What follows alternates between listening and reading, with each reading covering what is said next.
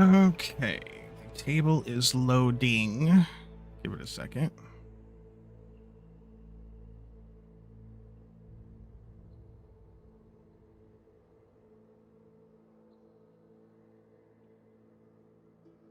Okay, table is loaded in.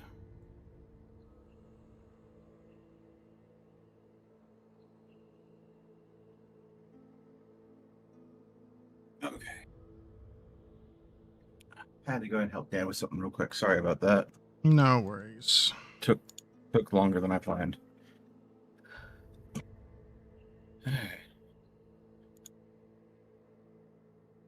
Okay, so Discord can be heard. I can be heard. This can be heard. Everything else is muted. Good to go.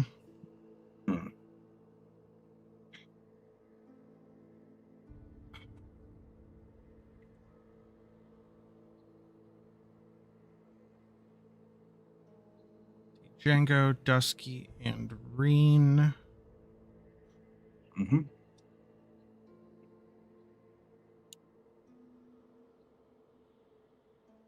Just waiting for melts to load in.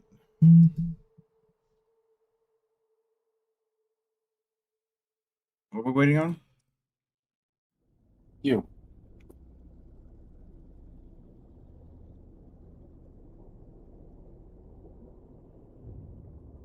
There we go. All right. Got that little bad We're going connection. live? You got that little bad connection marker there. Well, it started storming again later, but it's let up now, so it should be good. Okay. So, does anyone have anything before we get started?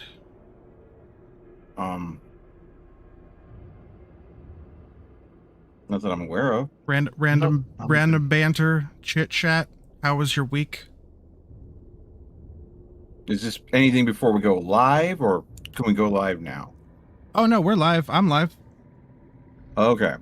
I already did my whole spiel, Always, countdown, all the things. Oh, okay. See. as You say before we get say, started, and I'm like, they can- wait, is there something that needs to be discussed before we go live? No. What's going on? There you go. What were you saying, Dusky? I was saying, as my uncle always told me, never cook bacon naked. I mean, I feel like that's subjective. Depends on pain tolerance. Yeah. I'm here to cook bacon, not roasted weenies. Fair enough. All right. I am going to, at the beginning of the session, put 3 tokens on my Unleash Chaos. Because this is the beginning of the session. Okay. Why are you so quiet for me, Because it's to my spell. It's to my spell casting. I just don't know where to get the tokens from. You should have a...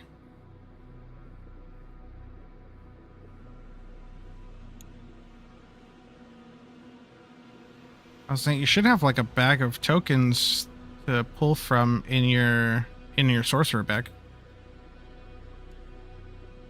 Oh yes, one of those should have tokens somewhere. Hold on, let me see. Search. No, not in there. Odd. Did you accidentally delete your token? Oh no, your bag of tokens is sitting in your fucking dice box. Yeah. I'm like, you have a bag of tokens. I don't know where you put it, but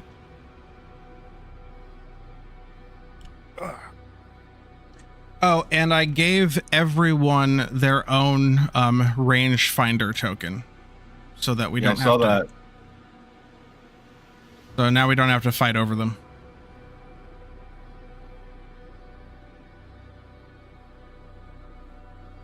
Welcome. Wow. Yes. That is the least spooky I have ever been. God damn. Oh, chat. Okay. I was like, I haven't even. Oh. I'm past the point of looking at chat. So anyone here in chat, welcome. Thank you. Damn, delay. Calm down. Let me Save some spooky for the rest of us.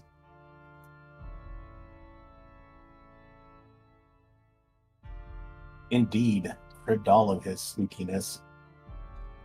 Reen, you were trying to say something? I was just saying, let me in. The group chat. No, I think Reen's knocking Why is it on always mimic? It is always mimics with me. I've gotten Was a it haunted exclamation toaster point 3 times spooky? in a row. Yes, exclamation point spooky. Yeah, I bet you did. I'm I bet you did 72% delay. spooky. There you go. And then exclamation point scam me. I only So- got 29. I had to look. I was curious. Okay. Are we ready? Yeah, I mimic. mean, sure. As ready as I'll ever be. So, last session, our band of adventurers finished their way through the dungeon that they were in, approaching and confronting a group of cultists, and dealing with what seems to be some sort of rot worship or decay, death, something to that effect. Vi confronted the other missing member of her ship, and decidedly, in his madness, sentenced him to a quick and earned death. Then the party went into the main room and dealt with the arch necromancer that was compiling large umbral constructs like the one they fought out in the woods outside of Okros. But this one was bigger and meaner. But through tenacity, the party prevailed. And through some searching of the central plinth podium statue thing, they did discover a lesser relic. A relic of the old gods. And then, battered and beaten, but still alive, with this place at least somewhat cleansed of umbral energies, left and made their way back to the Shulk encampment before nightfall, where they collapsed into a well-earned and fitful sleep, and between sessions leveled up to level 2. It is now first thing in the morning. You awaken, noticing immediately that the dark and unnatural pull to go into down into the chasm has lessened quite significantly. I'm turning the music down a little bit. That was kind of loud. Mhm. You notice that it's lessened quite significantly. And as you're gathering your things, you also notice one of your party is missing. Nyx and her pack and her bedroll are just gone. But where she was sleeping, you see 3 objects, papers, lying on top of a box.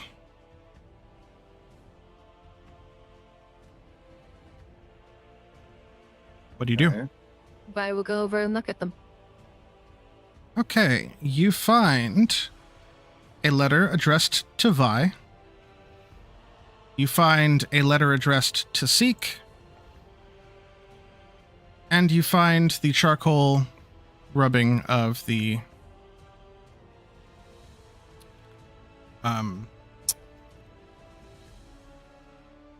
stone tablet from the stone tablet from inside. She'll take and bags of charcoal rubbing. And if Seek is not already up, she is going to walk over and kind of push on his form with her foot to just kind of stir him. What's up?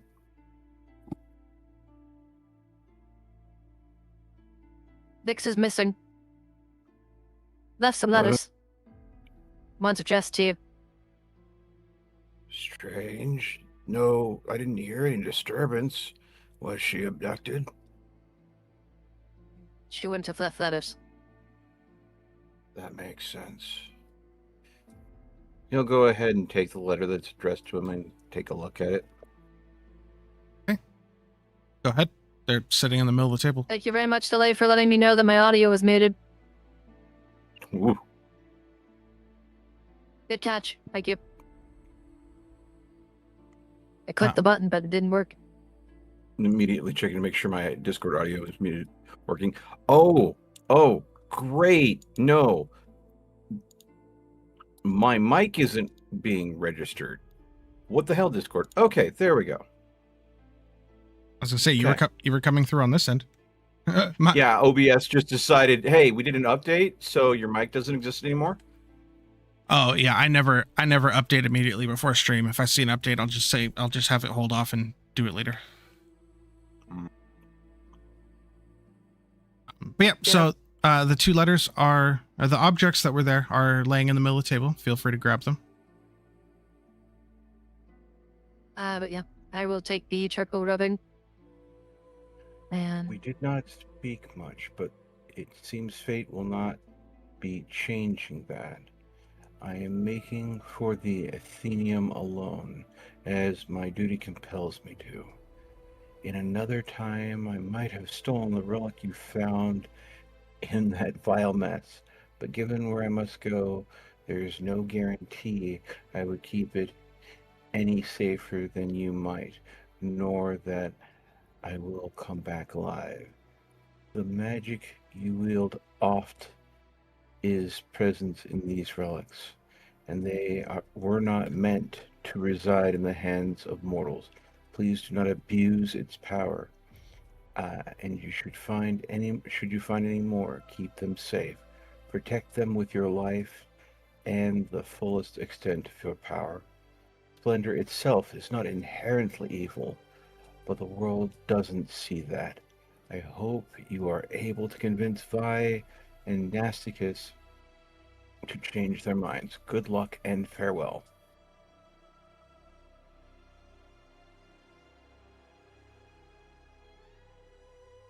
Oh, and then a note on the bottom that she's leaving the charcoal rubbing because she feels we'll make better use of it.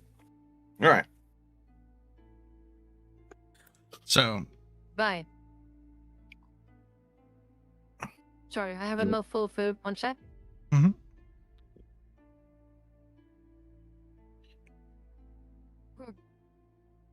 That is a great way to Hi. handle that.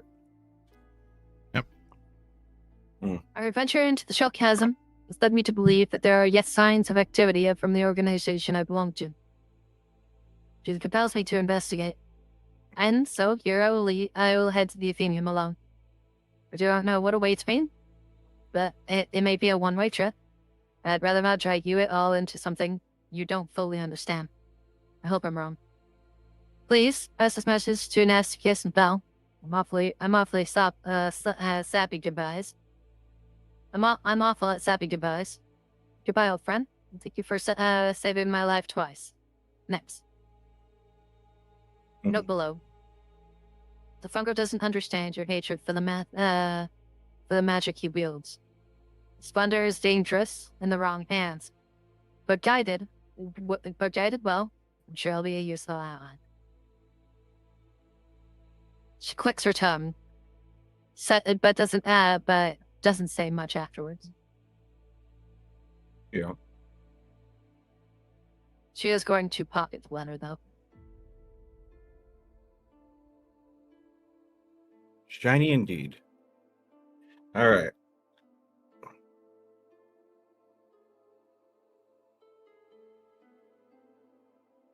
And Seek, you do notice that even though the letter specifically said that she left the charcoal rubbing, you have not seen it. Well, I mean, Vi brought the letter over to me, so I'm assuming Vi has it. I Because- do. She does that. Also, thank you delayed for tier 1, 31 months.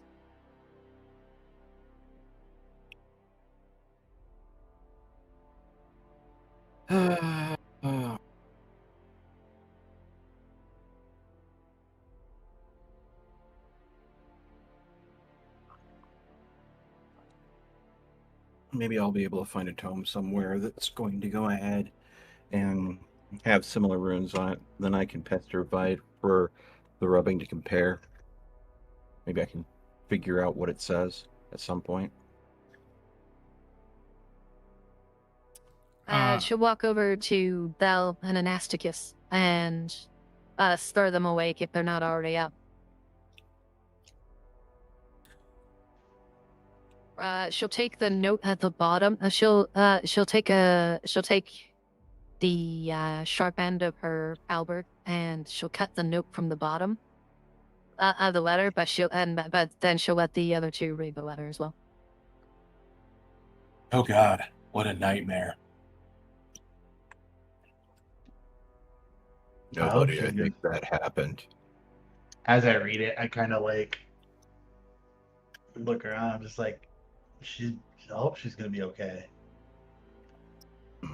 She's got a head on her shoulders, but she knows how to stay out of trouble. I suspect she'll be fine. I spent time around her. She definitely knows how to handle herself.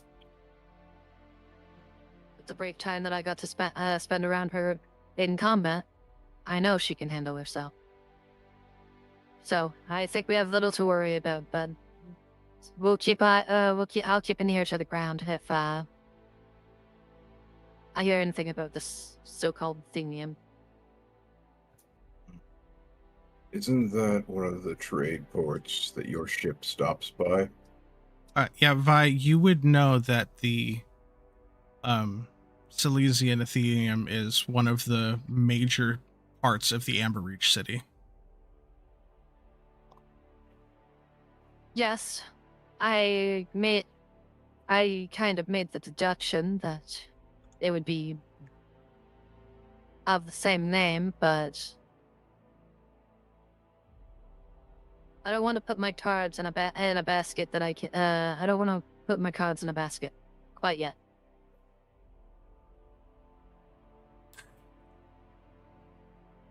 Well, is there any place that we could go where there would be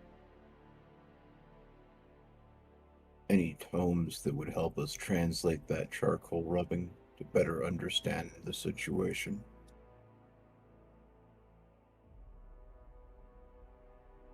You could check you could check the library on my ship on the ship. It should be here within a few hours, maybe a day or two. Depends on how long. It depends on how long So it takes sister to go ahead. I tried to handle this beforehand, but you never got back to me. Yeah, I know. Last night, late at night, a little bit of retcon for what you just said. Last night, late at night, before laying down, you tried to get hold of your sister. And she told you that they were just about to leave the Amber Reach first thing in the morning. But they had aboard a bunch of the perishable foods that are meant for Okros. So they could take the extra day and a half that it would take to come get you first, but it would risk some of the food spoiling. I would have told them that head to your port first and then come to us. We're not in a dire situation. We can hold out here until you hold out here or meet you there. What's the worst that could happen? So that means that you would have to wait if you're waiting here to get picked up. The day to shore, and then it would be about 5.5 days before they came and got you. And That's going to be a lot it of would rest. take us. I was gonna say it's gonna take us long. It would take us longer to go ahead and get to Okros. Is that where you want to go?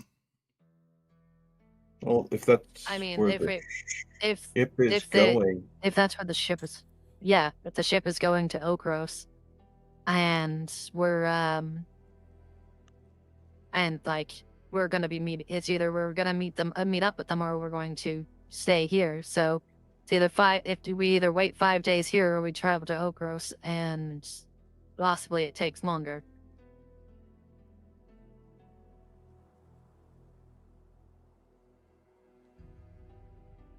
well, knowledge is what motivates Seek. So, I mean, he's willing to wait for the ship to come around if that's our best chance of getting that tablet translated.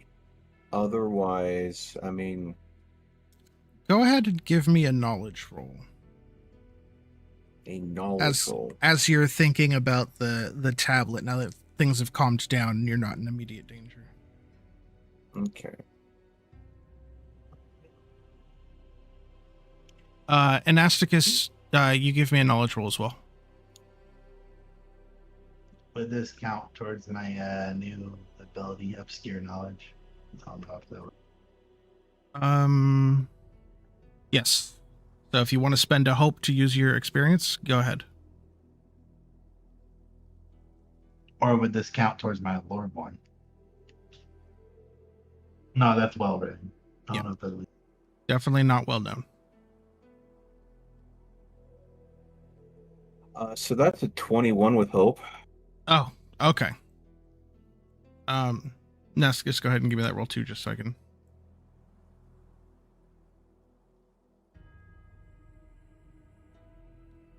+2 for that, +1 for my knowledge. This is not a situation where I know nothing. Fair enough. I wouldn't gain a hope from this situation. That's only in combat, right? No, this was an action roll. You'll get a hope. Oh, okay. So action rolls, trying to do a thing. Hope and fear count. Reaction rolls, hope and fear do not. If you're reacting to something, then hope and fear doesn't count. All right. But with your, what was that, 21 with hope? Yeah, 21 with hope. Yep. Sitting there thinking about it, and seeing as how you spent most of your life in the Aether Underkeep, the more you think about those symbols, it's been gnawing at you that you've seen them before. And it clicks in your head. You saw them carved into a wall behind a bookshelf in one of the dark corners of the Underkeep. And at the time, you just thought it was meaningless graffiti, because there'd been plenty of people that have plundered their way through there. And you thought it was just nonsense and knocks, maybe someone throwing their knife at the wall. But now that you think about it, it was identical symbols.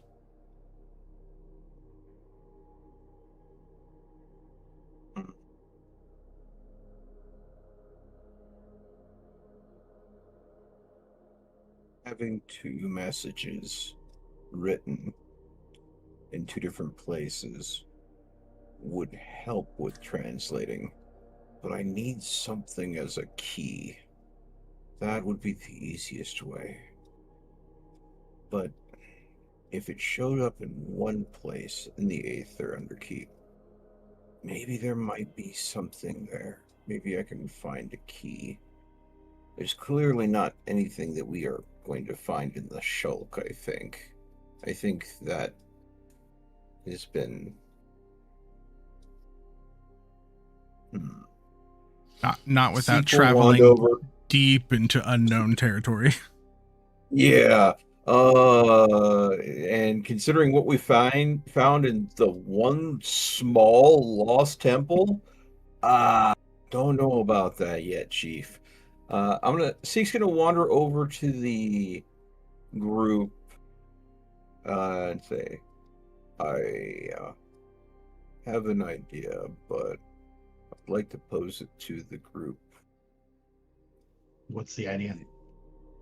I recall in one part of the Underkeep, hidden behind one of the shelves that was ajar while cleaning, there was markings in the wall that I'm pretty sure is identical to the charcoal rubbing we had. It might not help us wholly decipher it, but it might make it easier to pick out things like vowels or translation of terms. It's not a key, mind you, for translation, but if we know what's on that, what that charcoal rubbing actually means, it might be a useful clue down the road.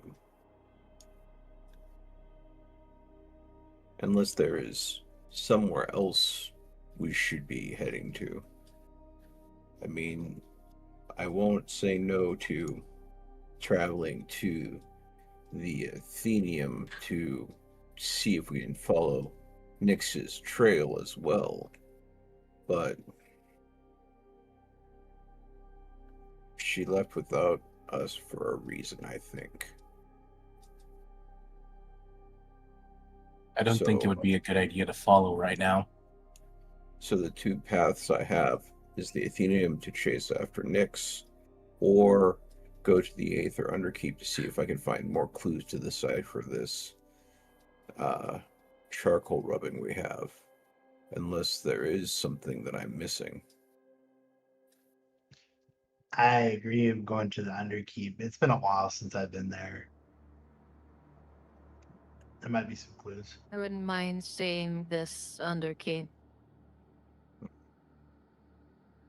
I'd rather not disturb Nyx, especially when she's potentially going to be on a job. I hope the colony is doing well. It's been a while since I've checked on them. Also, telling the elders of the colony about that ancient clank form that we found.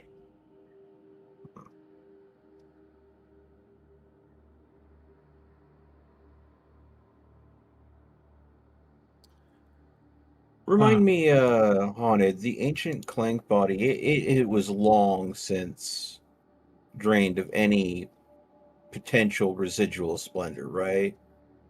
Oh yes, no, it was just it was essentially a stone statue that you could, like, through checking it out, kind of notice almost like the fossilized remains of mycelial connections through it. Okay. There was nothing there was definitely nothing active about it whatsoever. Yeah, it was just, is there any value to taking it and dragging it back, since we're going to the Underkeep, because we have days to kill until the boat gets here. Is there any value to taking that statue and transporting it to the Underkeep for the other fungal to examine and see if it can be used in any way? That's the only thing. But if That would be highly doubtful. you're saying, yeah. If there was any sort of sense of residual energy to it that could help a young fungal grow, absolutely. But plus, it's ancient, and it's a 12-foot tall stone statue. It'd be a very big fungal. It'd be very hard to move. Yeah. I was like, you also want to go back down there to go get it because we left it down there. Oh yeah, I know, but that's why I was just trying to ensure that I'm not missing an opportunity here. It doesn't make sense to do that. Go ahead. No, you go ahead. At this time, spend a fear. You're going to spend a fear. Why are you spending fear? So How dare you? outside Okay. outside of the basically ruined and abandoned storefront that you hold up in for the night, you hear some footfalls coming forward. Of that old dwarf firekeeper.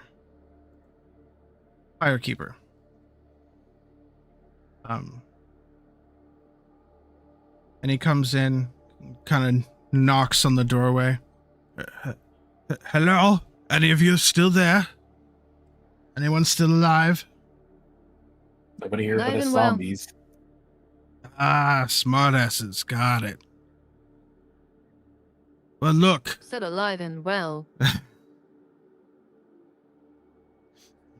you said that, but the booming voice of the giant kind of drowned you out with the zombie comment.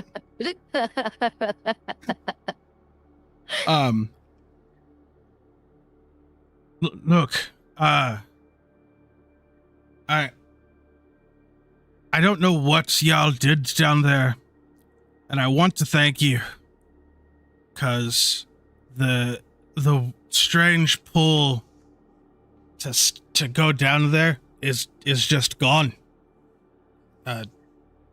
There's nothing trying to drag random travelers down the hole at this point. That being said, and right then you all notice the kind of general feeling of safety that you had suddenly fades away. I've decided that there's no sense in keeping the pyre lit here.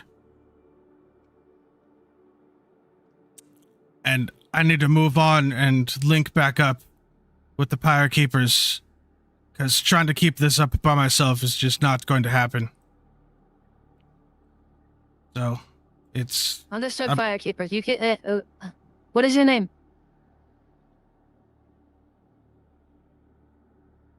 Last time, and that was a month ago now, so I don't remember.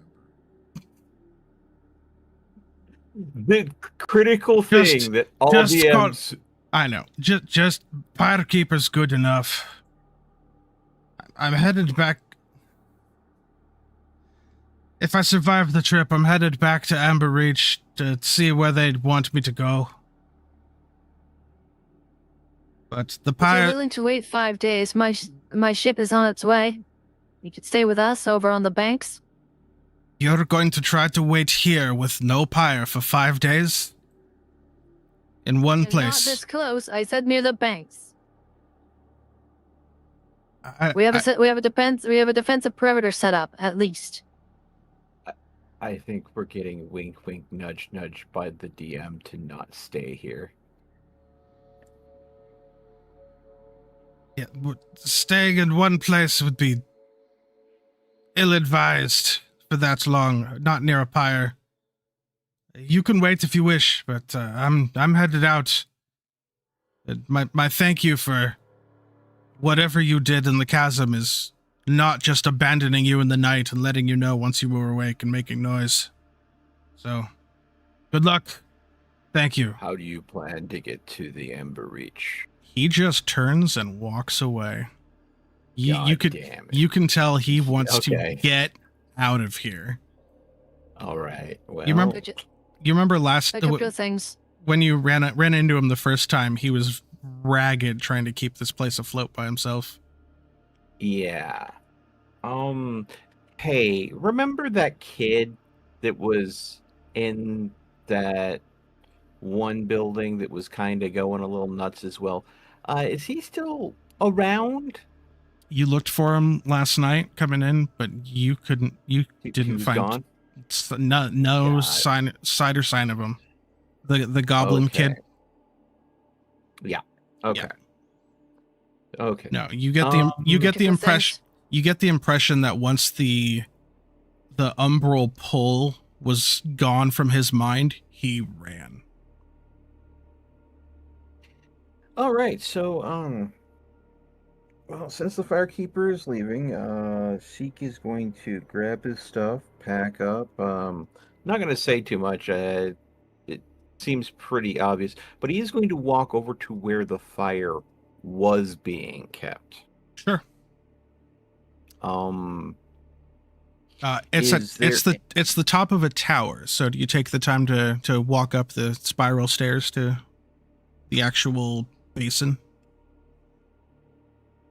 I mean, it's not like it's a huge tower. You know, you'd be up there in 3 minutes, but Understanding how these lights repel the umbral taint is something that I think Seek would find intriguing, but he's normally terrified of fire. So now that the fire's out, this might be the one very rare opportunity for him to examine the remnants of a sacred flame sure. safely. So yeah, he would, if no one's like, let's leave right now, he'd like to take the time to go and investigate it. Yeah.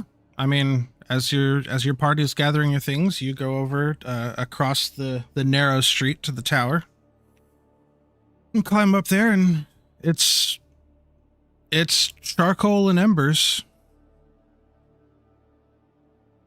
You had noticed, or when mid conversation with the Power Keeper, that the protective energy of the Sacred Pyre diminished mid conversation. Okay. There's some sort of check you'd like to do, or I'm going to, examining the bin, I'll reach over, I'll grab one of the leftover bits of like firewood or something that would have been used to keep the flame going. And I'm just basically going to search through the ash and just kind of looking for some sort of knowledge or insight that I can glean from the remnants of this device that is being used so across the board to push back the umbral shadows. You would So having spent some time in Okros and now here, you would know that there's not a mechanical aspect to it. It's purely splendor magic being burned out of the sacred branches. So that, you know, you spend some time looking over here and kind of kicking coals around, but it's at this point, it's just... So no sense of a remnant that I could roll to see if it existed in the ash or anything like that? There's nothing but left behind. All right. Once these fires go out, they're done unless you get a new branch. All right. While Seek is doing this, what is everyone else doing? I'm kind of like, as I'm packing this shit, I'm like, this fucking bastard can just wait 5 days with the pyre. Oh.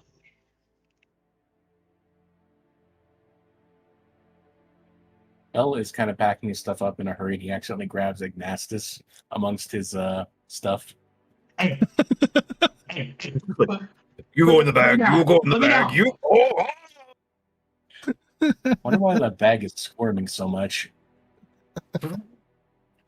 Do I His look like backpack looks Nasty like stuff. a you know, one of those born baby harnesses with nasty things in it. Oh, sorry. Didn't see you there, friend. and I start Sets him That's down it. with as much dignity as he has left. We should probably get going, though, rather than linger here. because we're inside, right? We didn't see where Zeke walked off to. Well, I mean, It's not like there's shutters on the. places I could go. Yeah, you watched him walk across the street and enter the tower. Yeah, I think we need to go. Someone Belle, go grab Zeke. Tell him we're out of here.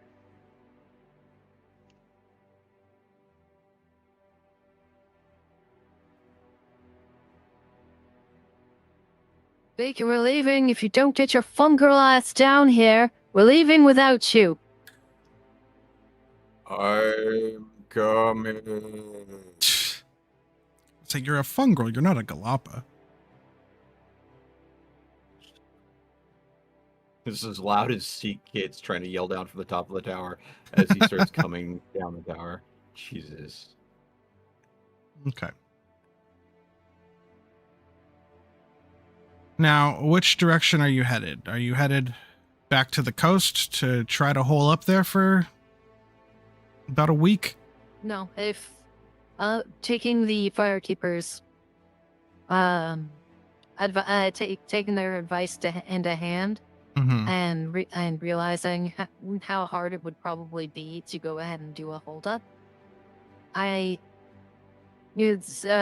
starts her march to Okros. Okay, so you So start we're gonna basically follow the coast up to Okros.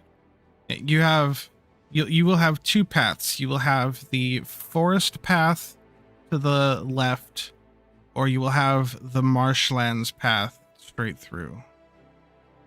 Well, we know what's in the marshlands path. We've seen that. Some of it, yes. You Yeah. all got to about here on the marshlands path.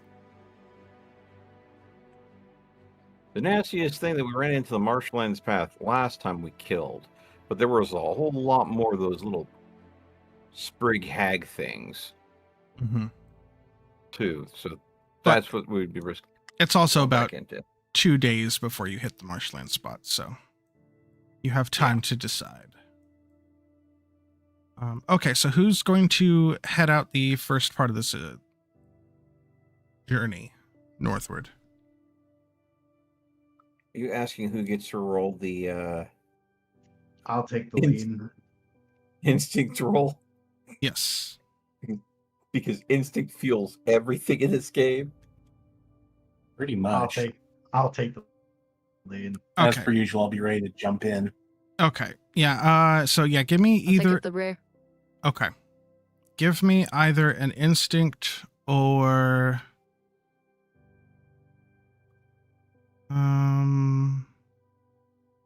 instinct or knowledge. Because you're either navigating and perceiving, or you're slowly analyzing landmarks, trying to figure out. I'm going to start trying to make sure that everything has at least another option for rolls, unless it's something super obvious. It's 20 with fear. 20 with fear. I will take that fear. You just spent a fear. You don't need another fear. Not my All fault. the fear.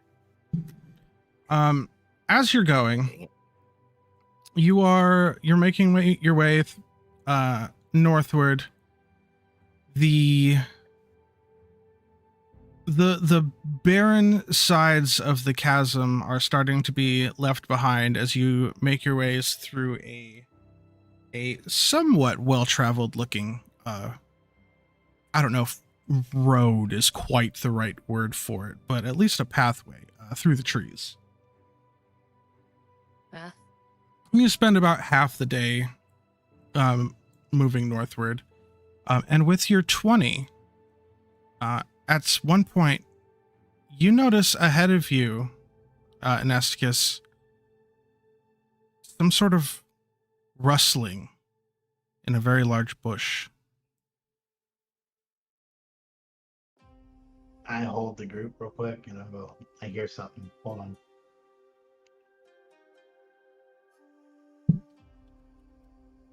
And I slowly move to the bush.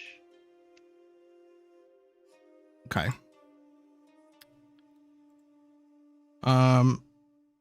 You go. I think he's about to get jumped.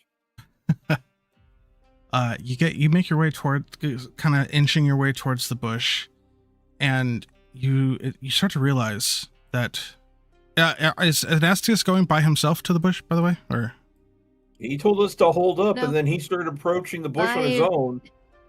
Vi's not gonna let one of her casters go up alone. okay? I uproot a tree and prepare to javelin it if anything bad shows up. Okay. Hello, tree. You've now become my throwing implement. And Asticus, as you're getting closer and closer, you realize that this thing, whatever's on the other side of that bush, is rather large. And it's moving, the bush is getting moved around. It's almost like it's pushing its way through the bush. And as you get just a little bit closer, you notice what appears to be a large reptilian head pop out of the bush and look at you. And Belle, you're looking at this face, and it's a face you recognize. Owl, would you please describe your character? Oh, yay! I knew this was coming. The Hootman has joined the game. Not surprised.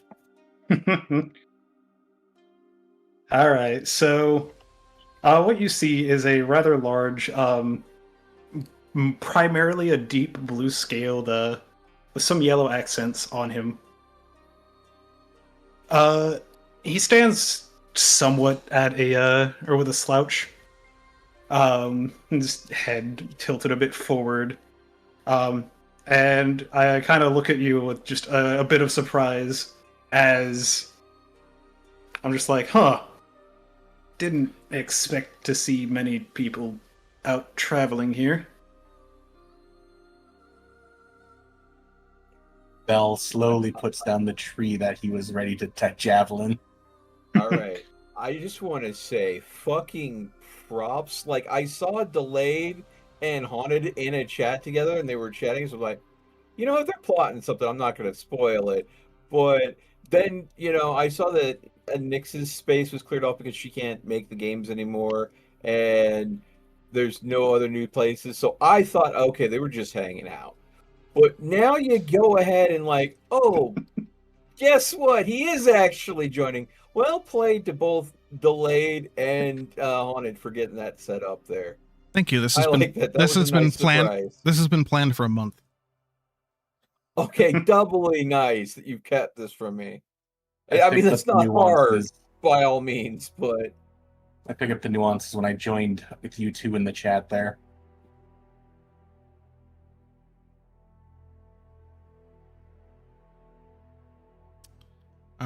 And So an Astragus, yes, this large part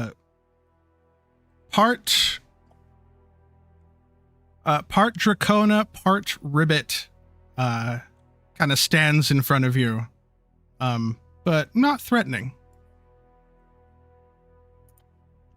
I was about to grip like my staff. I kind of like slowly let go. I'm like, and I'm not used to seeing other people on our travels out here that are Where is? Oh, there it is. you need as to. There's a button you press that switches this to the alternate form. Do you want to click that? There you go. When you click that, it'll switch it so it's a different layout. And what you'll do is you'll put this here. Yeah, there you go. Oh, I didn't realize you can do that for 3. That's cool. Yeah, it automatically just switch them if that's the way you want it to be. There you go. It automatically blocks out the part that you. so in a There you go. not threatening, in a not threatening voice, I go, and you are. Right. It's been a little bit. I am Seva. A traveler of sorts. And Belle, you recognize Seva from traveling with each other in the wake of the destruction of a caravan at one point. Holy Not you. shit, Seva. What are you doing out here? You know, wandering about, trying to figure out quite a few things. It's been There's some been a bit- time since. There's a bit of a Deadpool going on to see what happened to you. Looks like I won. Split the pot with you, buddy? I guess I'd be happy to. Buy It you a has been drink when we quite get back. It has been quite some time.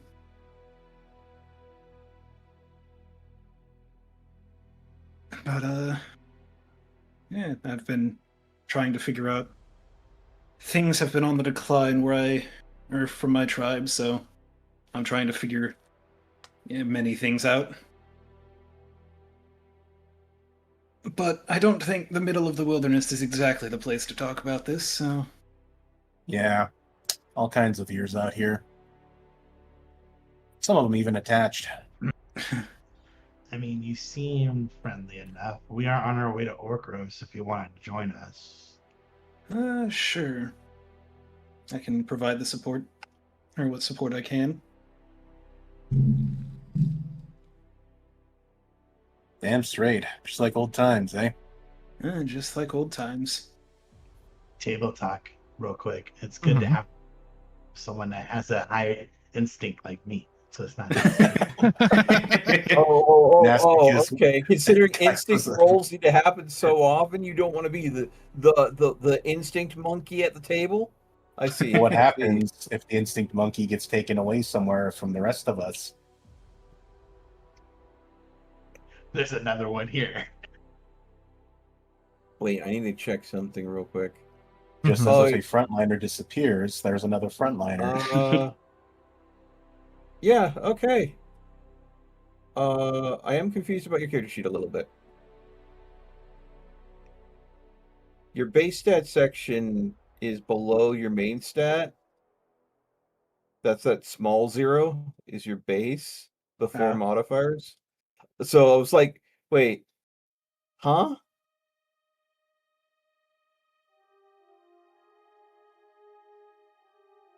Because I was thinking, okay, because I have those that vial of dust smoke. So I was like, okay, is this somebody that I need to be making vials for when we make a next rest? And then I'm like looking over. Oh, he has a high agility. Wait, he has a 0 base agility, but a 2. Okay. There you go. I have fixed my bases. Okay. Sorry, it just confused me a little bit. Okay. So yeah, you're definitely somebody I need to make vials of dust smoke for. With that high agility.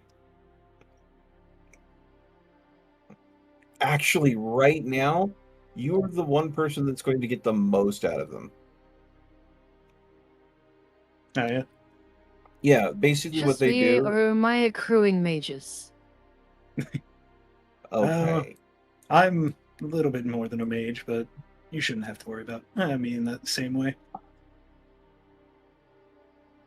The way the vial of dust smoke works is you roll 2d6 when you use it when you're getting attacked, and you get a d6 per agility you have.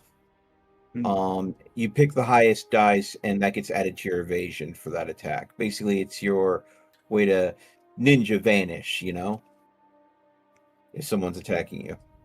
Cool explanation, buddy.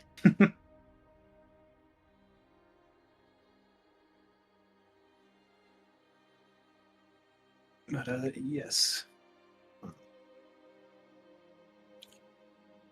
Sorry, Happy my to- brain got mechanics heavy there. Forgive me.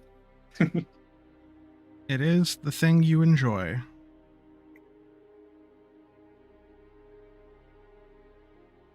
So, are we? Shall we, Shall we continue, guys? Yep. Yes, lead on. We keep heading towards Orkros. Okay. Go ahead and give me another either instinct or knowledge roll.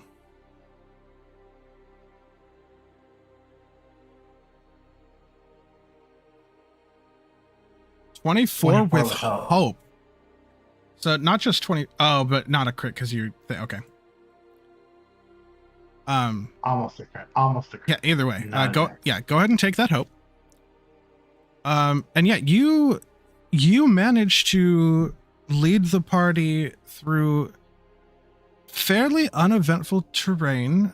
You at one point you notice some odd tracks in the woods, but you kind of circumnavigate around that and keep going on until it's now getting into late evening as you are approaching kind of like there's like a sheer cliff wall on one side. It's only like 12 or 13 feet high, and it's sloped around the edges of it. It's almost like a tectonic rupture for this spot, just kind of went up. Giving you a nice little clearing / wall out in the woods. Nice defensive position would make a good camp. I think we should camp here. It's getting dark, and nighttime here is not the best to be traveling. Yes, it's away now. It's definitely ill-advised.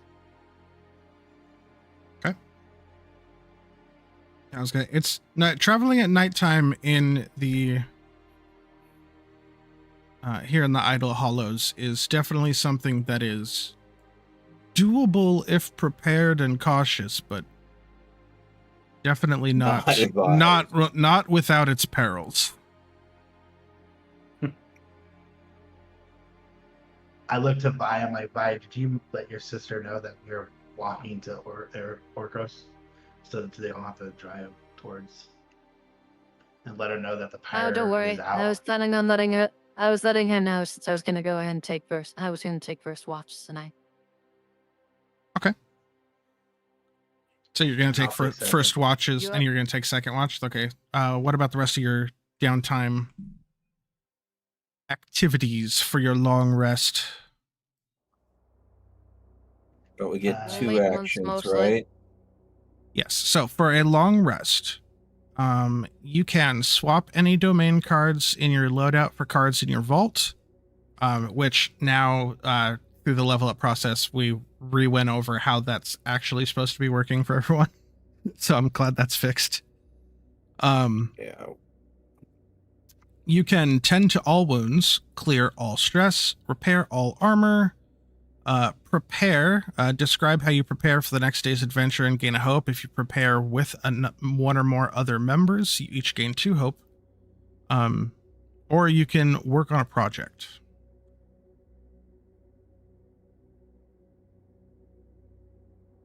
Those of you that are taking watch is one of your actions for the evening.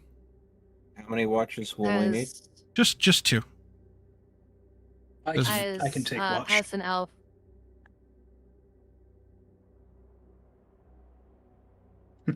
Vi and Anasicus are the ones taking watch. We already. Okay. For the first half, though, I'm gonna prepare. Anyone want to prepare with me to get the double hope, or? I mean, Sure. Yeah. You guys go ahead. So from what I heard, this path has the least amount of resistance. And also has the least amount of visibility. What do you think?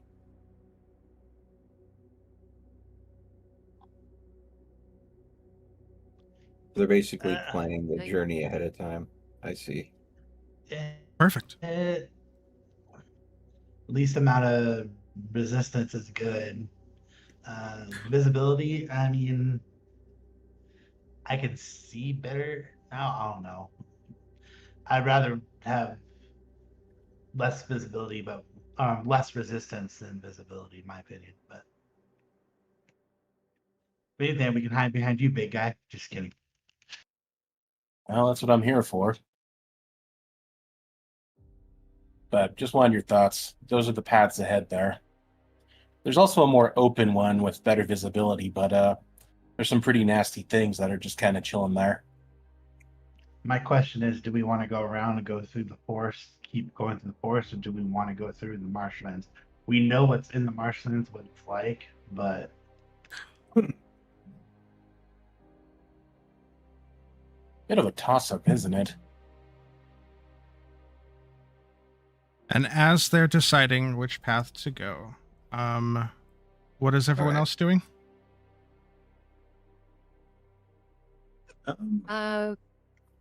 As an elf, I can take an extra action on top of things.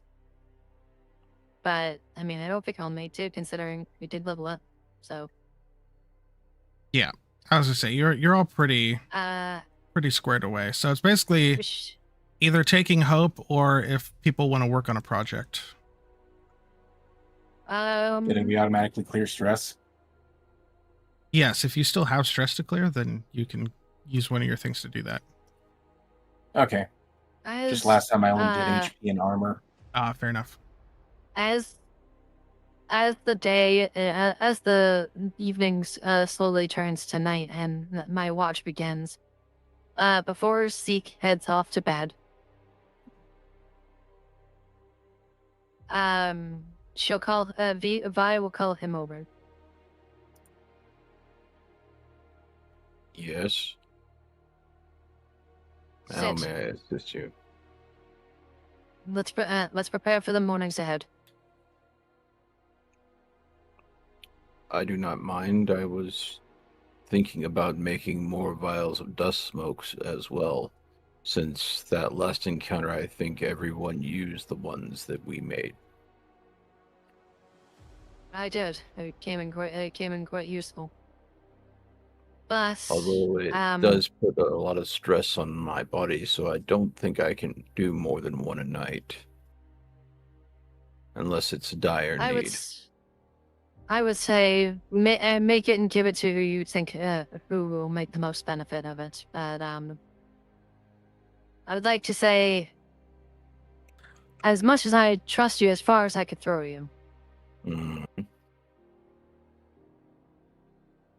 I'd like to say that I would not want to get thrown. you fight well. I imagine not. Your combat capabilities are shaping up to be more than I thought they would be. It's nice to have you around, and I am triggering Soldier's Bond. Oh, Triggering what now? I'm triggering Soldier's Bond. Once for a long rest, when I can compliment somebody, I ask them about something they're good at. Hey, you both gain 3 hope. Oh, yep. thanks. That's a The compliment, she gave you a compliment, but I still have to finish my my prerequisite here. Is there? You say you're a knowledge gatherer. Tell me more about it. Well, as the light faded, there was many old teachings that got lost in time, and I know that a lot of people, especially with what you told me, are afraid of that old knowledge. But I feel that there is still much that could be aided to us for rediscovering that knowledge responsibly. If we leave it undiscovered, then anybody could trip over it and then cause more problems. Ignorance only results in more harm down the road. Agreed. But do keep in mind, some people, myself included, have reasons to distrust and were once harmed by that magic that you use. I understand. I will try to be respectful and cautious with my use of it in a way that it causes as little harm to you as possible.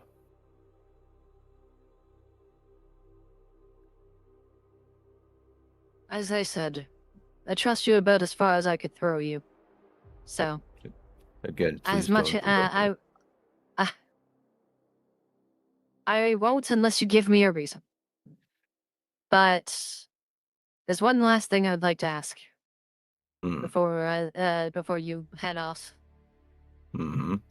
I would like to take the scale under my care, or The what? that shard, the shard that you have of the thing you found in the burial tomb. The lens. Oh, you mean the cracked amber lens? Yes, that. Well, I was planning to study its latent energies, but if you wish to keep it for safekeeping, if it makes you more comfortable, I know that with your feelings towards it, you would not misuse it. You would be the last person to misuse it.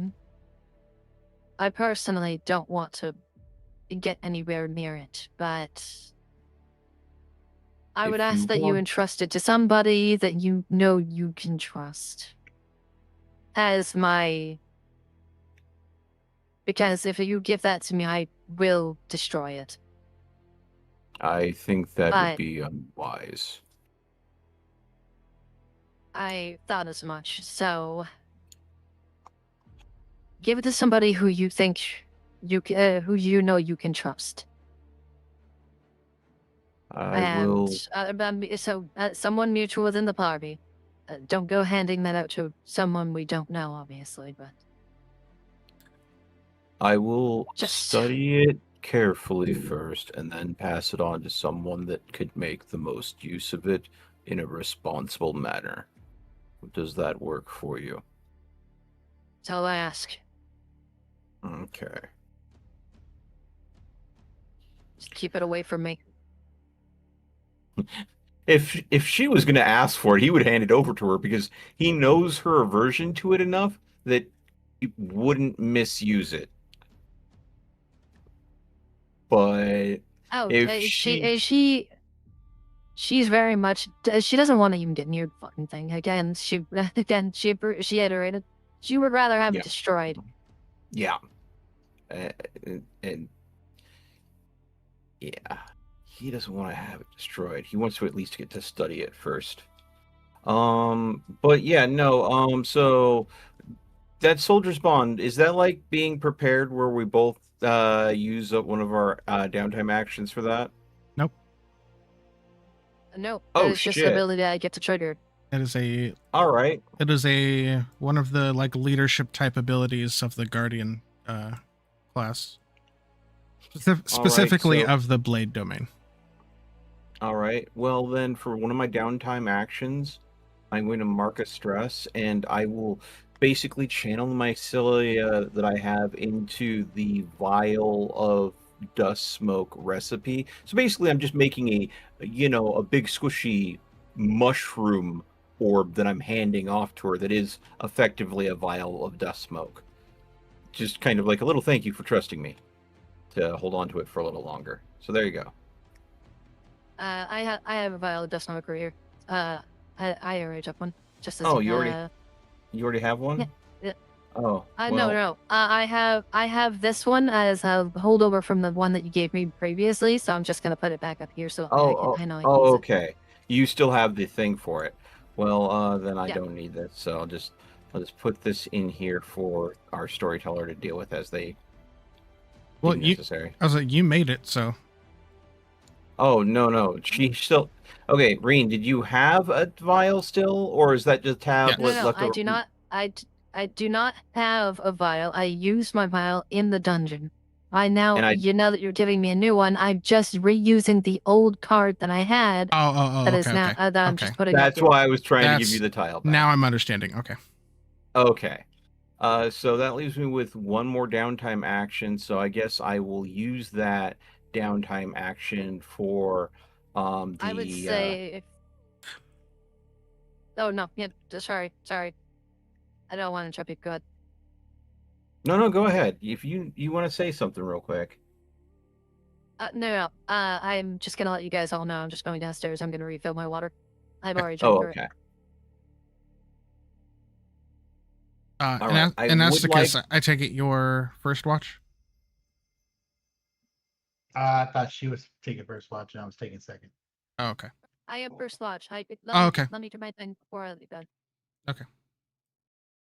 Let me do my thing before I leave. So No, that's what. Duality plus instinct. No, just a D12. Just 1d12. You rolled a 6. 9. No, 9. 9.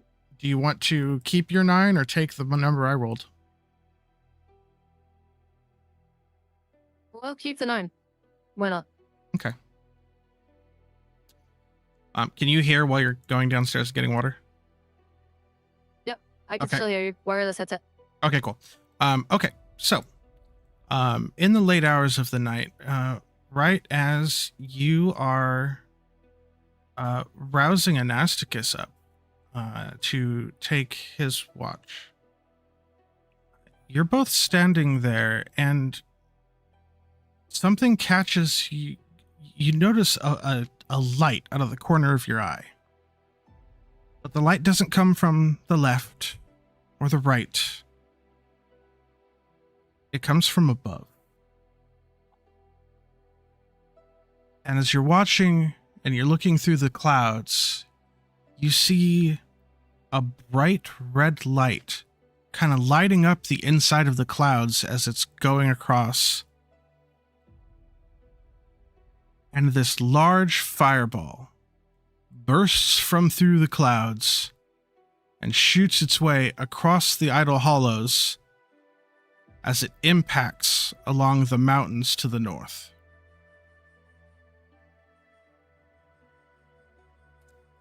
Let me...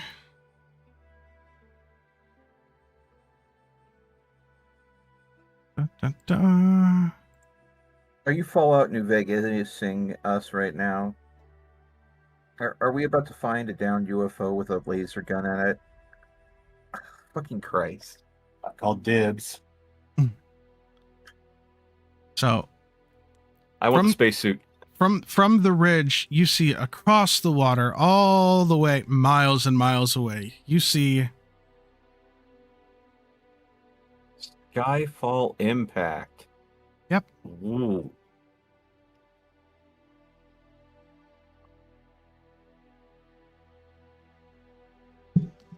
That's gonna be a trip.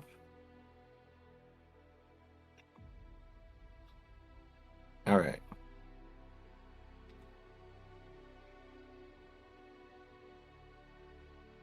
You said both Vi and me see it? Or just Vi? correct.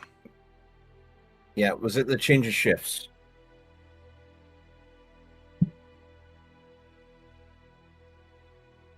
The hell was that?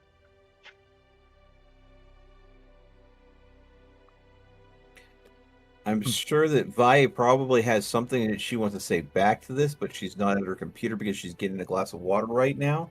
Yeah. So maybe pause the actual conversation there until she gets back. Did you want to hear the other downtime activity that I was going to do while we wait? Sure. All right. Could I use my experience thirst for knowledge as for a work on a project would be seek studying the amberglass lens and the inbound splendor trapped within the relic to see what he can glean about understanding, you know, the nature of splendor better.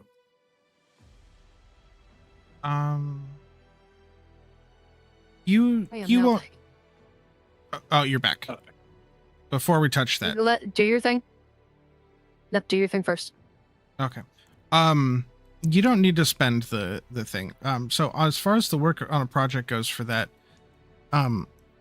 Yeah, you spend part of your evening studying it and looking over it. This being the first thing that you've come across that had innate splendor in it. That wasn't on fire. Yeah.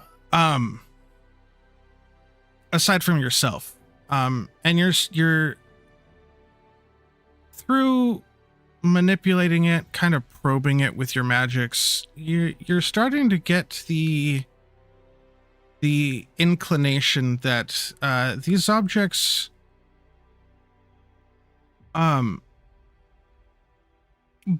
blessings from splendor don't exactly work the same way as the Aether Weave. The Aether Weave is more of an energy of the world. Twisting the base potential of the world into form. Right. Think metaphysics. Yeah. Whereas divine energy is more of a imbued intrinsic value.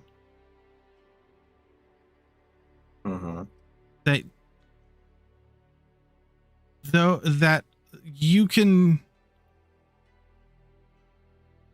it being in the object gives you the ability to tap into it in that object. But I'm not really sure what you're not really sure what else you'd be able to pull off from that, as far as like. So the way it's coming across to me, and correct me if this is wrong, base aether that I use for my normal magics is through my intent. I am implying that intent onto that raw potential to create an effect, whereas splendor intrinsically has a memory of what it should be, and by that memory being forced into an appropriate shape, it clicks into being what it already knew it should have been. Whereas Aether does not have that intrinsic value to it. It can be molded into anything. But Splendor, because it has some sort of innate recollection of its nature and what it should be doing and what it's meant for, it wants to hold on to that. So it's harder to work with. Yeah, think of it, if you wanted to think of it in terms of math and computers, Aether is more physics that can be manipulated, whereas Splendor is more the hard coding of the program, where if you start to mess with it, you're more likely to have it just fall apart than anything else. Well, this is going to be a lot of studying if I'm going to understand this fully then, because I don't want to do something that's just going to cause it to break. So then I'm going to have to spend some time studying this to make sure I can understand that base layer of magic that is much more complex and would break if I did something silly with. If you can, it's very possible that that base coding you would have to literally be a god to understand. Well, I mean, Seek doesn't have the desire to be a god, but at the same time, one would hope. Natural. yeah. But that curiosity exists within him, so. Yep. Okay. Just to kind of speed things along a little bit, Yes. because I have a sudden urge to use the bathroom. Vi will look to Anasticus at the shift change, and as the fireball hits the side of the outward mountains, she looks to Anasticus and she says, "We're not investigating that right now. We have to meet up with my sister and restock. If you'd like afterwards, we can tell everybody about it in the morning, and we can focus on it at a later date. But for now, I think it's best in our interest to restock, unwind, do a little bit of R&R. Correct. Thank you. I totally agree with you. And that seems like a very far distance, anyways. And we have to make it to the Aether Underkeep, anyways. So we have priorities first. So I was just wondering what the hell that was. I'm curious myself, I can't lie, but a problem for another date. I'm gonna go and rest as best as I can. And she'll Get go some. into, Yeah. she'll go Get into some her, rest. she'll switch places when that's the case. Seva, what are you doing during your Okay, now downtime? going to the bathroom. Yeah, of course. Seva, seeing as he knows that he's relatively new, the only face that he's really all too familiar with is Bell. Mhm. He is just going to mostly spend the time preparing. Okay. So there's Alone not much or else. preparing with... I could prepare with somebody else. Okay. He'll approach Bell. So it has been some time. How have your Indeed. travels gone? Well, still mostly intact.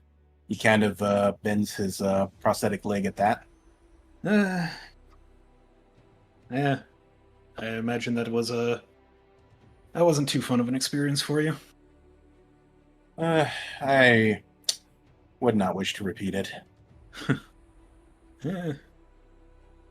From the looks of it, you On the don't have too upshot, many. the necrotic infection didn't spread. Yeah, that's good to hear. So what have you been up to all these years? Well, you already explained that. Out of character, sorry. He just kind of laughs. Not I don't suppose too there's anything terrible. we can do to help there. They're traveling. I imagine that I can manage to find some answers. There are oddities going on for where I was originally born. The tribe has had to move a few times. Unfortunately, it's fairly common. Yeah. Where I'm from, it no longer exists. If it's the answers you're looking for, though, you may want to talk to the strange fungal marionette there. He knows more than he lets on. Fungal marionette. Sorry. Wow. You mushroom puppet man, you. What's wrong with that? I mean, it's kind of accurate. Oh.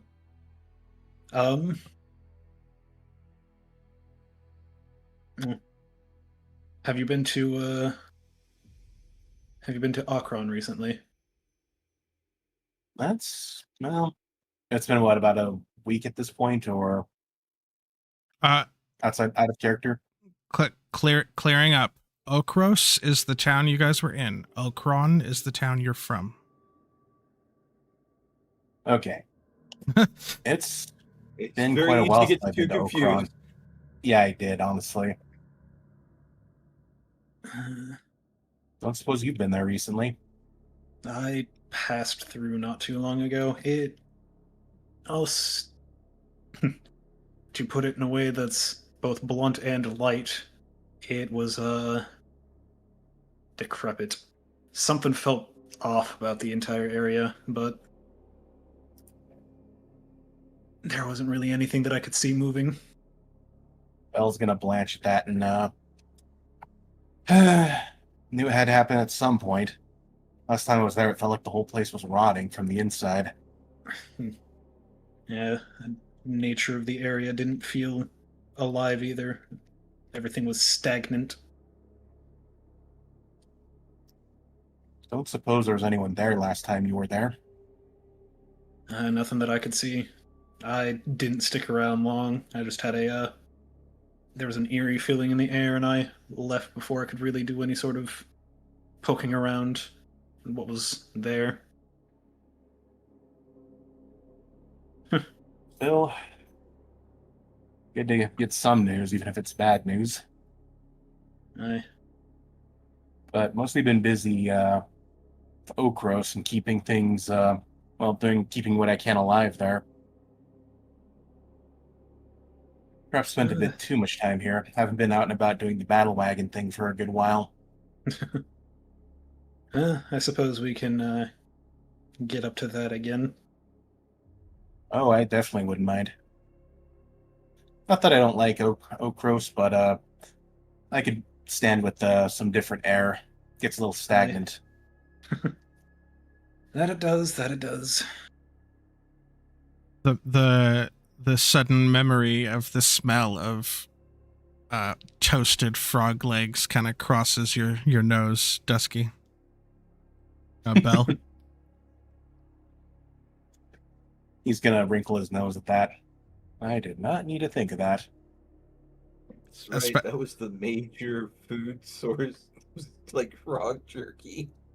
As you're talking to someone that's half ribbit. I know, that's why he blanched all of a sudden. Good. Also a reminder that he has had to do things in order to stay alive when he was the sole survivor of the battle wagon that he's not proud of. Oh. Interesting. Okay, so as you two prepare, both of you gain 2 hope. I think you're probably already maxed out on hope, Bill, but if you're not, go ahead. Hope maxing, let's go. Okay, and Anasticus, go ahead and roll me a d12. Jiggity Django. 11. You got an 11. Do you want to keep your 11, or do you want to take my number? I'll keep. To keep the 11? Okay. You will keep your 11 instead of taking my 12. Oh. Um. Oh, I see. You're just gonna say that, huh? Yeah. Okay. You finish your rest through the evening with no frightening sounds, no bumps in the darkness, completely undisturbed.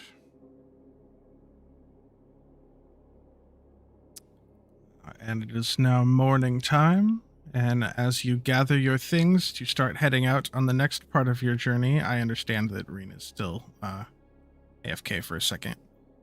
Who is going to lead the party on for the next part of the journey? You got about one more spot before you have to decide which direction you're going.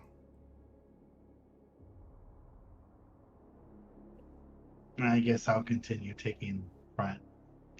I'll assist since I helped plan the route out. Okay. Oh, so like what gives them an advantage on it? So that's an extra D6 if they're assisting. So you will spend a hope to assist, and the person that's assisting will roll the D6 and add it to their roll. But you do, and your descriptor for it is you helped plan throughout the night of the way forward. So that works. All right. So just a I'm back. 1d6? Welcome back. Yep. So go ahead and roll the 1d6, and it'll add to Oh God. So, a So total that's a of 19 with fear. I will take that fear. You don't Jesus need Christ. it. You got enough. This You cup gotta runneth know. over. 12 is max. Thank you. Yeah, I was gonna say his maximum is 12. I only have 10. He's got enough. You barely got it back down. Don't worry, I'll come up with reasons to spend it. Oh yeah, I know you will. Speaking of, Honestly, just gonna say table sims. Hey, Mel. Worth roll Fear 20. and throws enemies at us. Hey Mel, What? look at my Cinder Grasp ability, and I'll give him reasons to spend.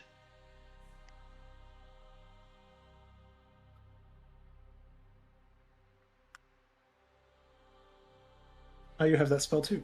Oh. Yeah. Okay. bunch of pyros. Yeah.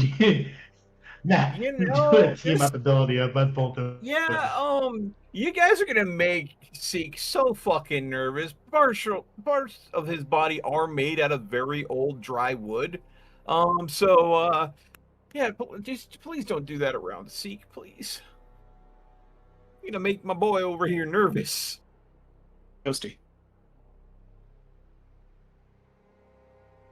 So, as you're making your way through the forest, headed towards the coast,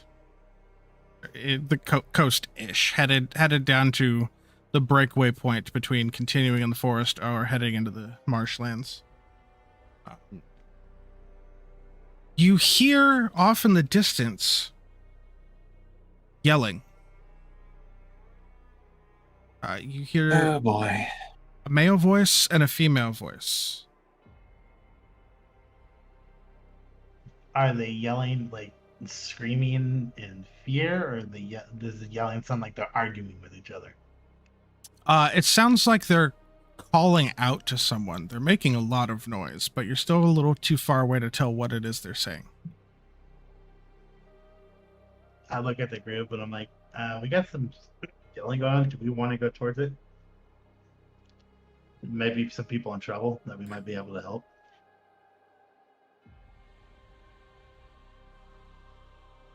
Can I roll to see if it's a mimic? Sure, Just give me an instinct roll. Oh wow, I actually have a decent amount of instinct. Okay. Open fear. How do we check to see if it's a mimic? We whack it with a stick. 17 with fear. I'll take that fear. You don't need it. He wanted to make a roll. You with fear is like a fat kid in a candy shop, I swear. Always room for one more. I wonder if Tabletop Sim is rigged. Just kidding. With your 17, you kind of you stop and you listen very intently. And as you're listening, you hear a male voice and a female voice, and they're both yelling out into the woods. Mira! Mira, where are you? Mira! Sounds like these two voices are trying to find someone. And they sound frantic. Well, if it's a mimic, it's a damn good mimic. What'd you hear, Belle? Two frantic people yelling for someone named Mira.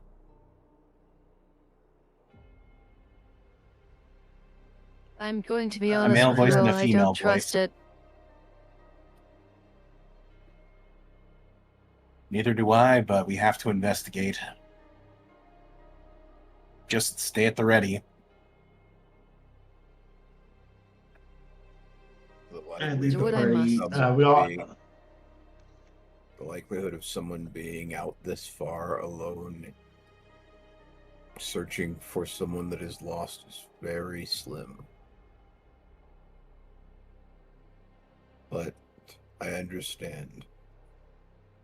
It's better to know than to leave this potential danger at our back as we travel. The other problem is they could potentially lead something towards us.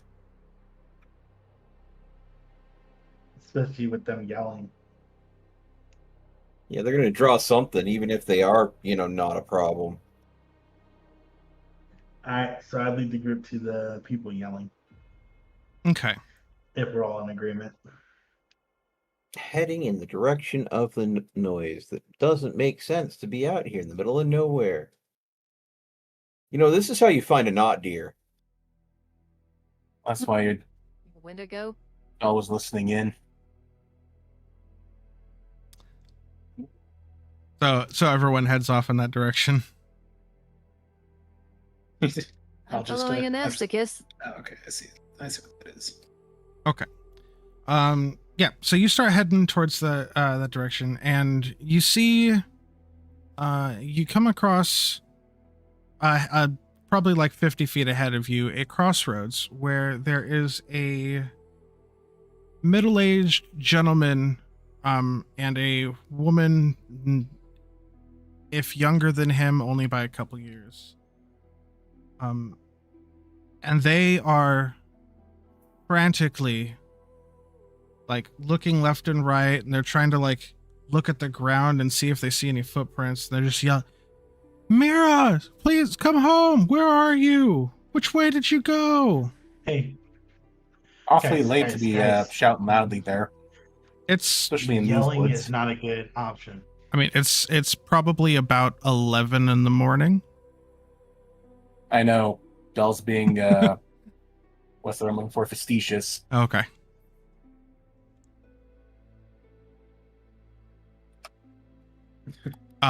It's not good to be yelling in the woods, guys. What? Our daughter went missing. Okay.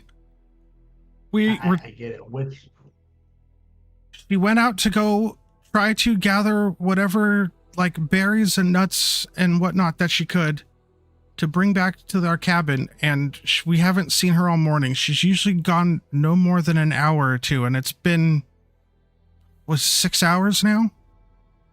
how old's your daughter? Our daughter's only 11. You sent your 11-year-old daughter out in these woods No, alone. I think the question is, if they're looking here and their daughter only leaves for an hour, that means that their cabin is within an hour of this location. Would that be correct? The father speaks up, because yes, we have a cabin. There's a copse in the woods back this way. That the tree line is very dense, and it's hard for things to get through it. So we have a cabin that we've built up there, and we get left alone most of the time. We also have very, very thick locks on the doors and windows. Mm-hmm. And Asuka's still a little angry. You let your 11-year-old daughter roam these woods alone? The mother goes, we all have to learn at some point.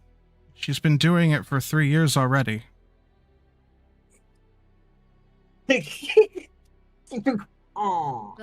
Vi pinches the bridge of her nose. Ow! No. Are you I about think to? she's No. Vi pinches Her her own nose. nose. Okay, Her okay. nose. okay. I thought you Okay. reached The forward. way Just that I reacted, I knew that there was definitely miscommunication the second I reacted like that. Like, okay. okay. But please, you all look very well armed and capable. Can you help find our daughter? We have. Description.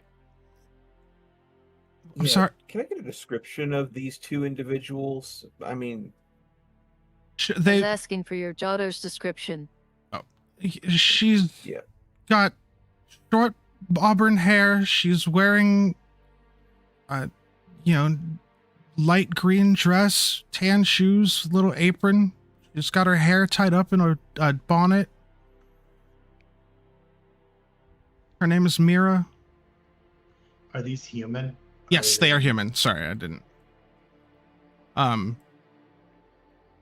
Yeah, and they're both wearing very, very low quality, just kind of peasant clothing. The father looks like his hands are very like calloused and scarred, and the woman has some burn marks on her like knuckles and forearms. if I may ask a question real quick. On the map, approximately where would you say we are?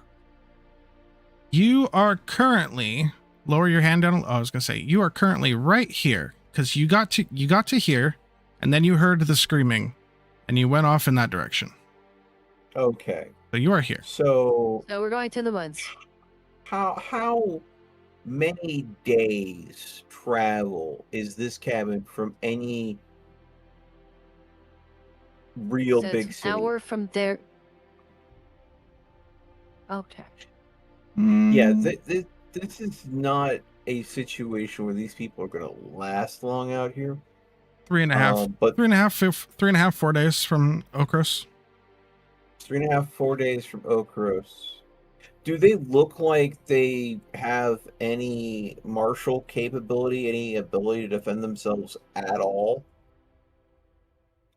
I mean, the father definitely has muscle and whatnot, but they're not armed, as far as you can tell. Question for the two people in front of us. Okay. So, just as a point, you sent your daughter, who is still developing their brain, unarmed, unarmored, into the woods of possibly nightmare fuel and creatures that would easily swallow up something that small. Hello. Not a weapon? Are you insane? What other option? Are we supposed to just hole up and starve? We need to get food. We have some food supplies, but I understand that you have foods. That you can have food supplies. You may be good. You may be good gatherers, but you know how dangerous these woods are. I kind of interrupt. I'm like, one of you you said a child. One of you should have gone with her. We will help you look. Thank you. They just kind of shut down, being berated. They're just like, thank you for helping.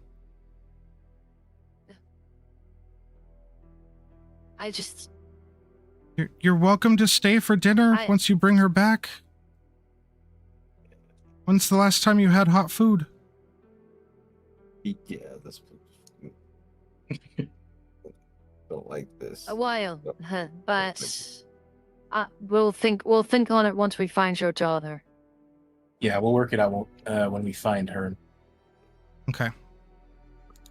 Seek, I ask that you keep an eye on them.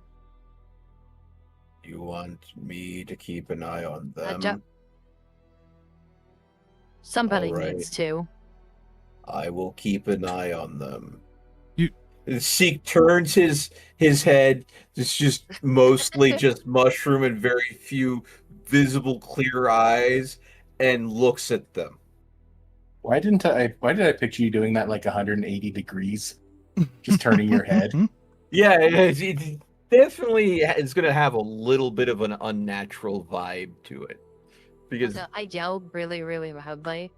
I'm really hoping I didn't wake up anything in the house. So I am going to stay with them. I do not trust either of these fools.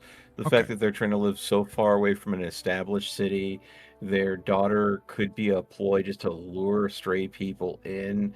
For all I know, they're inviting up for us to be dinner rather than to eat dinner with them. Would you like to stay for dinner? Would you like to stay forever? Yeah. No. Become part of us. But yeah, no. I will definitely keep an eye on them. I am definitely not going to get within melee range of them, though. Okay. I am keeping my distance, but I will watch them while the party looks around to see if they can find any traces of this supposed Mira. Okay.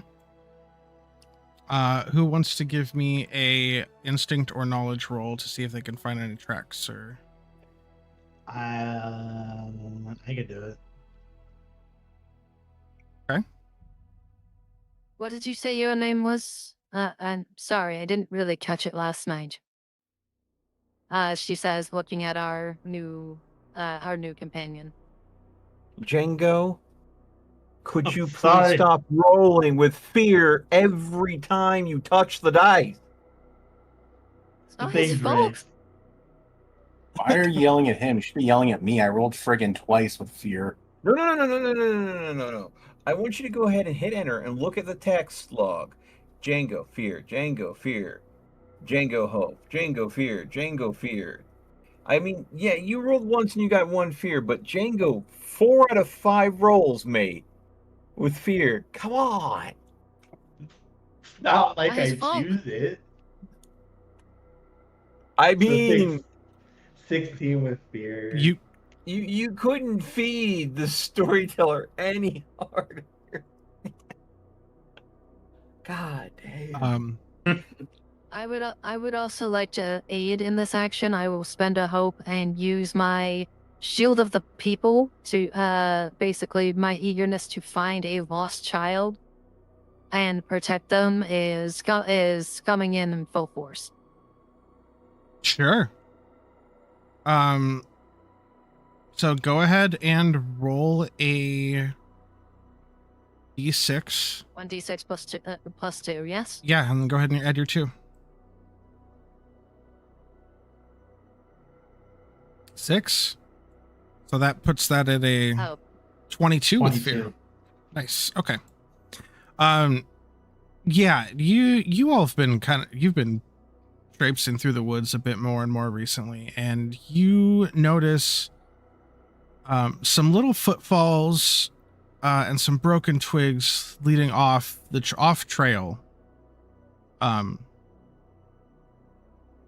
leading off into a off the beaten path into the woods. And you're pretty confident in yourself that you could follow this trail to see where this girl may have gone. I look at the group. Who wants to go with me and Vi to find this girl? And who wants to stay with the lovely couple?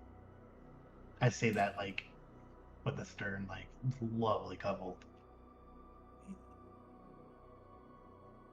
If you were saying it the way you were saying it, there would be apostrophe quotation marks surrounding that one. Yes.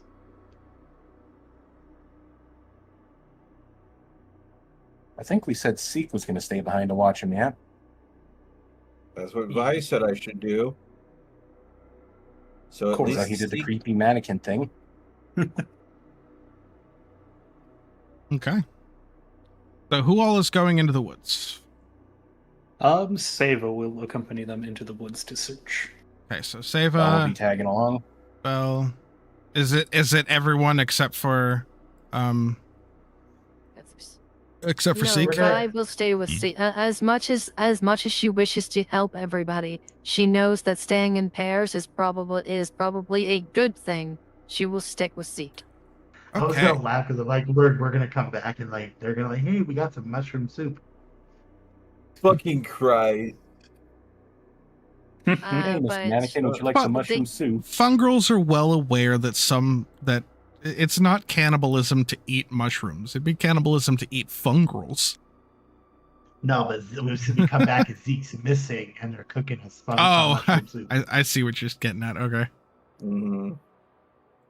but That poor after the Vi will look to the victim. Actually kind of funny. Vi will look at the rest of her party, or her traveling companions, and just Mhm. say, "Bring her back safe and sound. We'll make sure these two are safe at this location. Be quick about it." I give a nod and I start following the tracks. Okay. So let's see here. We have Vi and we have Seek. Staying behind. Got it. Yep. So you follow the tracks for about 45 minutes before you start hearing some rustling in the woods ahead of you. You also notice what appears to be a couple vines kind of like moving across the ground in like underneath the brushes. But you can definitely hear a commotion ahead of you.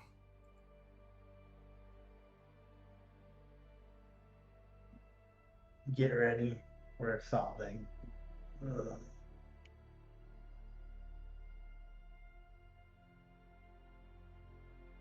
Okay. There is the battle map.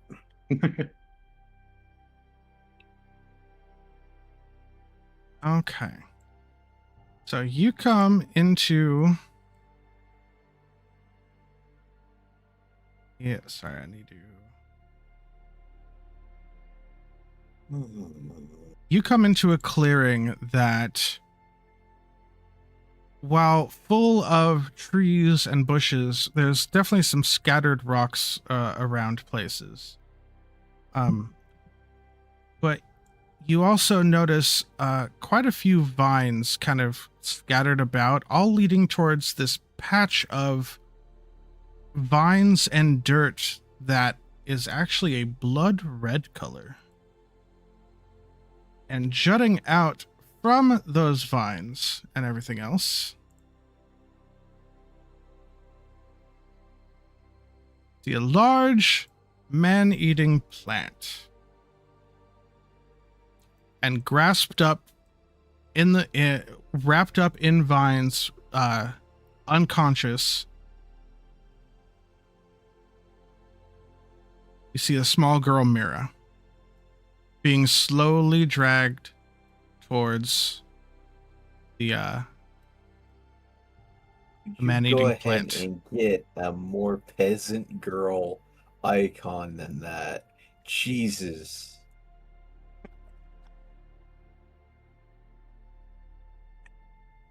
Hush you, you're not here. Yes. You're hush trying to. please, Yeah. You're getting gallery. chased. You're I'm getting just chased by admiring your peasants. token, alright? All right. Well, we're gonna have to take care of this plant. Yeah. That we are. We need to get to the root of the issue. And God. oh my god. I Was that in character you saying that? Yes, he's saying that in character. I look at Val and I just roll my eyes and I Chuckle out of Seva. and I walk We need to forward. branch out a bit. Oof. Okay, enough cracking jokes. Girl in danger. Okay. Let's see here. If I, I'm a bar. just to check, is Vi with us? No, Nope. it is just okay, you so three. I can't do that. Close, very close, Yeah, you- far. Okay. I was going to do am- a shield boost to throw you towards it to cut the vines off. Well, for some reason, Reen thought two of us should stay with the parents for some Yeah. reason. You are still in very far range. I was gonna say, How far can we move again? You can move to the, without making a roll, you can move to the edge of very close, or you can go all the way to the beginning of far range with an athletic roll. I'm going to do an athletic roll. Okay, go ahead. Where the heck is athletics?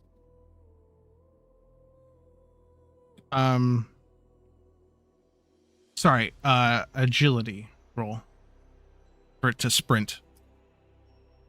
And then felt fear. Here we go. 22 with hope. Go ahead and take that hope. Yeah, as you sprint forward, getting all the way up to this rock here. I'll try and intercept. You two figure something out to try and get the vines off. It's going to have a much harder time trying to eat me. Seva is going to also work towards getting closer as well. Sure. Said it is agility. Yep. So you can move from within. Here, whose marker is that?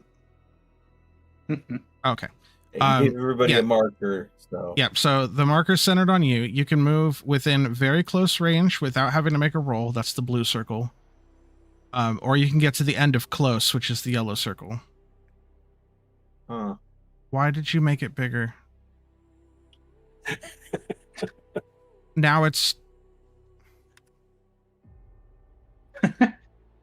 My marker privileges have been revoked. Okay. you're not in the fight. Knock it off. I know. Okay. I wasn't trying to pick it up. I My fucking thing, my sorry. I also wasn't referring to you. No. I'm gonna step away real quick. Use the restroom, get a drink. Since yeah. Okay. But yeah, so you can move to the edge of the blue. without making an agility roll, or to the edge of the yellow, but you have to make an agility roll. Agility Okay. action roll to sprint.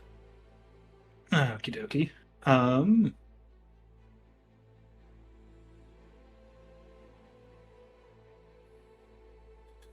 Or if you have anything that's very far range, you probably don't need to. I think most of your stuff is real close, though, I think. Yeah.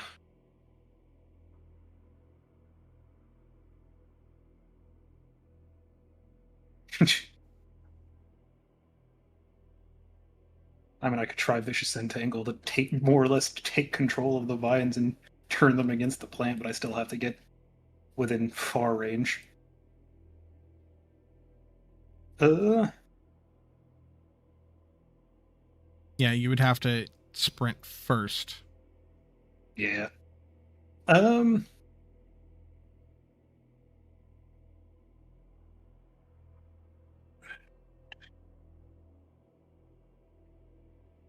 I am going to. I'll just move for now. Okay. Just to. All right. I'm going to go ahead and spend a fear to take the spotlight. And let's see, what is... Oh, that's just, that's that far away. So, I'm going to take the spotlight, and the vines are going to pull the girl closer. And I'm going to spend another fear. And I don't actually have any minis for this, so we're just going to use a couple tokens because I couldn't find anything. And 2 living vines are going to protrude out of the ground. One here and one here.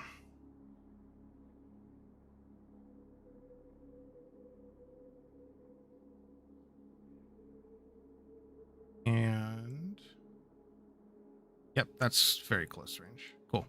And this one here, Belle, is going to try to make an entangle action against you.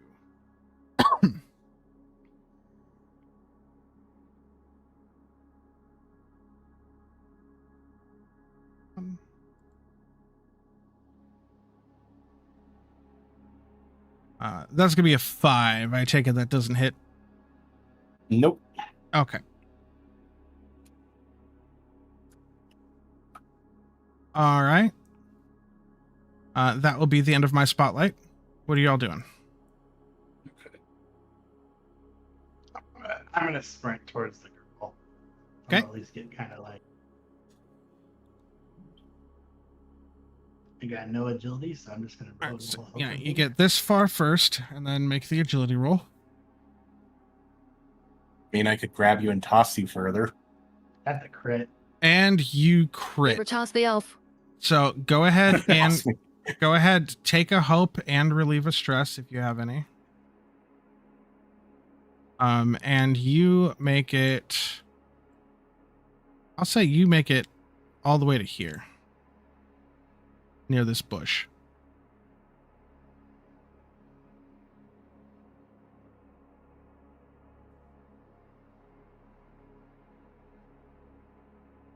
Still out of range from any of my attacks. So. Well, you're within range of this living vine right here. Oh, that's true. I'm just gonna blast that living vine then, I guess, with my dual staff. Okay. Go ahead and give me an attack roll. You have to beat a 14.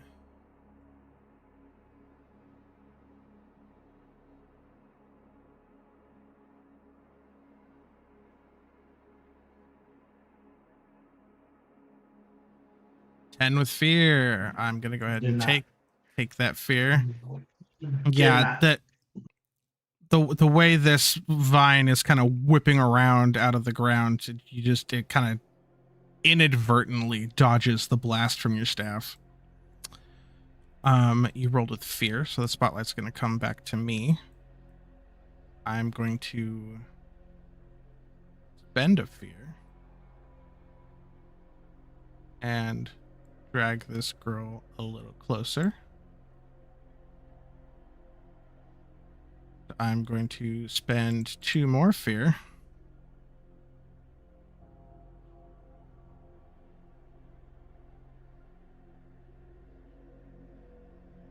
Two more vines pop up out of the ground. This one is going to make an attack on you, Anasticus.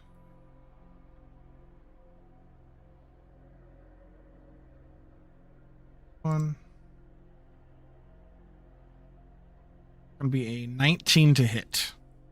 Oh yeah, that hits. Okay.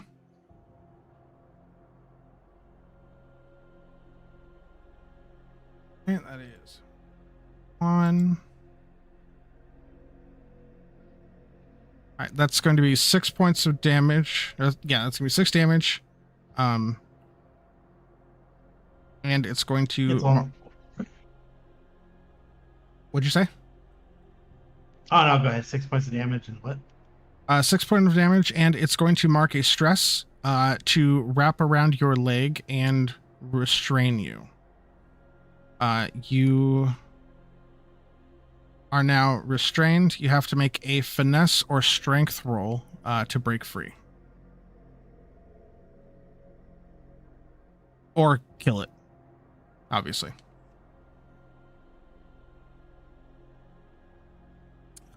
And this one here is also going to attack Bell. But another fear.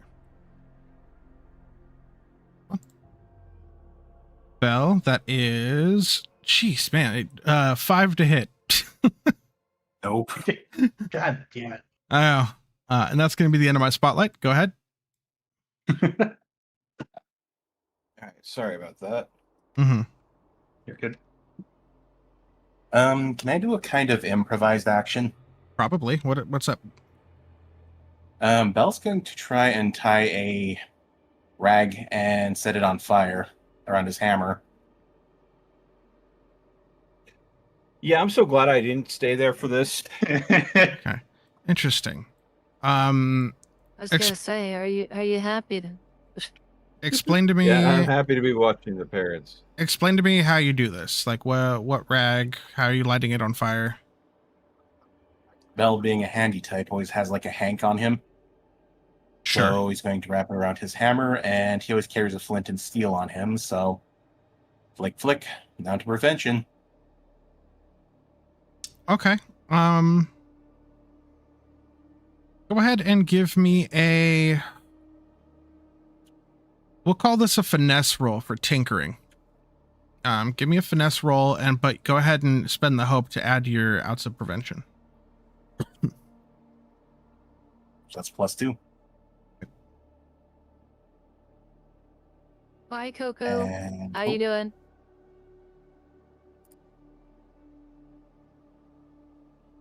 that is A 9 with hope. So yeah, go ahead and take the hope. You tie it on there, and you get it on, but this just dry rag through your travels throughout the day is just not wanting to catch on fire. Well, there's always next turn, but he's going to move up normally. You're gonna go ahead and move up. Probably about Yep. here-ish, I think. And I still have time to attack this one. Whose marker is that? Is that yours? It's mine. Okay, go ahead and make an attack roll. All right. They so haven't that's like strength screamed for melee. help or anything, have they? 'Cause they're What? like 45 minutes out. I think Mel's asking you, do we hear the sounds of the commotion? Oh no, Yeah. not if you stayed at the crossroads. No way, no. Okay. 19 with fear. I will go ahead and take that fear. Go ahead and roll damage. You're not the only one who's getting tired of this, Melt. Swear to God. Here we go. Let's D12 plus 3. And a Slayer dice. Nice. So a D6.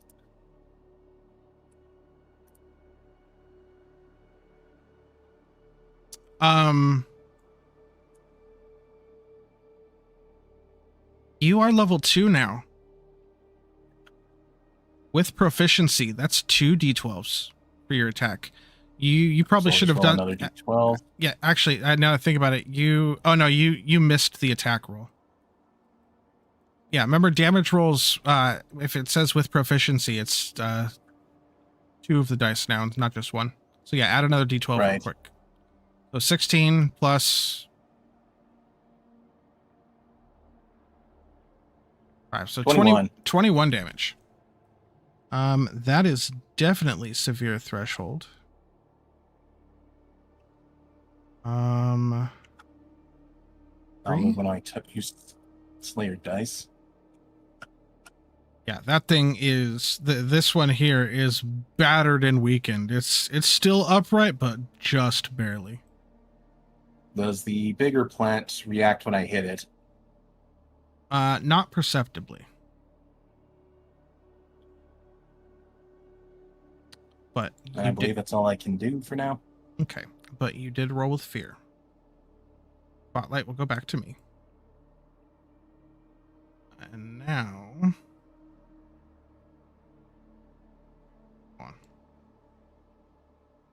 now you are within range.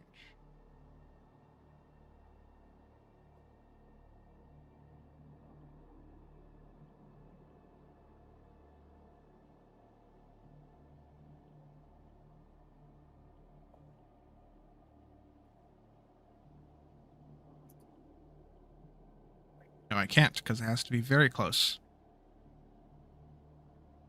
Okay. I'm going to spend 1 fear, and this vine is going to attack you, and this vine is going to attack you. So we'll go first, the vine against Bell. That is an 18 to hit. That hits. Okay. That's going to be 11 points of damage.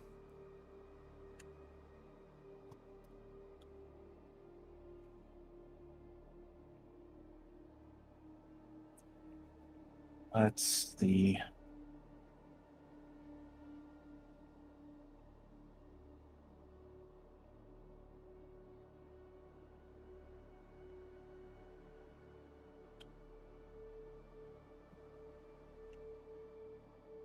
I'll use armor to soak.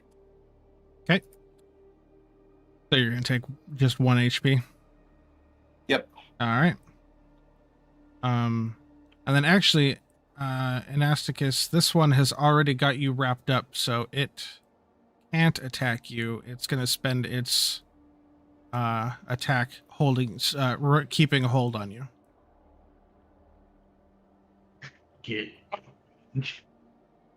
And this man-eating plant is going to pull the girl right in front of it. That's going to be the end of my spotlight. Go ahead, everybody. Okay. At this point, I am going to move up. Here. Blue circle for free, yellow circle for agility roll. Oh. So basically, you mean green circle though, right? Does it really make a difference? Is there a yellow circle? Is there something that could There be is no confused for? Then shush. So I will freely be able to move next to this vine. Yes. Okay. I will do that, and as he gets close to it, I am going to unleash my elemental breath. Nice. Just a burst of fire coming from his mouth. Okay. That is an instinct weapon. Targets that are very close. Yep. So D8 using your proficiency. So 2D8. So yeah, roll your.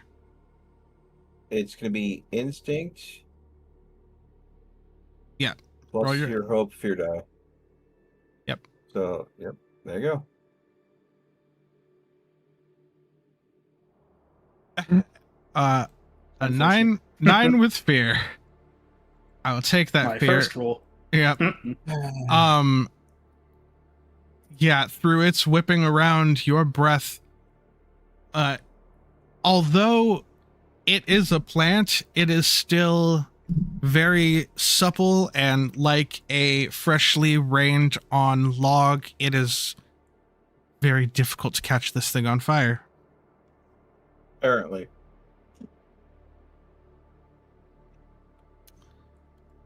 Okay. Already.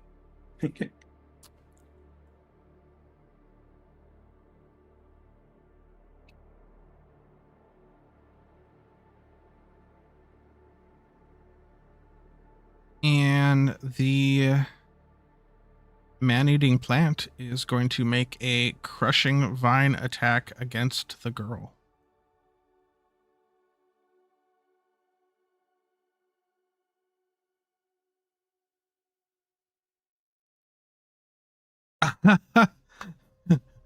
and it rolled a 4 and somehow missed its attack. On the immobile target in front of it. Yep, it was the fire. The fire spooked it. Hey, yeah.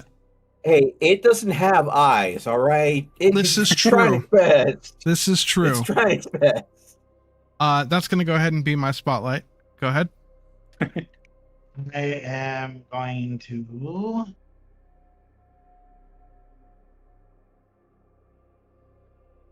Cool. Because I'm restrained, I am going to conjure up the water from one of my pouches, and I'm going to make it rain ice blades down on top of these two here, because they're both in range. Ooh, okay.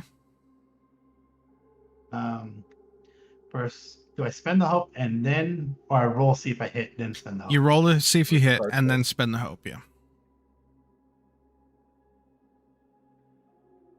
Big money, big money, big money. 23 with hope. Go ahead and take that hope. Yeah. That you then turn around and spend.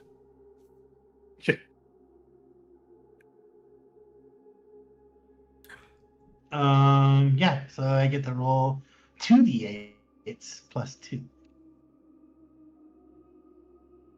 2d8 plus 2. Yep.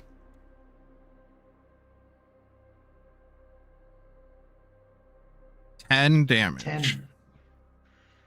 All right, so That's as crit. that's not how damage dice works. So yeah, your ice, you kind of conjure up this bit of magical ice, and it shoots down and it cuts down the vine that was already weakened by Bell. And it does significant damage to the one in front of you. In the process, it releases you. Because it released me, I'm just gonna take this action to get away from it, if that's okay. Like a second reaction. Is that like a reaction? It's just free movement. It's free real estate. Yeah. Go ahead and move.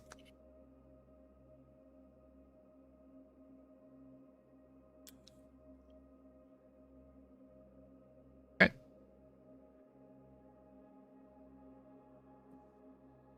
I look at Bell. We need to get that kid. Yeah, no shit.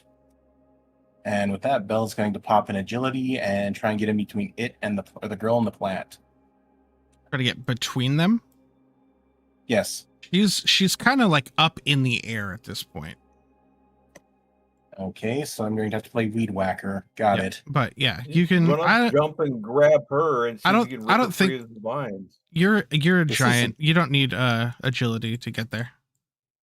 Okay, I'm just going to move up and try and grab her while it's held up. Go ahead and give me a strength. Give me a strength roll.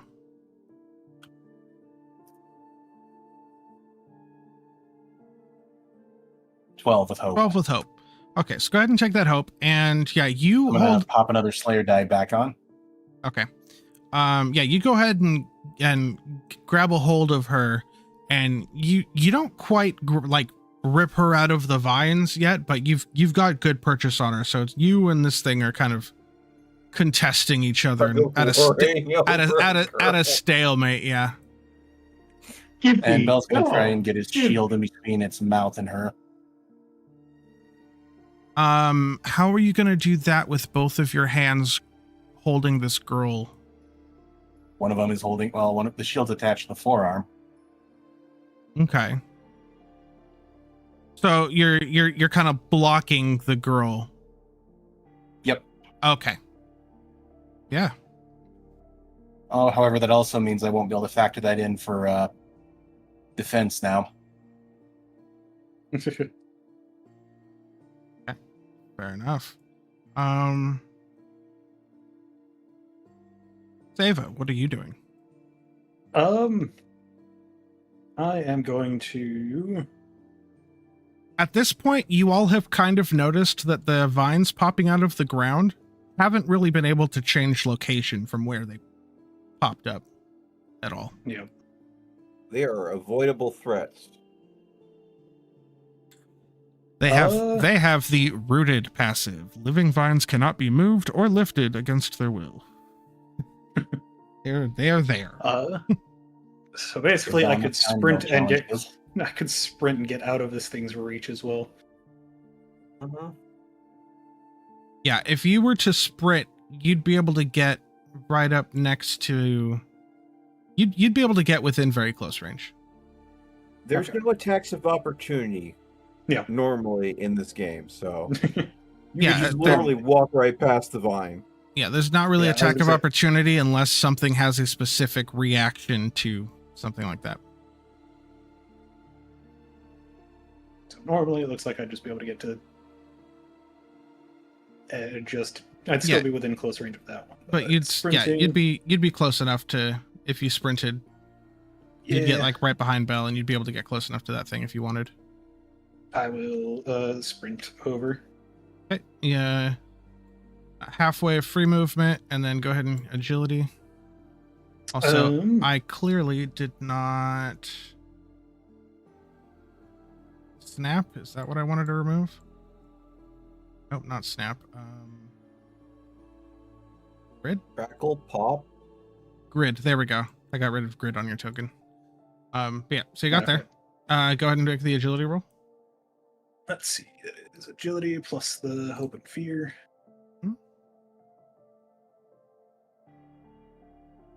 That is 21 with fear. 21 with fear. Yeah, so you make it all the way up right here. But I will take that fear. And as you rolled with fear, it is now my spotlight.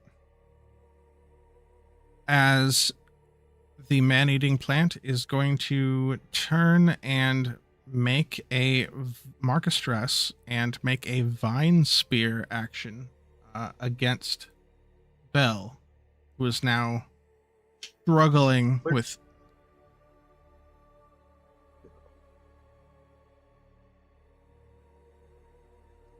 Let's see.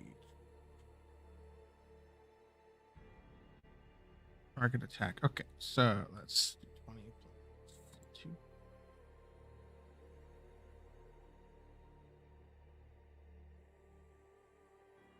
That was a nat 1. This thing tries to vine spear straight at you. But with the way that you are struggling, holding onto this girl and got the shield in the way, it actually ends up clipping its own vines and Belle, you end up stumbling back a couple paces with the girl in your arms. They'll sabotage you.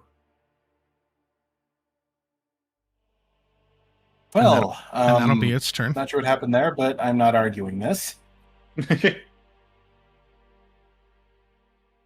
It's alive. It's not exactly sentient. It's This is fair, Again, we have already stated it don't got no eyes. and yet somehow They don't Seek know what still it's walks doing. around.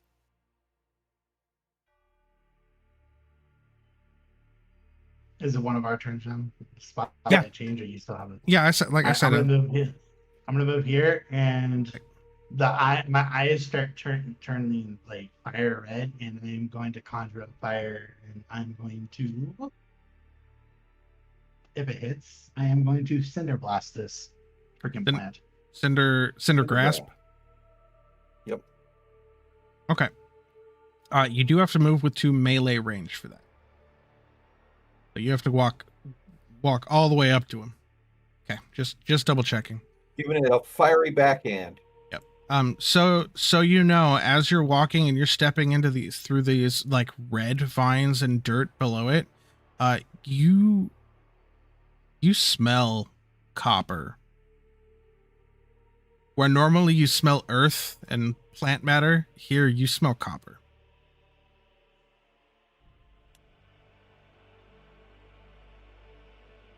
I look over at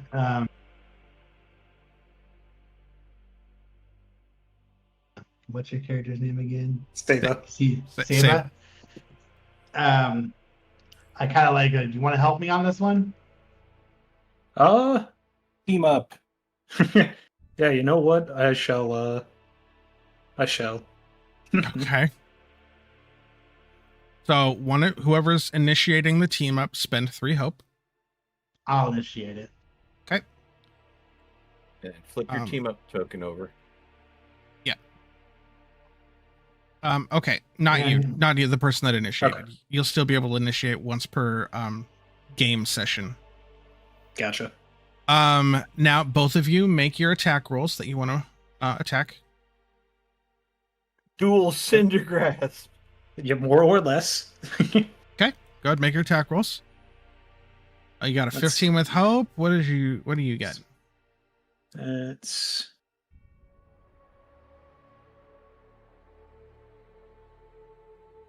17 with hope. All right. We'll take the 17 with hope. Gotcha. Okay, so 17 with hope for both of you. That beats its difficulty of 15. So both of you take a hope. Actually, wait. I think both of you take 2 hope. You gain a hope, right? Tag team. Spend 3 hope. Initiate the tag team. You both make separate action rolls. Responsive. On a roll with hope, all PCs involved gain a hope. On a fear, the GM gains fear for each PC involved. Okay, so both of you gain 1 hope. Yep. And now both of you roll damage for your attacks. 1d20 plus. 1d20. Oh, Is it- Jesus, you're right. +3. Jesus. Really? Yeah. Oh, plus Ouch. 3. So that's technically 5. 5. Okay. And then also a 5. Dude. You got so lucky there with the damage on it. Yeah. That was a possibility of 46 damage in one attack, How? and they ended up doing 16. Yeah. That is going to be major damage to it. But you are on fire. Yes. And so explain real quick how your tag team just looked. So my eyes start glowing fire red, and I start pouring fire like out of nowhere, and I kind of look towards Envious. Oh my god. Seva. Seva. Stava. You're gonna learn Save, it eventually. And I kind of like I don't know if we want to like combine like the grasp and then like light this thing on fire. Yeah, more or less. Flames will lick at the sides of Seva's mouth As he more or less like channels the fire through his hands as he like reaches out. Okay. Yeah, both of you Yeah. just run up to either side and grab onto it, and it just kind of bursts into flames. Bell only usually sees me use water spells, so this is like first for him seeing me use fire.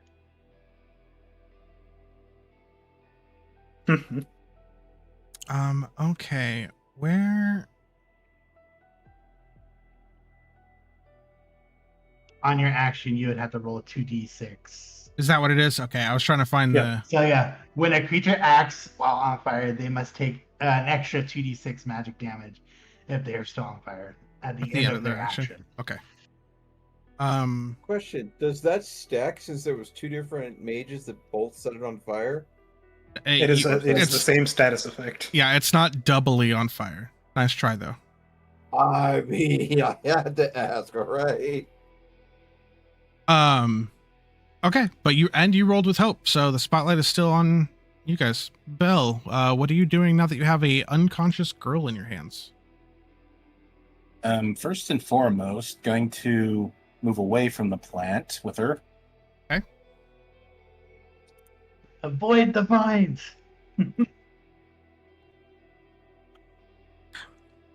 Since I kind of know at least where one is. Let's see, where's my rangefinder?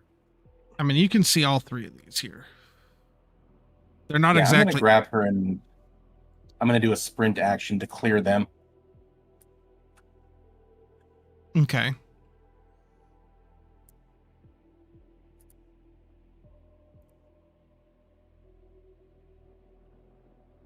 Nineteen with hope. Yeah, you take this girl and you book it to like right over here. And while we're here, I'm going to check over and make sure she's not too badly injured. Sure. Go ahead and Medicine isn't my specialty, but I can do the basics at least. Yeah. I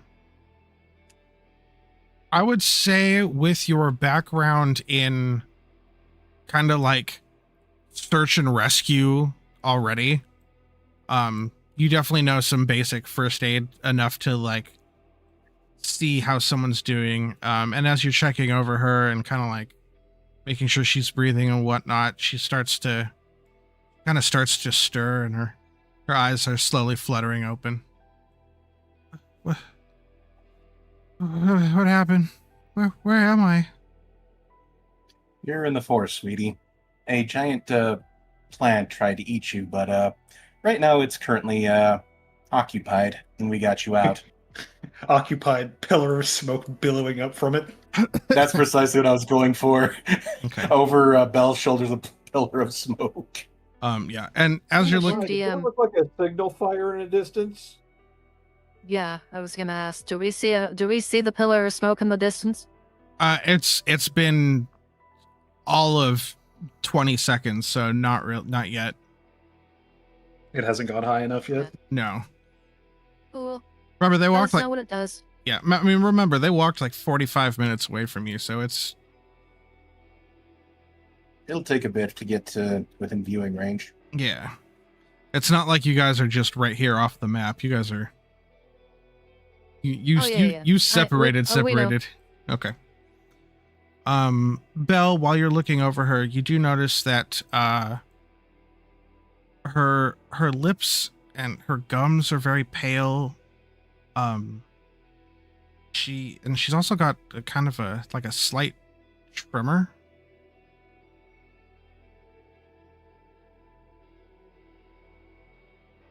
Oh boy. I kind of turn around and yell at Belle. Hey, Belle, just get her, take her, go. Me and Saba's got this. Just go. All right. I'm counting on you two. Okay. Speaking of you two, what are you two doing? I'm going to unleash chaos. Unleash chaos? At the beginning of the session, place number token secret spellcast checklist. Make a spellcast roll against the target within far range and spend any number of tokens to channel raw energy from within. Ooh, okay. So you make your spell. you make your spellcast roll, and then you decide how many d10s you're going to do on the success. Why I read these fucking things? Also, I am going to use the restroom. Belle's going to finish running away next turn, so Sure. I'll be right back. 23 with fear. So I'll take that fear. That's definitely a success. Go ahead.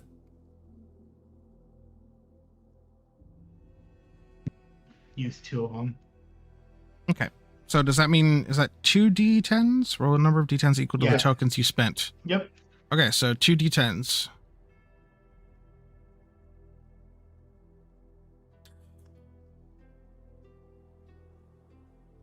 $16. Yeah, you do a hefty amount of damage to this thing. Yeah, explain how that looks. This is the first So time you've all of a used that sudden- spell.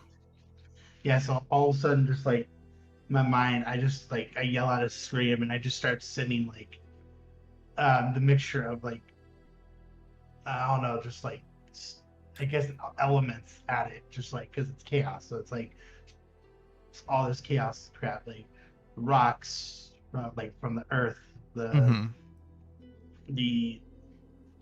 ice that were in the ground still from the shards, it's chaos.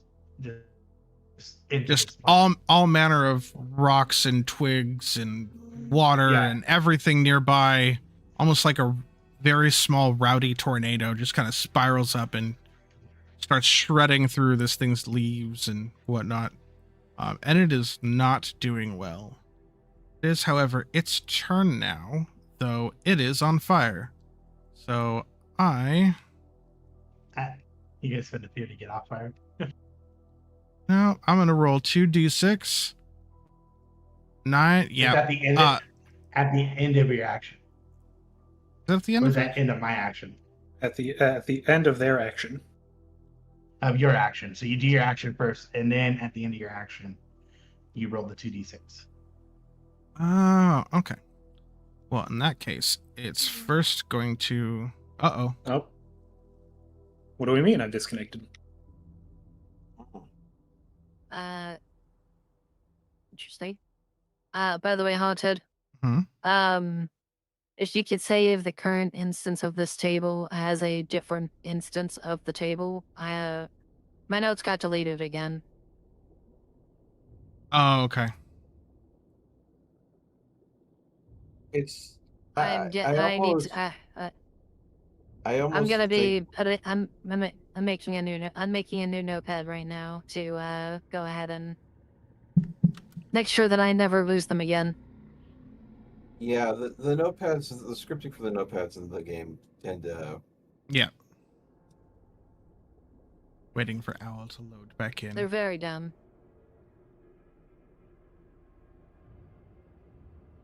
Okay. Okay, Owl's That was weird. So yeah, it is going to use Crushing Embrace. Spend a fear, and it's going to make an attack against all targets within very close range. Yep.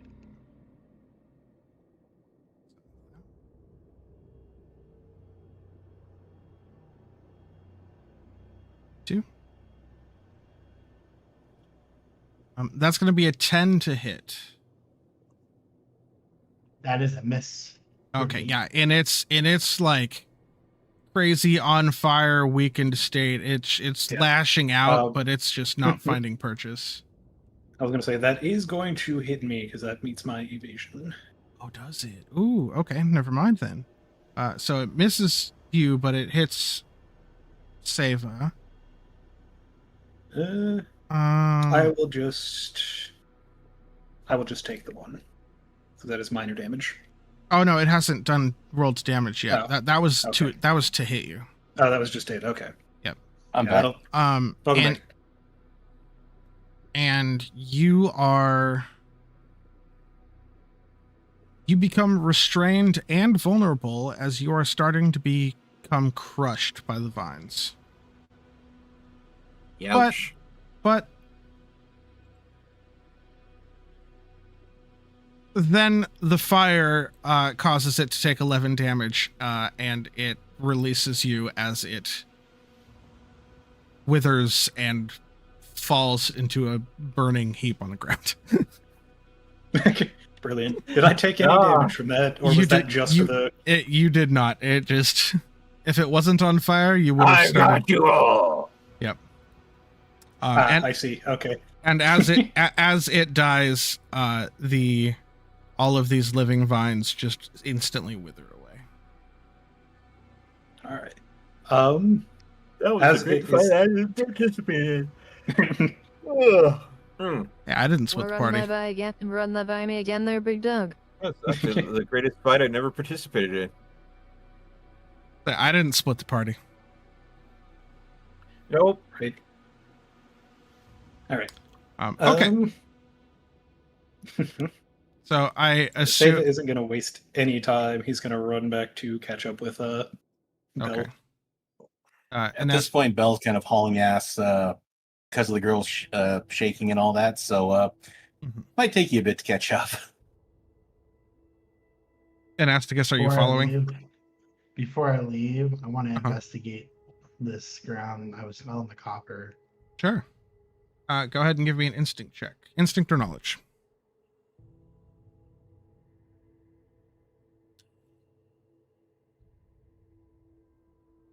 $20 with hope. Go ahead 20 and with hope. go ahead and take that hope.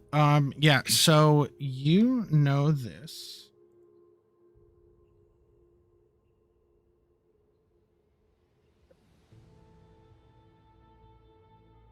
Where did I?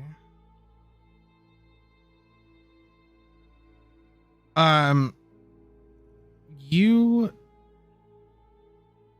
have read about some of this plant matter before, and you could only assume that it's because of the man-eating plant that was very thoroughly rooted into this spot. But there is very iron-rich soil here, lots of blood moss, and iron root. Is there... Am I able to take samples of it with me? Sure. I will do that. I will grab like something to put it in, contain it. Okay. And take it with me. Make sure you write it down. Otherwise, you'll forget, and I will too. Collection of what? Carnivorous vine? You took a little bit of iron root, a little bit of blood moss, and then the earth is just very iron rich.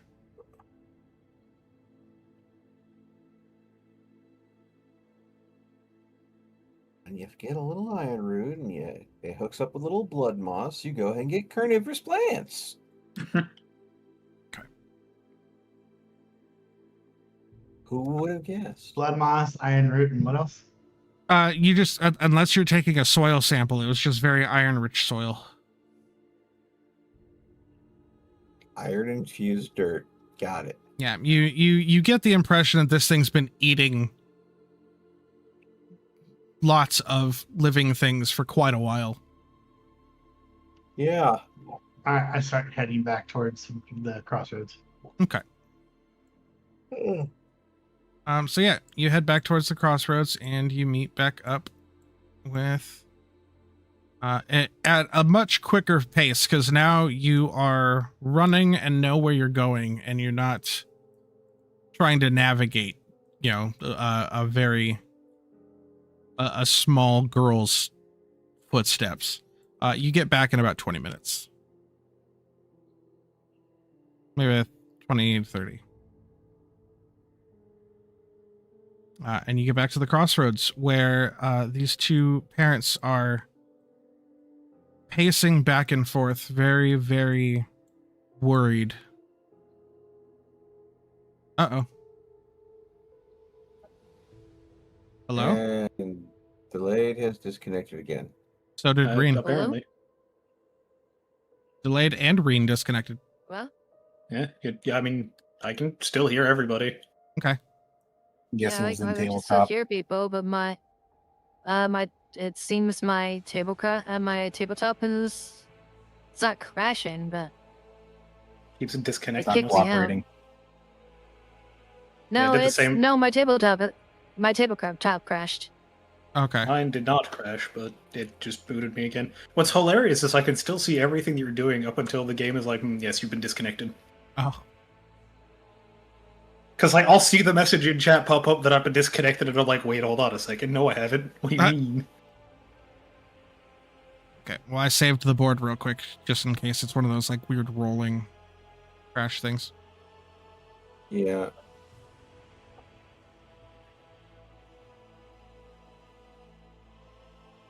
Okay. And And we're back. everyone's back. All right. So Belle, as you come up, at this point, not needing to really hold the girl, she's walking beside you, but very,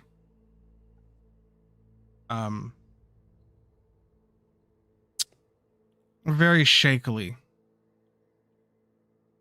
And during the walk, you heard her a couple times going, "No, wasn't ready, not again." What's wrong? Is everything okay? Needed different medicine. That plant. Medicine? She's kind of very disjointed and out of it. Not really finishing her sentences.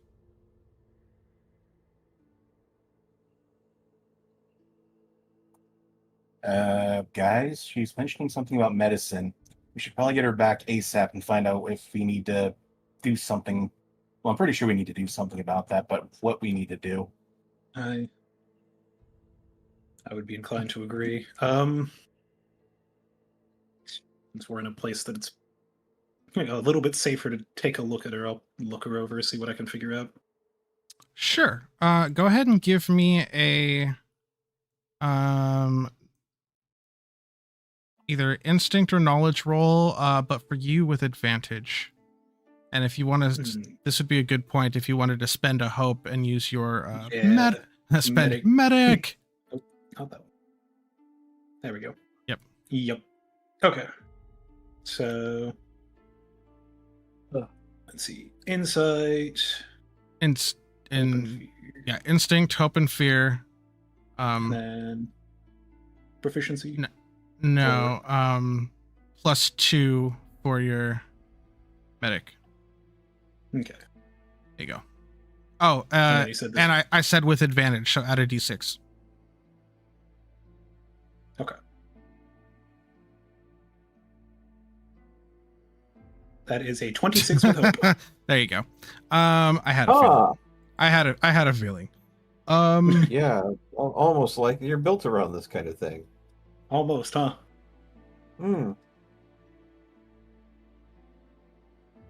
Let me find.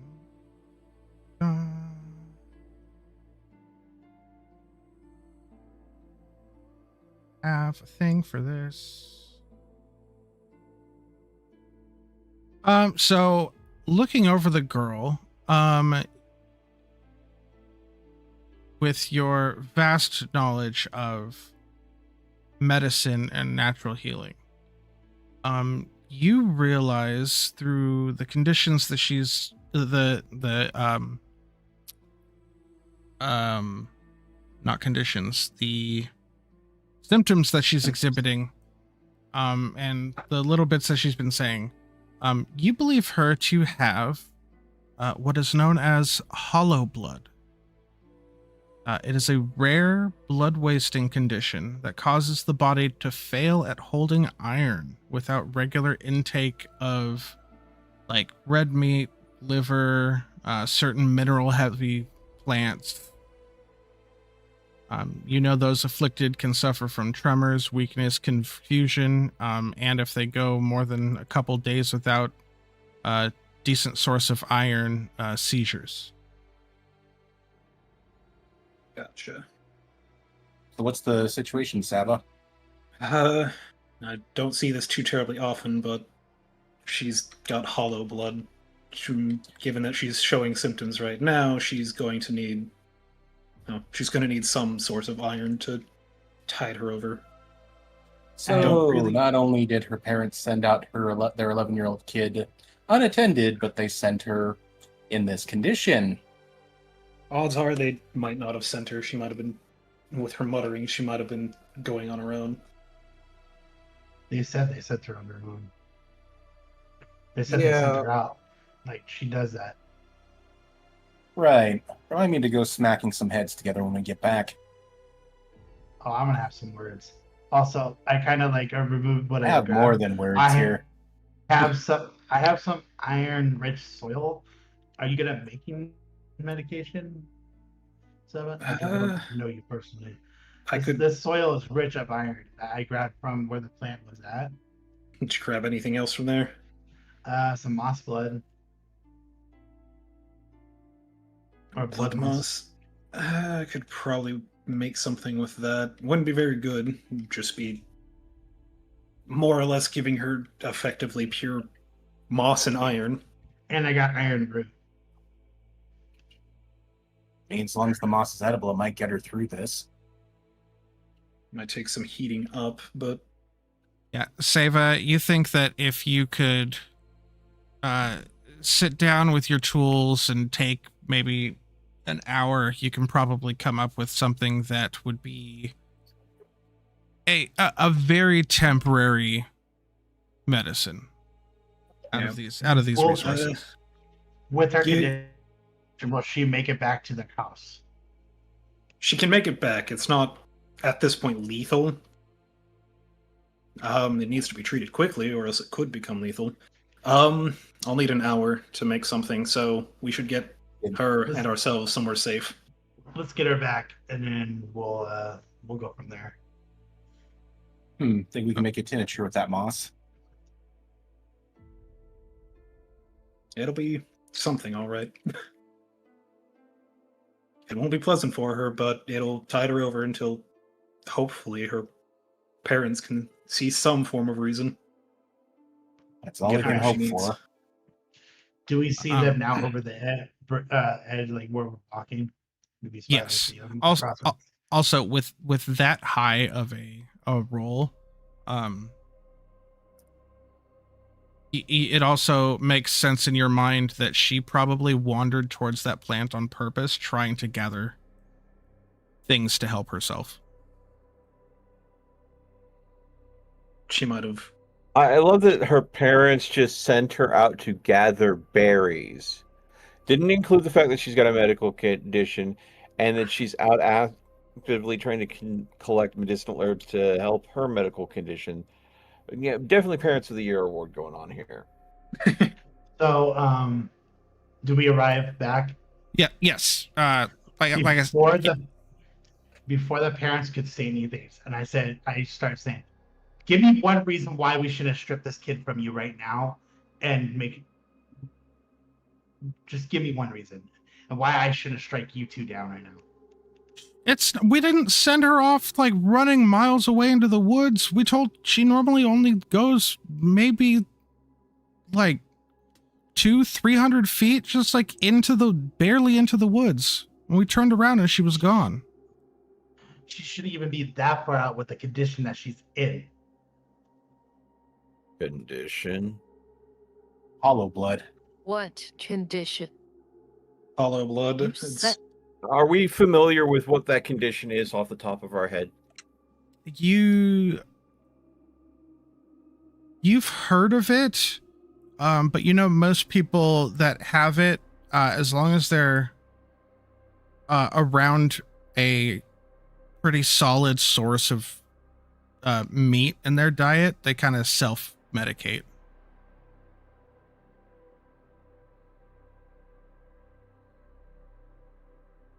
I'm going to look at these two parents.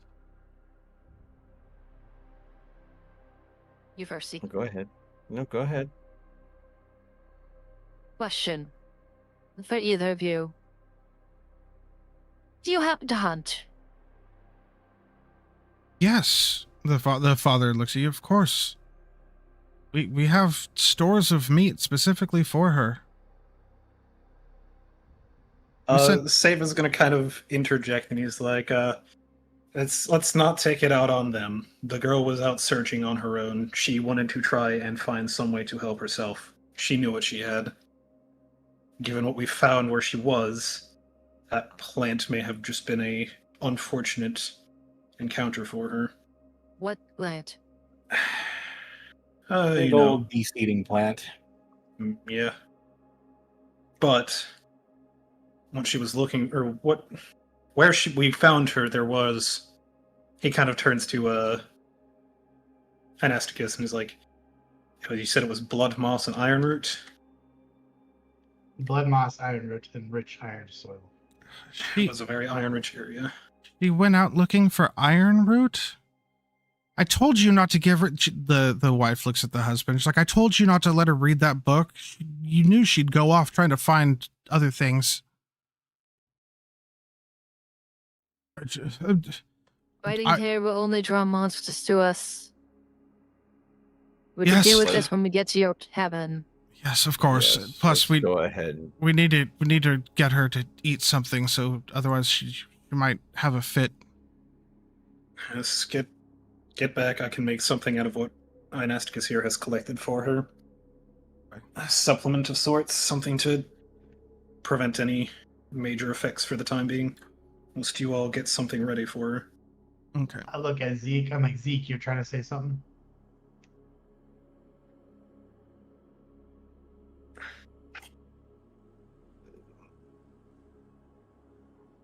Let's just get to the cabin. I did not look at Well, Vi speaking in Elvish, and I go, I think this girl would be more safer on the ship than with these two. That's my opinion. Well, talk to the parents. She says in Elvish. Maybe I can get them to move on to the ship. But at least then they'll be safer. I'm going to go Marginally, ahead. at least. Just keep in mind, there's not exactly a lot of red meat being served up on that ship, is there? We hunt and we have trade caravans that come to us with supplies. So there's plenty of stores to go around. Thank you for asking. We're a trade ship. I'll say, you also know that technically there is currently a couple crates full of red meat on the ship headed straight to Orkros. Correct. It's just crazy. These two parents with a kid with a medical condition are trying to subsist off the land so far away from any sacred flame at all, with no support structure. Nah, let's head to their cabin. Yeah. Yeah, you spend... We don't know their story. No, we don't. But at the same time, well, they're making a great impression so Figure far. it out. Figure it out. You spend the next hour and a half at a slower pace for the girl's sake, getting back, and you come into this very, very small, very tight clearing in a very thick part of the woods. And you see a one-story log cabin. Lots of different colored wood. Kind of, you can tell that it's probably a good portion of each day is spent just keeping this cabin in good repair, and all of the walls seem very sturdy. The windows all have iron bars over them. And there's a very thick door on the front.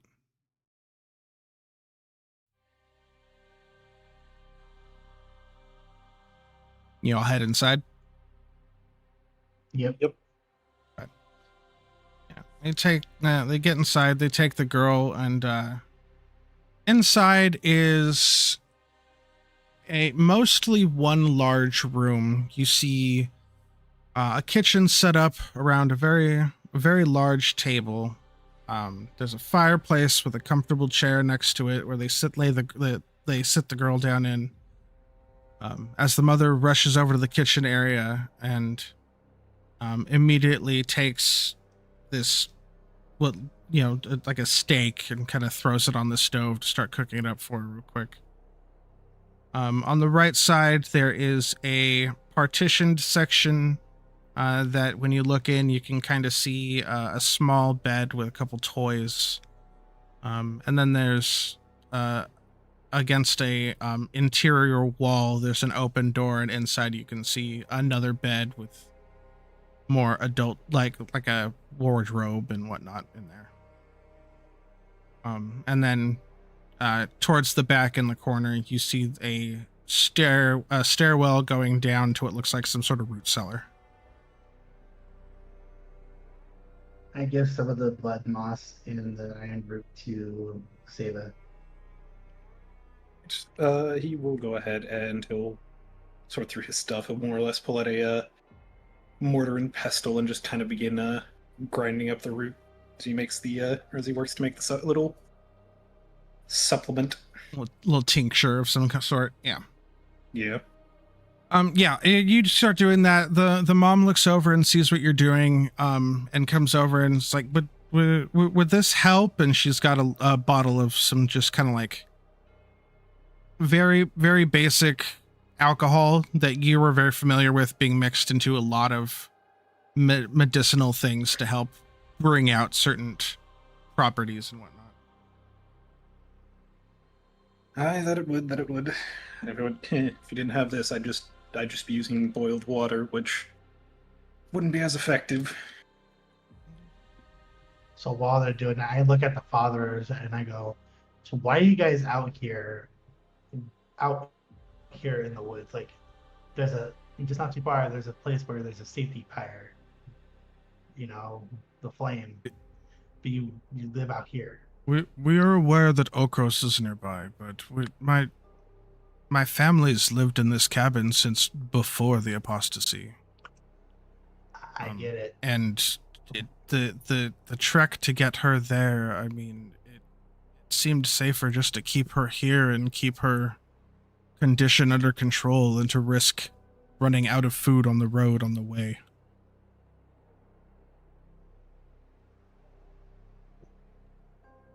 I have an offer for you then. Okay.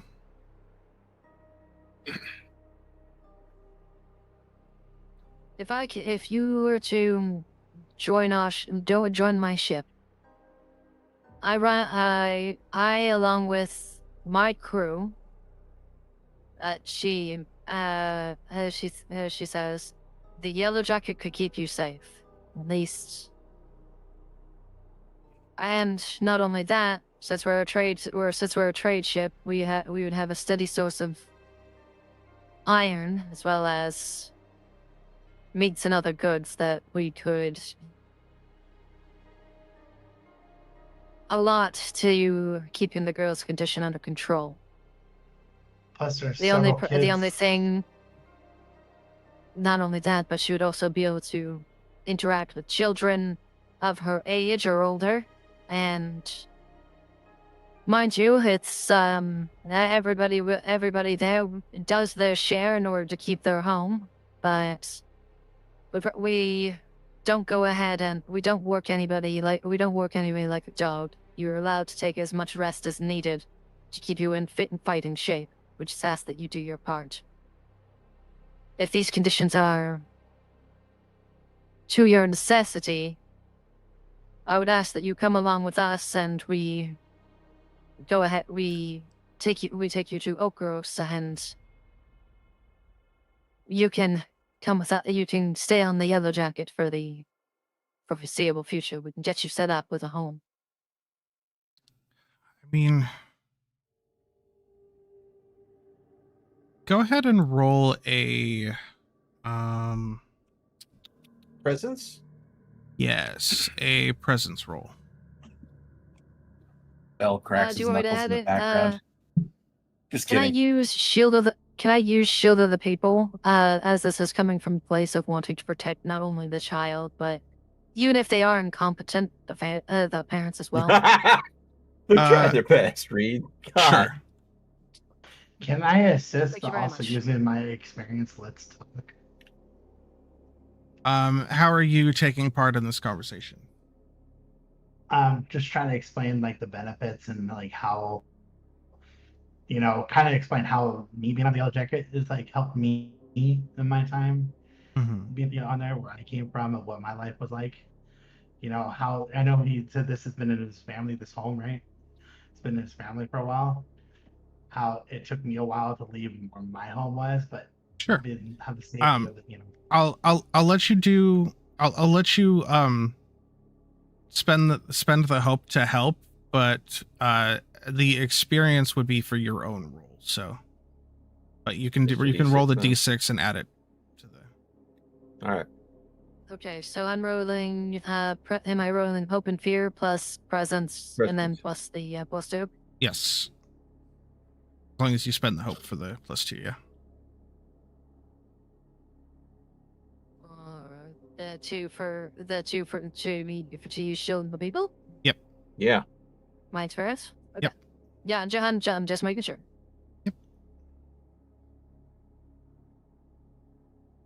14 with with hope plus 3. Yeah. So that's 17 with hope. You see the father weighing his options very heavily. He's definitely taking what you've said to heart.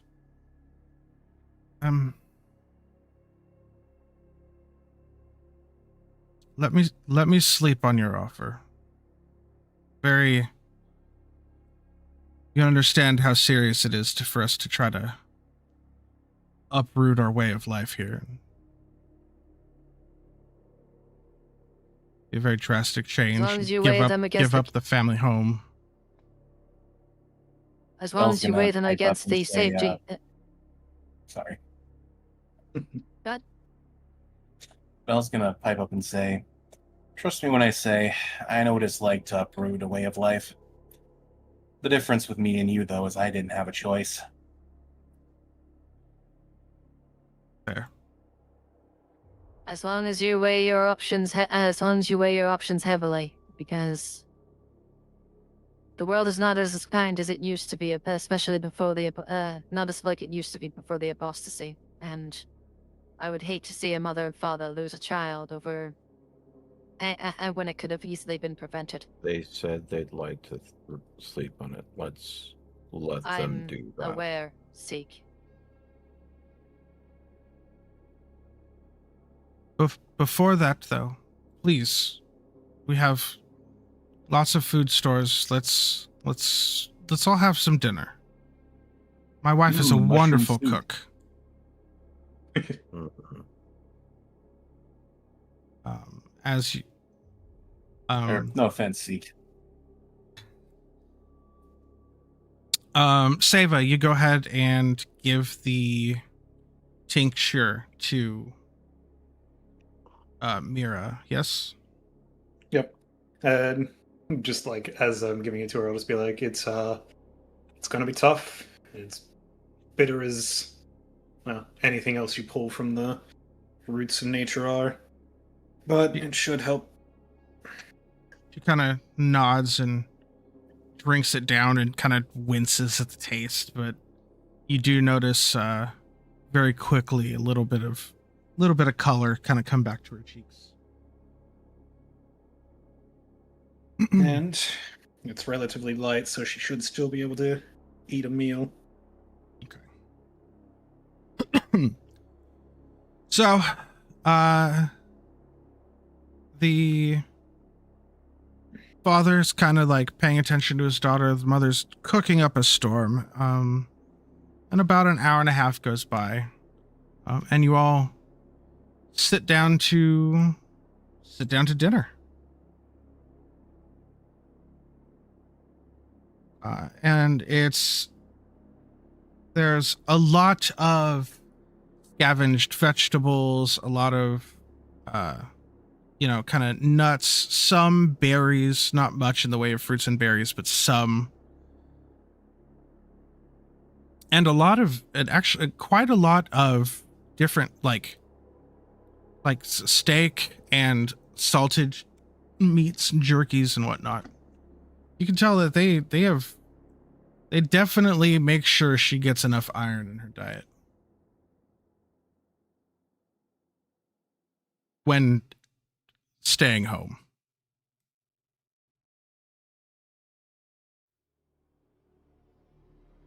Everyone just hanging out, enjoying. What are you doing? I was curious about something while I was listening. Okay. I can't. Apparently, I can't put them back in the. Yeah, the you bin that I can't. pulled You them out can't of. put stuff back into an infinite bag. You have to just delete it. Okay, well, I don't have delete controls. That's only you. Yeah. Sorry, I have the table set up. Sorry. Just making a mess. I was curious. I'm sorry. That curiosity killed the cat. So All right. The satisfaction brought it back. Yeah, so in this case, curiosity almost got a girl killed, so, you know. Fair. It was not Satisfaction that brought her back. Unless Bell changes his name to Satisfaction. Shit. Christ. All right. Vi will actually abstain from eating and use the rations in her pack. She declines politely, but as it stands, it's she's just being cautious. These are people she doesn't these are people she doesn't know, and as things go, she knows to be wary of food offered to her. Okay. The what type about of food that they're cooking up? Can Seek identify what animals it may have come from? Not really. It's all very, very heavily cooked, heavily like salt, heavily spiced meats mostly.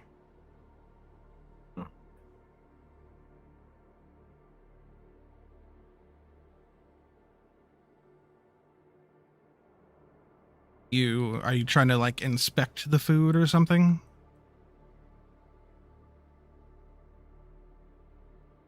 I think he wants to make sure that it's not people. Yeah. I'm trying to understand why they're just the logic behind what they're doing there. There's like a family home. Well, the only way a family home is going to exist this long in the Umbra is there's got to be a reason for it. And just small little cottage that look haphazardly built together from multiple different logs in here that's been here for generations. Does the wood in the log cabin look new or old? A mix of all. Like I said when you walked up, it was very. So it's been repaired many times over the years. Yes. Okay. But it's well maintained, well taken care for, somewhat secure. Correct. I guess, he'll have the food. I mean, okay. It feels like there's something that he's missing, but he doesn't know what it is yet. Okay. Anybody else doing anything weird? Weird. Bell is throwing bits of food at Seek's head. Just kidding. Seba is lightly eating what has been put in front of him, mostly only eating the scavenged food that he would recognize. Okay. Same goes for Bell. I kind of waver it, and I'm just like, I'm not hungry at this moment. Thank you, though. But I'm in thought right now. I'm kind of like staring at the girl and the parents, and like, I'm more worried So for the 11-year-old. The mom goes. The mom Oh. steps down into the wine cellar and comes back the whatever the basement, and comes back up with some wine, and starts pouring out some glasses for you. You watch her uncork it and pour out some glasses for you. Like, well, if you won't eat, at least have something. There's no way you, especially you, giant of a man, there's no way you're not hungry, or at least thirsty. I'm perfectly fine. As Bell says, this, his stomach's going to let out a loud groan. Fucking Christ. See, it does that while I'm digesting. He says, lying through his teeth.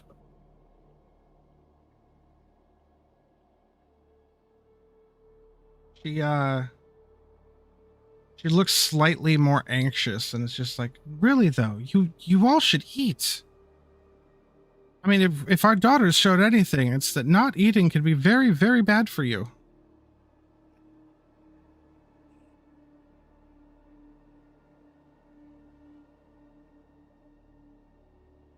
I have my things in my pack. Don't fret now. Enjoy your meal, and we're more interested in the girl and your safety rather than anything else at the current moment in time. I appreciate your offer, though. I genuinely do.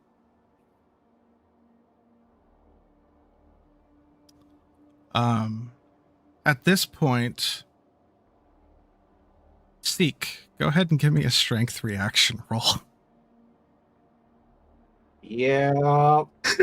I figured if I ate and no one else did, you fuckers. All it would take is time. And okay, so what am I'm doing? A strength reaction roll? Yes, because Constitution would fall under strength in Okay. Daggerheart. Yeah. All right. Well, because my strength is 0, this is going to be interesting. Yeah, I just pass out. Yeah. Seek, after spending a couple minutes eating some of the meat, his head just hits the table, unconscious. Yeah. Vi is immediately up. Yeah, I figured I'd be a good poison tester for you guys. Okay. It was the only way to guarantee this. They were too... I knew it was like, you know what? There's only one way to solve this problem.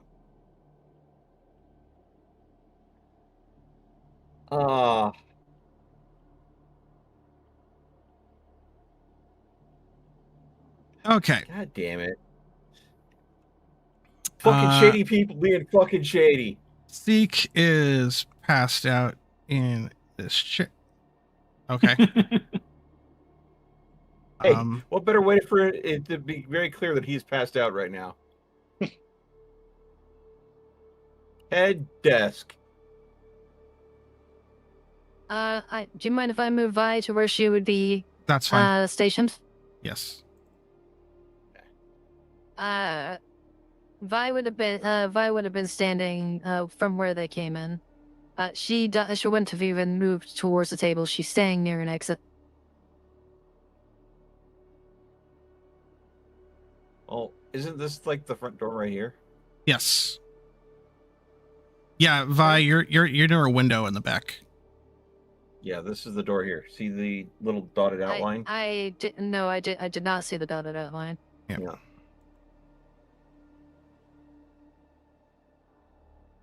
Anasticus, you never went to the table at all, Anasticus?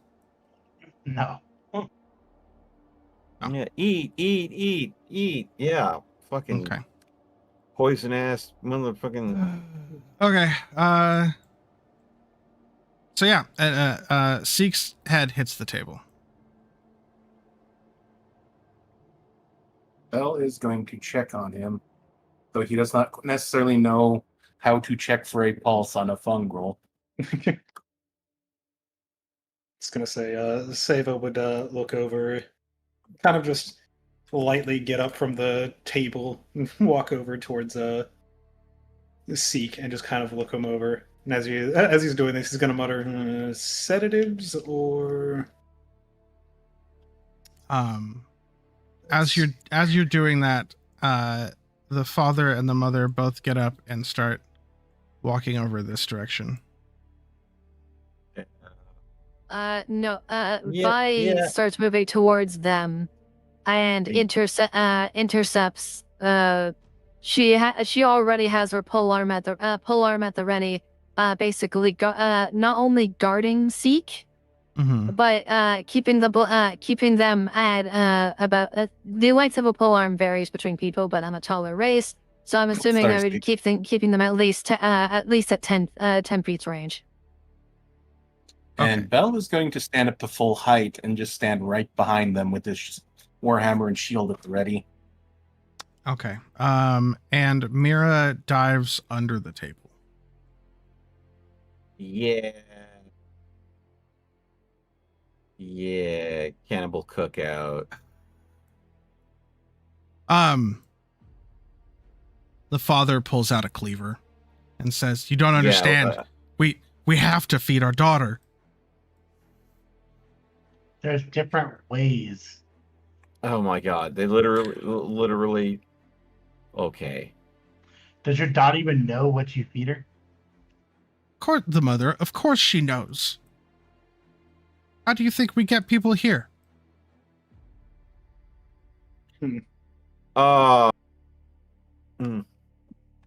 You hear from under the table, "I never wanted to." She's already crying. And Seva just like looking over Seek, just like it explains why she was out looking for alternative solutions. I'd Yeah. like to avoid bloodshed, if you all don't mind. We can save the girl, leave these two unconscious here in their own cabin. Can I pick them both up and bash their heads together? Give me Oh god, yes. Give me a strength check.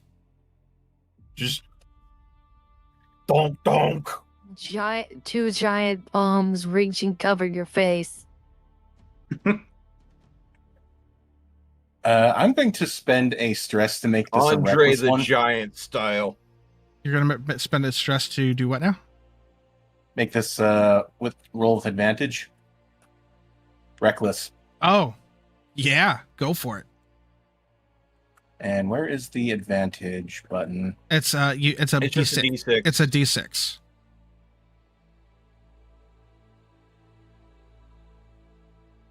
Are Dear you kidding God. me? Oh Damn. my A god. 3, 2 1s. You can't Uh, roll lower with- than that. With I hope. can pop not good enough. Yeah, so you at Wait, least that's only for damage. you get your hope. Get your hope. And I'll say your hand grabs the shoulder of the wife, but as you do,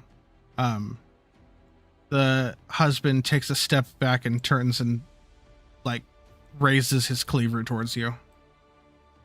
But you rolled with hope, so Bell's going to make an ooh-ah motion. I am gonna walk over to the husband, and I'm gonna hopefully this will be a little bit better. I'm gonna grasp him, and my eyes light up with fire, and I'll light this motherfucker on fire. Because okay. You're gonna do cinder grasp on him? yes, Okay. Okay.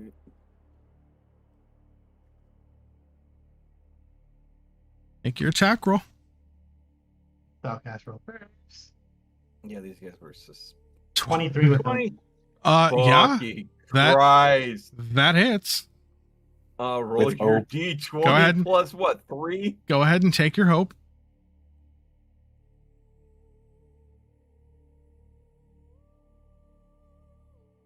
Remember, Melt, keep your hand off other people's character sheets. 15, and he's on fire.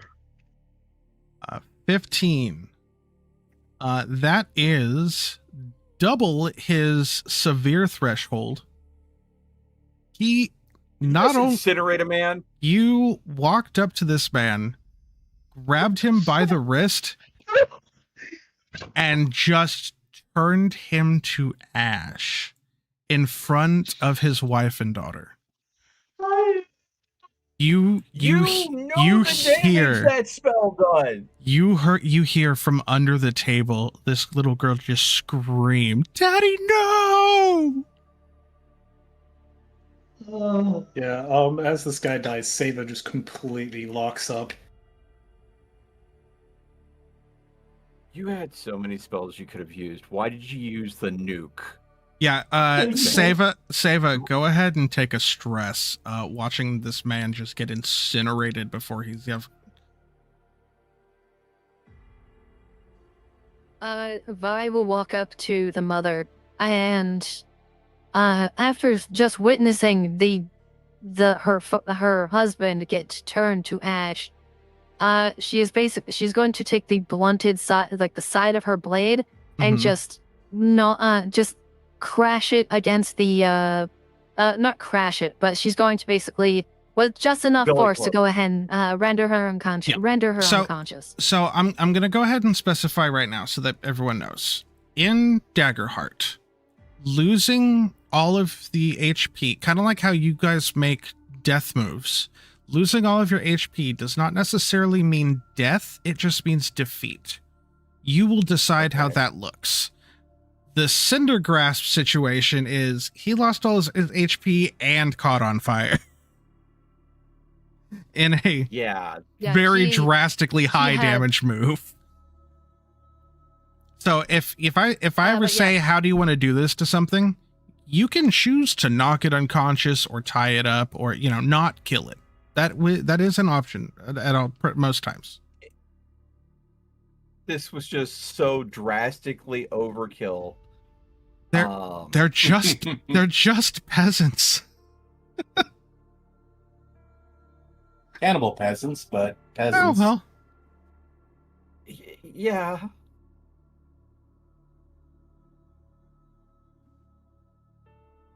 But yeah, just go ahead and roll your attack roll. I was just specifying that so that you knew that, like, it's one of those, like, you do the max, the all of your hit points, and you're like, I want to make sure that this is a non-lethal attack. It's like, yeah, no problem. But magic don't fucking care sometimes if you want to be non-lethal or not. By the way, the forest map and this map I built myself from scratch. I like it. Yeah, no, they look fantastic, but a good use of DPS. Thank you. Unfortunately, there's here comes my attack. Okay. 10 with That is fear. a 10 with fear.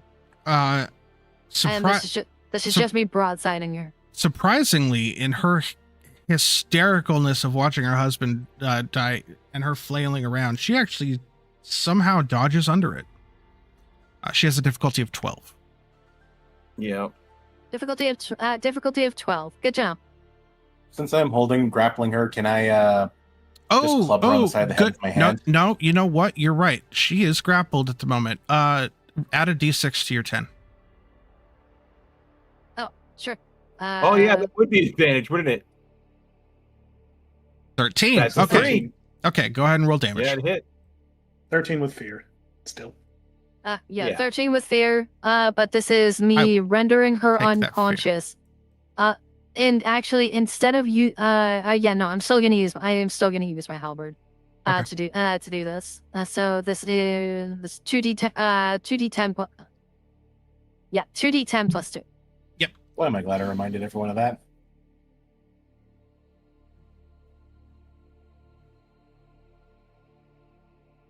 Eight damage. Okay. Yeah, you hit her very hard. She doesn't quite go unconscious, but like you crack her in the side of the head and she is dazed.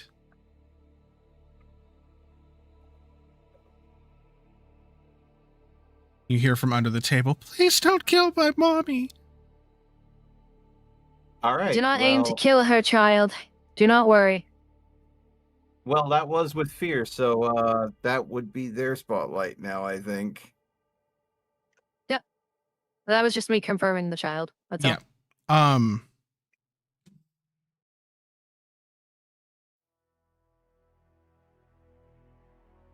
Yeah, they got, she's borderline unconscious. He's dead. She's in a panic. That's a wash. You want to send a fear to go ahead and have her shake off the daze? No, that doesn't. That wouldn't really make sense. Oh, okay. At this point, I'll just say we're no longer in combat. You guys just. Crunch. Yep. With the last as she sees her the blunt side of her halberd didn't do, she's just going to go ahead. She's going to put it away, walk to her front and just slug her in the face. Again, non-lethal. She's just looking to knock her out. Yeah, and you do easily. I'm kind of like pissed off at myself a little bit for that, and I kind of like walk out the door. Oh yeah, no. No. Enoch. As you go to walk out the door, Vi grabs you by your shoulder and slugs you in the face. What the fuck was your problem? They're Well deserved. people. I take the punch and then walk out. I will say that given what just happened, Anasticus, you don't take any damage from that punch, but you do take a stress.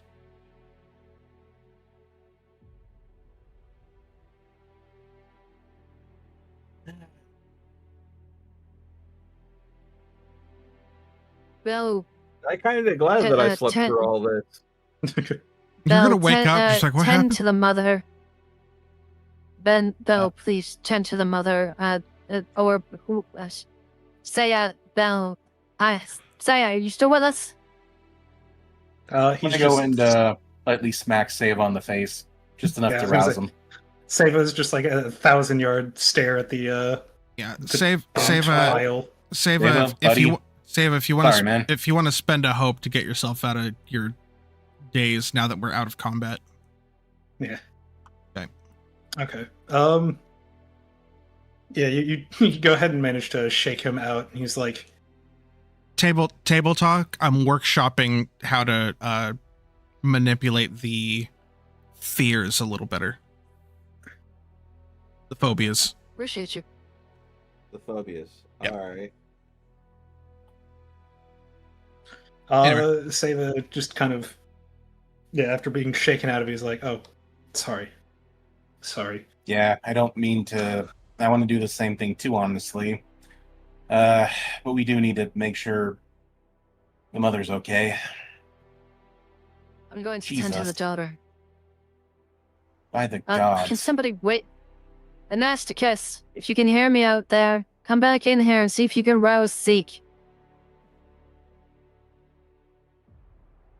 The daughter's just gripping her knees and kind of rocking back and forth. Vi is going to stay outside of the table. She is going to crouch down. She is going to lay her weapon about 5 feet from her, just about like over here. Okay. She's going to get down on her level, and she's going to say, "Your mother is fine, or she will be. I'm so sorry about your father. You were looking for alternative solutions. And as somebody who has lost those near and dear to me, I would like you to understand something." She says, looking at the terrified child. I wish for you I wish no harm upon you. And what my friend did was beyond me. It's beyond me why they chose to do such a thing. But I would greatly appreciate it if you need comfort. Is there a toy or maybe a blanket or something I can get you that will help you calm down?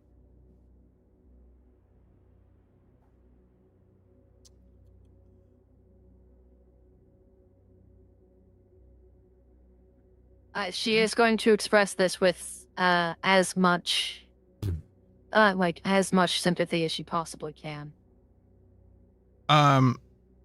With the nat 20 that the little girl just rolled,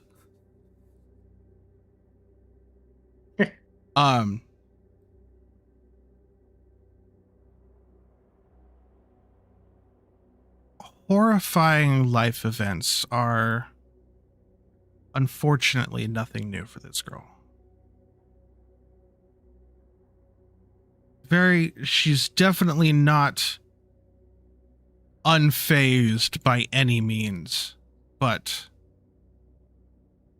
now that the excitement has kind of died down, she collects herself a little more, and she doesn't say anything in response, but slowly crawls out from under the table and then runs over to her bed and just sits on the foot of her bed holding her little horse toy. Trying to go ahead. She was actively trying to avoid you as she went by.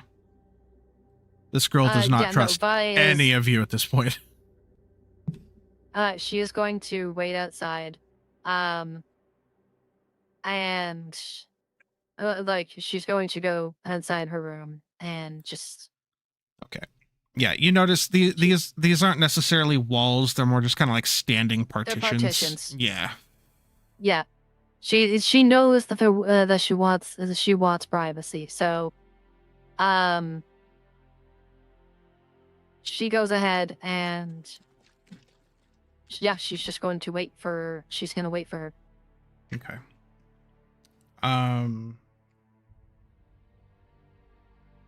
Is anyone going to try to do some sort of? I spray water in Zeke's face to kind of hopefully it'll wake him up. Spraying water in his face doesn't do. Depending on what has him knocked out, and considering he's a mushroom, maybe it'll I've dilute been disconnected apparently. Again. It keeps happening. If someone wants to, with some medical knowledge, wants to take a look at Seek. Yeah. Save it. We'll go ahead and we'll come over, try and find some way to rouse him from whatever sedatives may have been in the food. Go ahead and give me an instinct. Out of all of us, instinct or knowledge roll.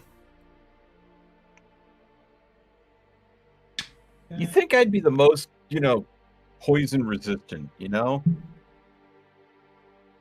Depending. Okay. Are you a poisonous mushroom? I don't know. You want to find out? A 9 with hope. Okay. Gladly. ahead. I'll go ahead and cut a piece off you and try and eat it.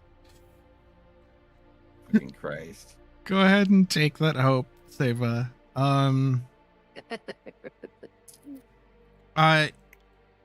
Having been over near the kitchen, and having seen lots of different herbs and stuff earlier, but weren't really looking at any of it because that's not what you were focused on at the moment. And then now seeing how he is, you know that he has been poisoned with hush root tincture. It's just it's a very heavy sedative that causes something that people who are struggling with severe insomnia would take. Yeah, it causes momentary paralysis, but only for about an hour. But with a 9, that's all you can really remember about it. Seva just kind of clicks his tongue, just I didn't work too much with this. He'll be up in about an hour. We'll have to stick around until then, or we'll have to carry him.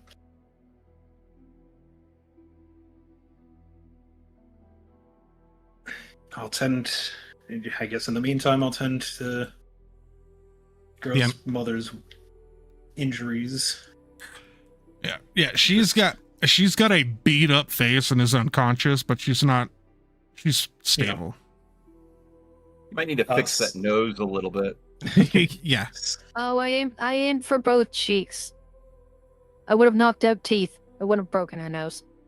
Art of turning the other cheek, but she definitely, even in her unconscious state, you can tell that one of her orbitals is starting to darken. Gonna have a black eye. Nope. Sable will do his best to just kind of give general like bandages and like just rub some basic ointments on, just like painkiller ointment, effectively. Sure. Keep it from being infected. This, that, and the other. Maybe go raid their kitchen, see if there's anything in there that he can use.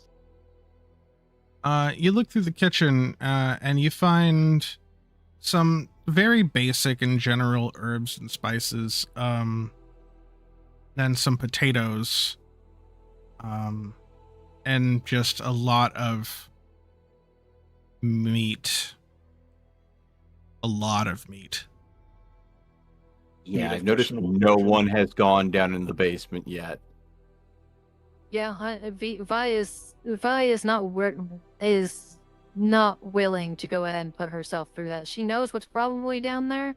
She's not ready to go ahead down and face the music right now. Yeah, with the revelation, Saba is absolutely not stepping down there.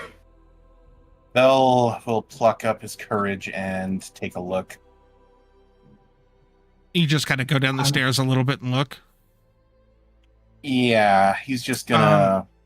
You see a room that is lined on two sides with, like on the back wall, and on the wall next to the stairs, with some wine bottles. You see a dark doorway over on the far corner, and then kind of behind and under the stairs, you see a very large pile of mixed-matched clothes and shoes and boots and Very important question. Sure. Are some of those shoes small? Yes. Fuck. Yelp. Okay, that's enough for Bell. Bell comes back upstairs. With a bit of haste. Okay. He claims that it doesn't bother him, but he may have moved a bit quicker than usual. Fair enough. It doesn't bother me. It doesn't bother me. It bothers me a lot, and that one still agree. Correct. Okay.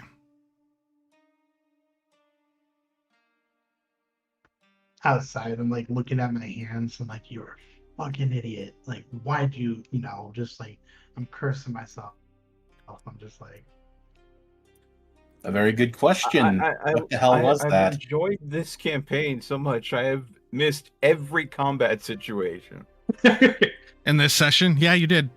Yeah. Yeah, you did. I lost control of my magic. I wanted to slightly burn, not scorch him to death, Lost control of your magic? because I got angry.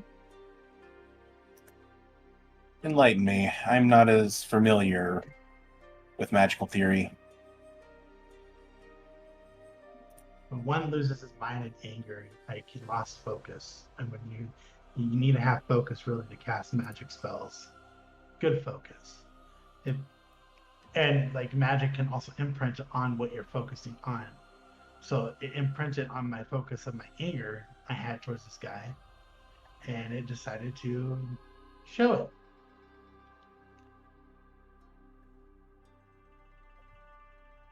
You kind of see Bell stare thoughtfully after hearing this.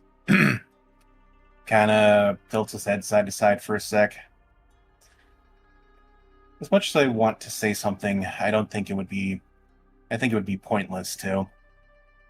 You're already well aware of what you've done wrong and hopefully come up with some ways to prevent it from happening in the future, yeah? Agreed. In any event, I'm not really all that angry. I just investigated the basement and I think he deserved what you did to him, just between the two of us. I look at Bell. What you see? There were piles of clothes down there. Some of them were smaller than an adult.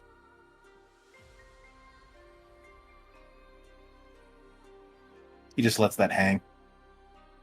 To be fair, dwarves and gnomes and halflings exist. Don't know for sure.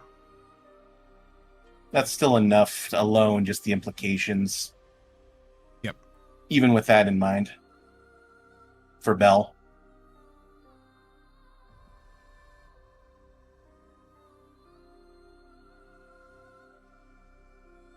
I understand. In any event, don't beat yourself up too much. It's not terribly productive.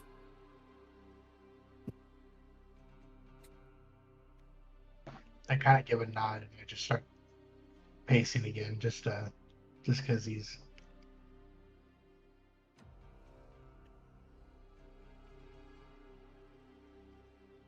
Vi. Give me an, of course, instinct is your highest thing. Give me an instinct reaction roll. Instinct reaction. Yep. So open fear Open fear and instinct. plus instinct. Yep. I am going to mark a stress and gain advantage on this reaction roll. Crit reflexes from help. Of course. Okay.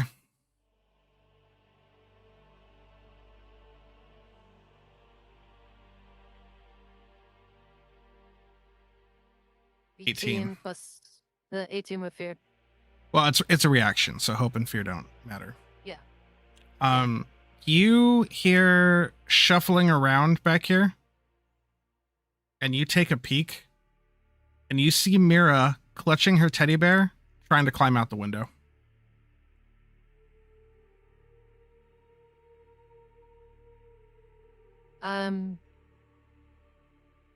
Vi will go ahead and she's leaving her weapon at the door. Okay. She's not going to be hasty. She is going to get probably, I would say, within grabbing reach, but like she's not going to get on top of her, but she is going to get a bit like close enough to her as I know the windows are barred, so from the inside of the house. So I can make the assumption that she's probably not going to be able to get out, at least not easily. You can tell when you walked up, you saw the front windows of the house. Now that you're here, this window does not have bars on it. It's open, and she's got one leg out the window.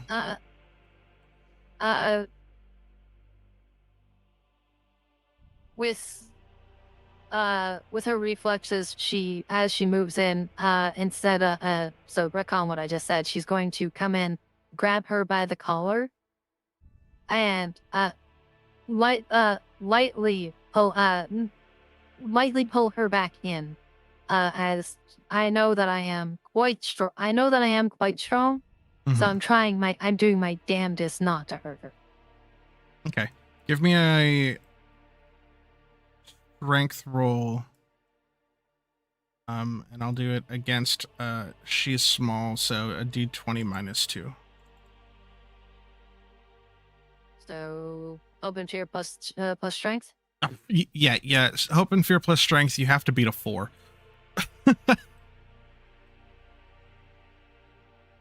Okay. 7. Yeah. She's trying to get out of here, and you go ahead and grab hold of her. Let me go. I don't trust my mom. I don't trust you. I need to get out of here. She goes ahead and she takes the girl into her arms. She can punch her, she could kick her, bite her, scratch her, does not matter. Yeah, this girl's... She faces the girl inwards towards her chest and flips her around. And she's going to close the window. in a moment of both sorrow and what she remembers of her parents, she's going to start singing a lullaby that basically a calming tune that her mother used to sing to her when she either got herself hurt or in trouble or was terribly scared of something. Something that at this point is a rapidly, not a rapidly fading memory, but a fading memory because she hasn't heard it in so long. Give me a presence roll with advantage. Presence. Oh, sorry. Dumpster. Open fear. Presence. 1, 2, 6. Fight you with fear. Okay, I am going to take that fear, but this girl well, of course I am. At first, this girl is kicking and screaming. Let go of me! Let go of me! And settles into crying, and then just kind of like quietly sobbing as you're singing this ancient elven lullaby to her. And she just kind of, all of the stress of everything that just happened, she just cries herself into being passed out in your arms. Vi is going to hold her. She's going to sit on the bed, and she's just going to hold her. Once Zeke wakes up, Vi will no longer be active in combat unless dire circumstances happen. She is holding on to this child, and she's holding on for dear life. Okay. Let's go ahead and go over to...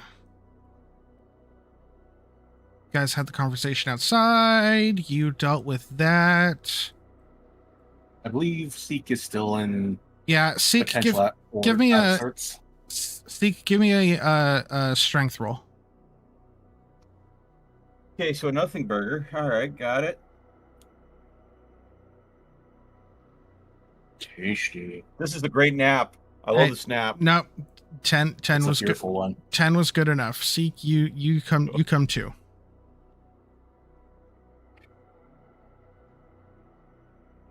Seek, you wake up, head pounding, and you look. No one is sitting at the table anymore.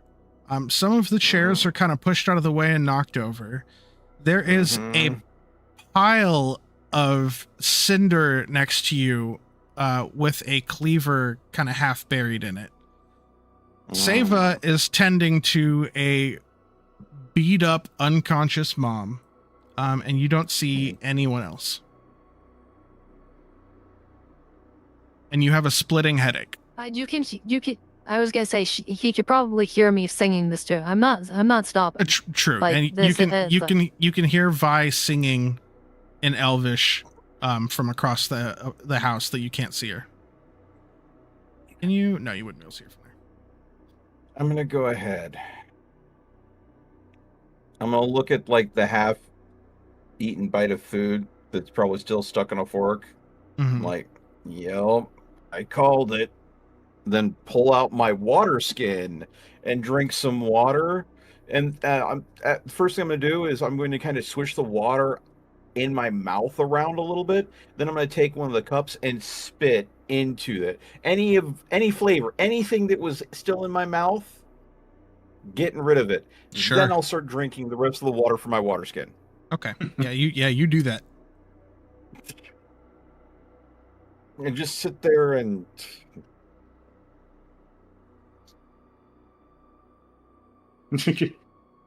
after I do that, I'm like, so what's the situation?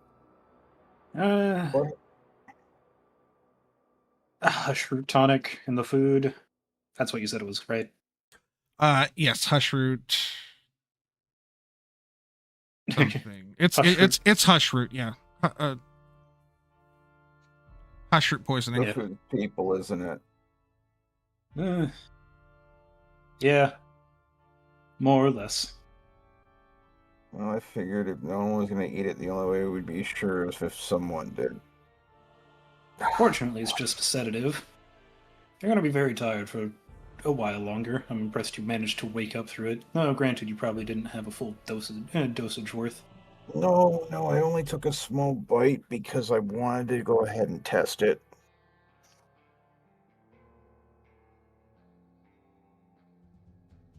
Odds are they didn't serve us anything suspicious. They probably wouldn't want us to be able to figure out what they had going on here by just looking at what they've got to offer. I know, and there have been times where fungrals have resorted to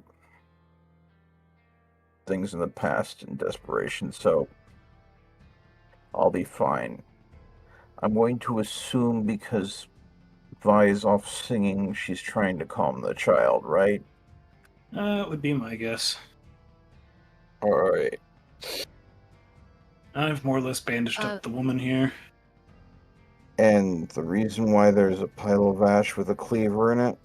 I'll let you piece that one together. I figured. Shame too, after I called for them to be knocked unconscious. I'm gonna try to stand up and see if I have any dizziness, wooziness, anything like that. You're a little dizzy, but you can definitely manage. You've felt worse out leaving a combat scenario than you do at the moment. You just definitely you have a headache and you have a hangover. Yeah, that's why I drank water. I'm going to go ahead and I'm going to carefully go around, and yeah, there's no way that we're go ahead and leaving this girl at cannibal cookouts are us. But I'm going to basically just go around and I'm going to look for anything that is going to need it to be packed up. Sure. This girl's going to get relocated. I will let the party decide whether or not the mom is getting left behind. But anything that would be necessary for this girl to rebuild her life on Vi's ship is the way Seek's going about thinking about this. He's being very careful. He's being very quiet. He's trying to be very respectful, because he does not want to add any extra stress to this little girl's life at this point. Okay. Yeah. As long as you're staying upstairs, everything you find is very normal peasant/family belongings. So if you're trying to look for, like a blanket and some clothes and some spare clothes and stuff, and like to piece together into a pack and whatnot, you can very easily spend some time and do that. Yeah, he'll do that. He'll check everywhere else, set that pack aside, and then he will go downstairs. Okay, before you do that, Okay. save. Go ahead. Okay. Yeah. No. Go ahead. Okay. Seva. While you're patching up the mom, the daughter's affliction has kind of been weighing on you heavily. Give me a knowledge roll. And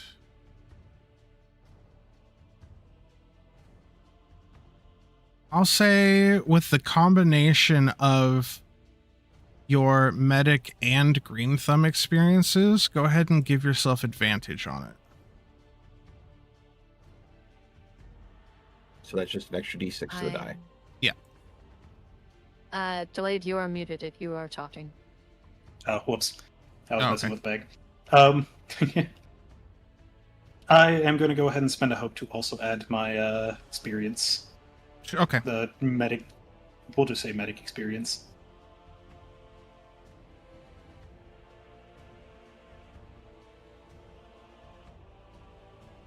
That is a 27. 27 with fear. Okay. You think that given enough time not just the quick hour of trying to like help this girl.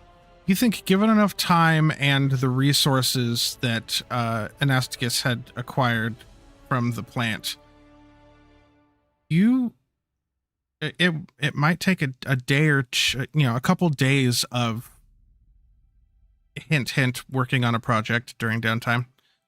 Yeah. You may actually be able to create a sustainable treatment for her.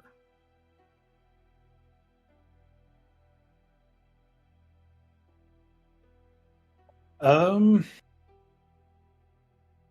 kind of just be muttering, and I'll write down to myself. Or like, Saba will go ahead and kind of start like thinking about this, and he'll kind of pull out a little. Take a little iron-rich soil, put it into a pot, plant the root in there, put a bit of moss on top of it, water it twice a day, harvest only what's needed. By the way, Mhm. the song that Vi is singing, I do have lyrics for it. If you'd like me to actually, Oh, I could actually go ahead absolutely. for our pay reasons. Go ahead. Delayed Dusky, you will recognize this. I am just pulling from the master artiste himself. So when the light is running low, and the shadows start to grow, and the places that you know seem like fantasy, there's a light inside your soul that's still shining in the cold with the truth, the promise in our heart. Don't forget, I'm with you in the dark.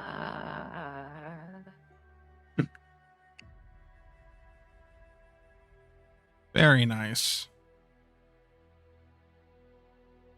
That Anasticus, you're the only one that would understand the lyrics of this current being sung, but yeah.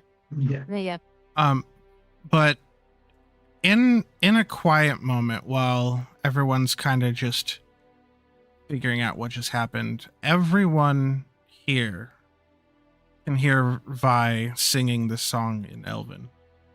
And just the momentary peace amongst all the horrors kind of helps calm everyone's nerves. All of you gain a hope.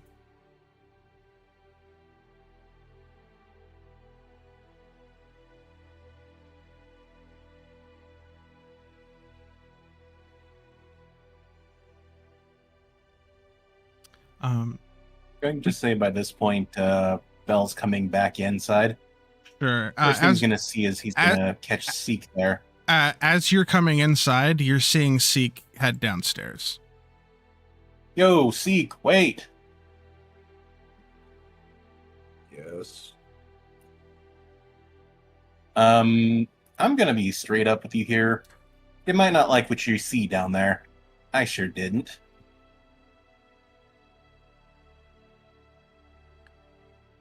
I think I understand, but I have seen... I'll be fine. I'm coming with you regardless. If you must. You can kind of see Bell visibly bracing himself for going back down there. Yeah. You do not need to. I'm going to. You're still recovering from whatever that is. Be a bit irresponsible for me to leave you down there. You know, kind of like parents leaving their daughter to a flesh-eating plant. I don't think they'd classify as parents. For the sake of, I want to show you. Oh God. You actually have. Of course you do. I don't know where all your markers. Oh no! There they go. Okay. You just kind of here. Let me just. Oh, I accidentally took Oh my god, Oh, we no, got we went to the consumed. void. He threw everybody into the fucking. Yeah, don't. No more. Let me just. I will control moving lots of things, Melt. Okay. What's Suddenly, this? a very angry eye appears, completely dispels reality, and sucks us into the void. Yeah. You brought that Been guy pulled. to the down. We've been pulled into the arcane. For some reason, one of the eyes appears to be Seek's. But yeah, for the sake of, I really expected put you effort all. into it, so you want to show it. Yep. I want to see this. Yeah. You would have woken up over here. Yeah. If. But yeah. So, your characters obviously don't see all that. Let's get these out of the way real quick. Can you move those two? Thank you. So yeah. Seek and Bell, you only see this room.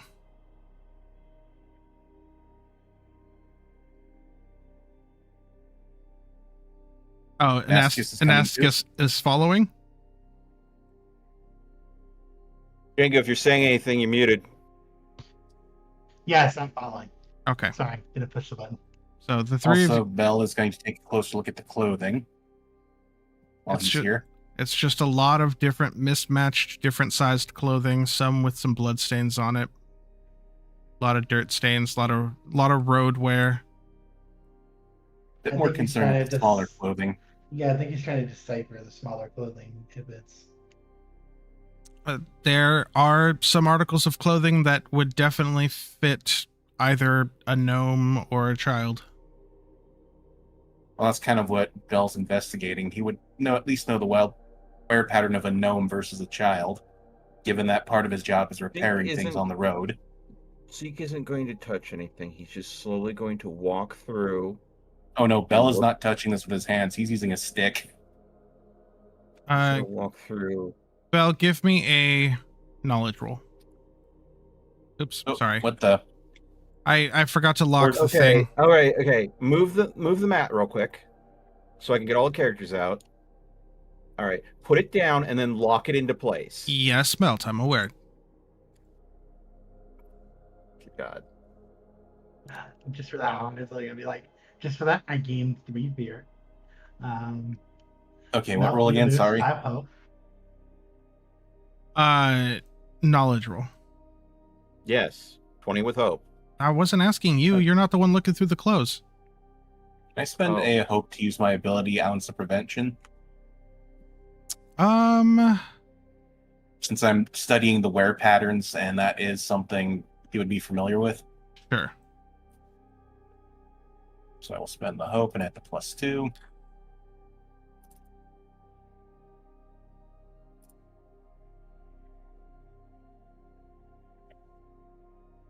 $18 with hope. Go ahead and take that hope, because you're gonna need it. These are definitely, some of the clothes here are from children. Fuck. Bell's gonna mutter under his breath. What is it, though? Don't worry about it. Seriously, Nascus, don't feel as bad about what you did. I walk over. Also, if there's anything happening upstairs, y'all feel free to let me know. No, Vi is. She's going to sing, and she's just gonna keep singing and make sure that the girl gets as much rest as she possibly can. Okay. Seva is pretty much just with the woman. After he's finished applying bandages and whatnot, he is going to ensure that she is tied up and that there is nothing like sharp or otherwise on her. Okay. person. That was the one thing I was kind of waiting for. Yeah, you go ahead. You take some rope and you tie her to the chair there. Okay. This is a door, right? It is a That's locked or- open doorway. I'm gonna go in. Are you? Okay. It seems to be a lot of barrels. Bell would follow, but he's currently trying to take his mind off of what he's realized by checking the wine rack over here. As you get to here, let me scroll back up because I didn't think this was gonna come into play. As you get there,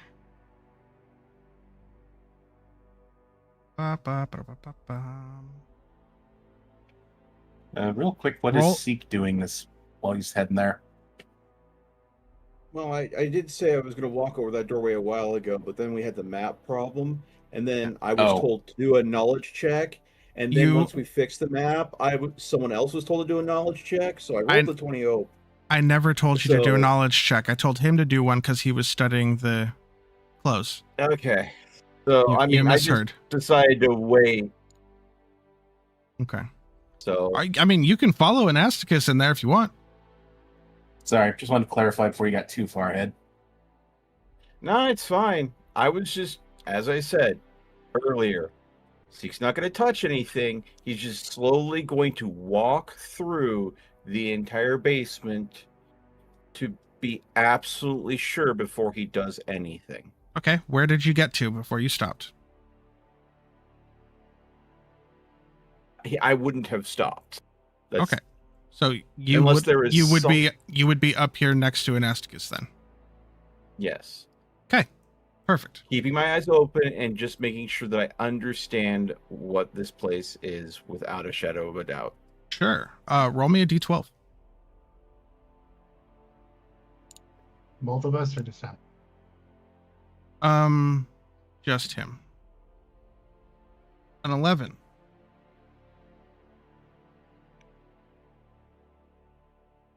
You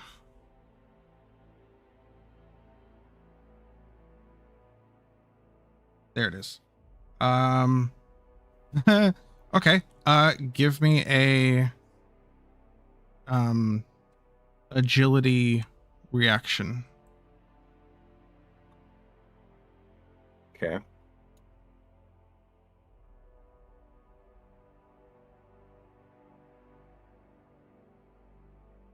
Wolf with hope. As you're walking forward, you suddenly stop. As you realize that your foot is hooked over a tripwire that if you kept moving forward, you would have pulled.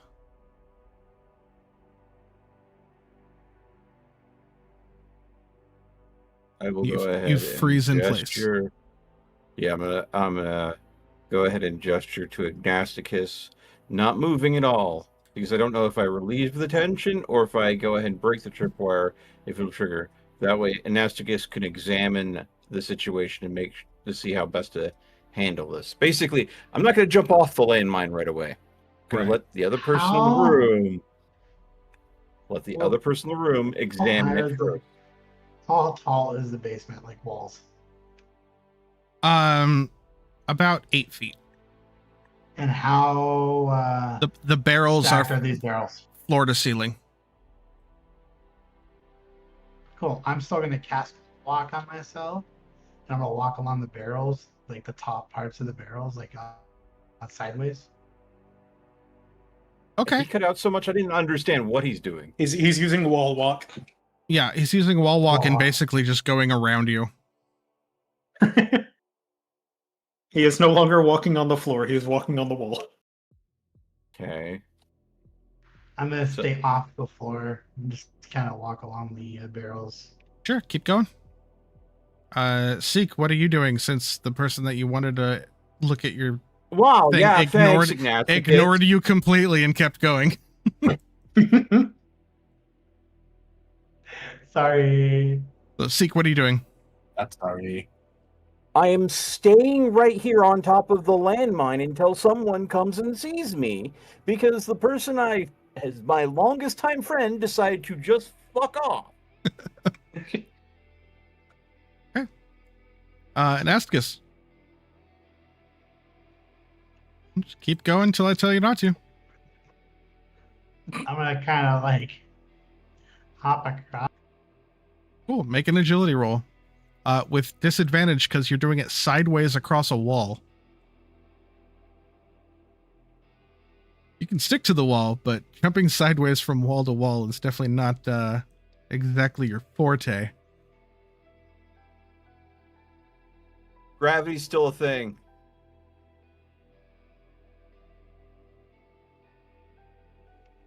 14, 13, 12. 12.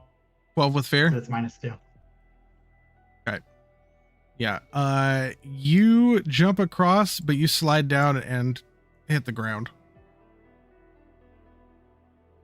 Ow. What hear the thumps coming from downstairs? Yeah, And like, do I hear that?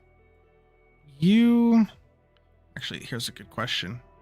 Reminder that you are also singing. Yes, you heard that. What? I'm not. Oh. Like that's what she thinks about that. God damn it. Okay.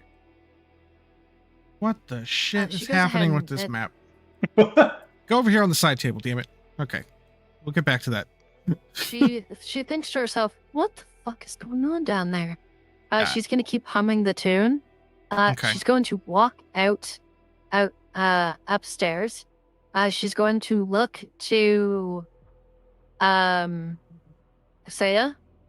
And then kind of while she's humming the tune, kind of like she's got the kid in one arm. She's gonna put one she's gonna put her hand on Saya, kind of give them a bit of a shake, Mhm. and point to the stairs, and just kind of do a question mark with her hand, or like a questioning glance.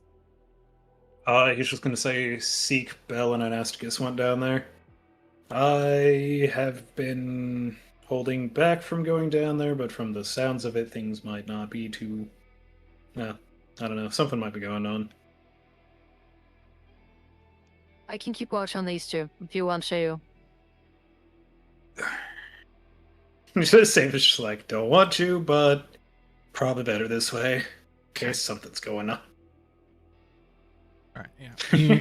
You get down here and you see Bell standing here, and you do not see Seek or Anasticus. Where are the others? Oh, what? What? Oh, hey. When did you get here? Just now. I think they went on ahead. I was about to, he's kind of shaking his head. I was about to follow them. Let's go together, I think. Out of curiosity, Alright, are you all doing this because your characters actually would, or just for my sake because I made the map? Character No, would in fact do this. Okay. My character. Okay. Like, To be he's very a clear, little... Seek wanted to just check this place out. Then, once he was sure that there was nobody alive down in here, he was going to go back to the bottle rack, start uncorking bottles, and dumping it all over this basement. I don't think. Okay. I'm not sure. Wine. Seek was planning to make sure that there was no civilians down here, anybody we could save. Yeah. And then he was going to burn this place to the ground. Zeke? Burn this place? Zeke. Yes, Seek. I know This is the Anasticus would one be much time where higher on fire that. is acceptable. Speaking of Anasticus, I'm gonna go back on the wall. I don't have to recast it because the scene's technically not over, so I can still walk on the wall. But yeah, Bell's a little shell-shocked on realizing that, and he was looking at the bottles to distract himself. Anasticus, as you get to right here, roll me a agility reaction roll.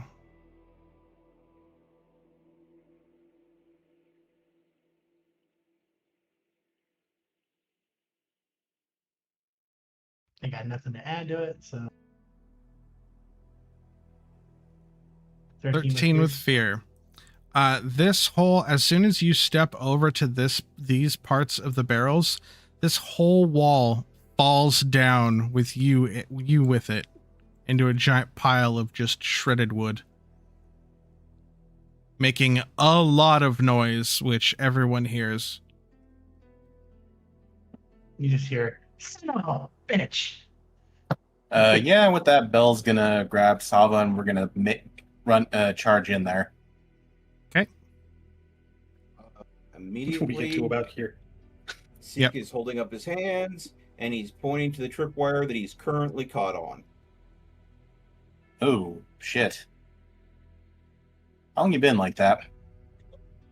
About 10 Bell's gonna minutes. get in close. He's been And, about for 10 minutes. Yes, I've been Nastic hit. falling for 30 minutes. Anyways, Yeah. I'm going to fill up my water. Be right back. Okay. Jesus. Also, 1 second.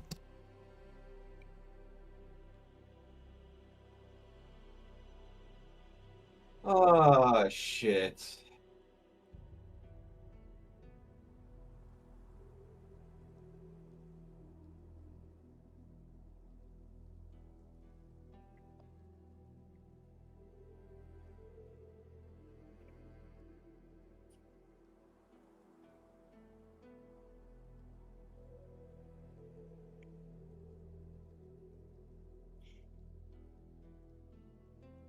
Okay, sorry about that. All Don't good? worry. Yeah, we're good. Goku okay? Yeah, it was just me asking Angel to do puppy stuff since we're still going at 2 in the morning. So, question: is this the wall is totally caved No. in, or is I It's- got pushed on the side? Oh no, all of these barrels completely collapsed. Okay, so I could still kind of go this way if I want. Yeah, in a moment. Let's go with Seek so he doesn't get ignored again. No. Bell's kind of cautiously following where the tripwire goes to kind of get an idea of what kind of mechanism this is. Sure. Since you're aware of it and you're looking it over, you pretty easily kind of follow the line, and you look, and it disappears behind and in some of the barrels, but then you see it like kind of pop up, and then you look up at the ceiling, and you see a wooden board attached to a hinge being held up with a little pin. And on the other side of the wooden board is a very large meat hook. Can Bell reach up and hold this in place? But it's facing the other direction. So like it would swing down right now, it would swing in front of Seek this way. If you were coming from the other direction and tripped it, it would hit you in the chest. So it's okay. So Bell's going to mention. So this is to prevent people from getting out. Looking at it, it's if I pull the string, it pulls the pin, and that causes it to swing, right? Correct. I think so long as you don't move forward and you duck down, you'll be okay, Seek. He's going to point up to the meat hook. Pulls it based on tension. Once it reaches too much tension, it will pull it out. Does anybody have a knife? Bell hands you one. Without causing any tension on the string, I just cut it. Okay. Yeah, the line goes slack. I hand the knife Okay. Thank you. Glad that was straightforward. For once. Anasticus saw me caught on this, and then decided to use a spell to walk on the wall, on the loose barrels, to go and explore further rather than help me. That's very out of character for him. And then there was a thump, and then later a crash. Let's go see if he's got himself buried in debris. Well, if he was walking on walls, we better play it safe and check carefully. Go There slow. might be more traps. Go slow and check for anything that might be another trap. Which one of us is more observant? Since I guess it you would be an instinct. I would say since you are aware that A, the basement is trapped, B, why it's trapped because of dealing with the family upstairs, and C, Seek actually is still kind of groggy due to the lingering effects of the poison, but seeing as how no one else has lingering poison effects, as a group you go through and on the ground, not having noticed tripwire, and you can carefully see and avoid a small handful of other traps. There was one where if they're all one-way traps to try to keep people from escaping, not to try to keep people from getting in. Correct. But yeah, that's pretty messed up. You notice one that it's another tripwire that if tripped, a very fragile-looking ceramic pot that's hanging from the ceiling would fall down. Safe to assume that it probably has some sort of powder or something inside it that would burst forward. There's a couple tripwires that look like they would land you down on some like exposed nails and whatnot. But yeah, you very easily, now that you know what you're looking for, you very easily can avoid a lot of the things. Where'd you hear the thud? Came from over this direction. And you all make your way through. And you come up to Anasticus trying to untangle himself from round pieces of metal and wood in a giant scrap heap. Zeke's gonna just look at him. And it is not a kind look, but he's not going to say anything.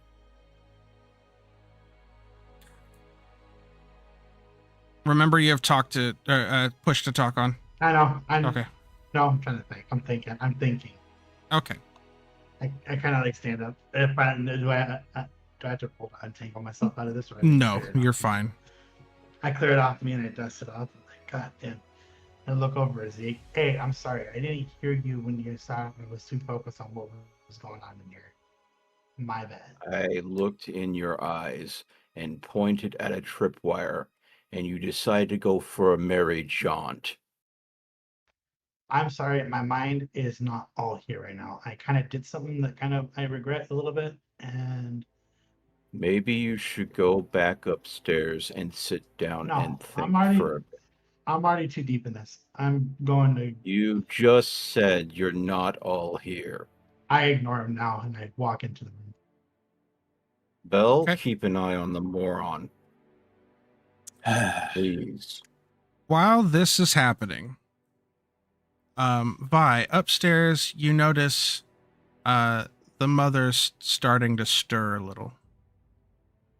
But she's tied to a chair. As I see her start to stir, I keep hold of her. I keep hold of her. I keep hold of the kiddo. I am going to retrieve I'm going to retrieve the sharp implement, and whatever knife she was holding that Saya went ahead and took from them. Mm-hmm. And I'm just going to keep it at the ready and out of reach. Okay. The mother is tied pretty successfully to a chair. She's She was anywhere. completely unconscious, so just Sava had basically the ability to tie her as tightly as he needed to.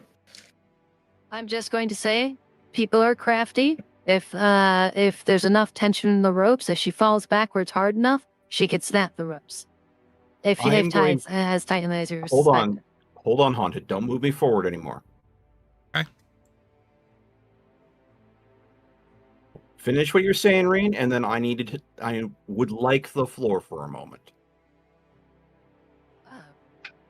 Go ahead. I can wait. Okay. Seek is going to do a quick head count, seeing that there are 4 people down here. Ignacus is unwilling to leave. Bell is aware enough to keep Ignacus out of trouble. He is going to simply say, if he will not leave, and I cannot do what I was coming down here to do, we cannot leave Vi upstairs with two individuals, one of which a child that's probably going through something, and another individual, I am going back. Leaving Vi up there with two different individuals to wrangle is not smart to leave her by herself. So, Seek is leaving. Okay. Yeah. You know where all the traps are from walking in, so you make your way back out pretty easily. Yeah.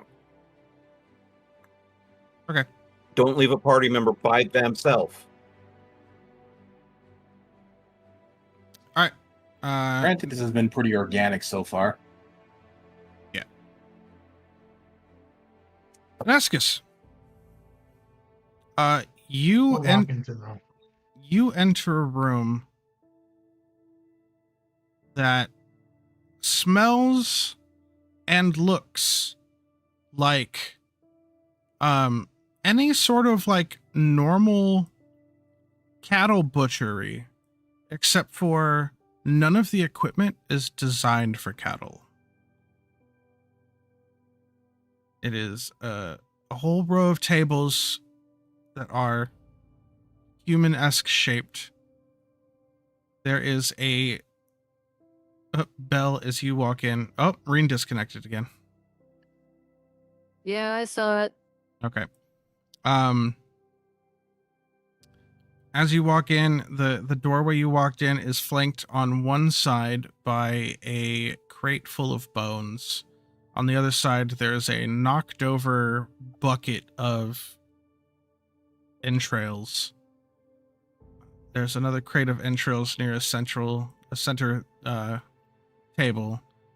Large cage in the corner of the room, and just lots of tables and torture implements and bags of body parts and meat and a very Saw-like, horrifying display of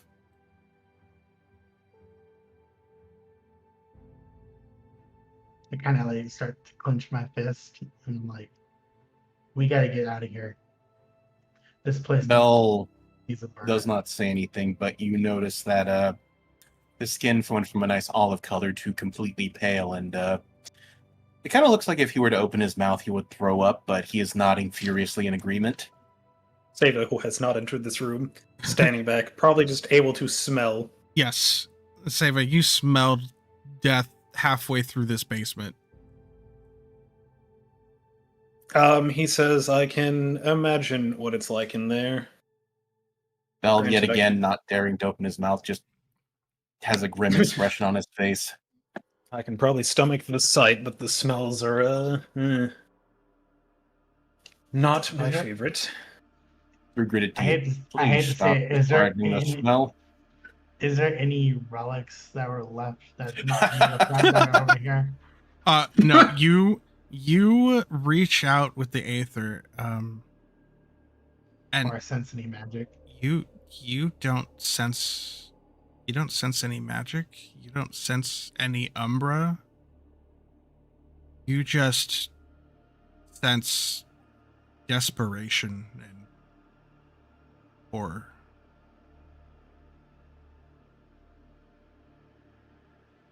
I kind of look at the other two. I this yell is- at the other two. Yeah, This place needs this to was burn. this was not the work of a cult. This was not the work of some eldritch god or dark necrotic anything. This is simply the work of a family that made all of the wrong decisions repeatedly. Let's head Excuse back. me, Sava. I have something to tell I need to go upstairs. Nope. We'll all make our way back. Watch I the tripwires.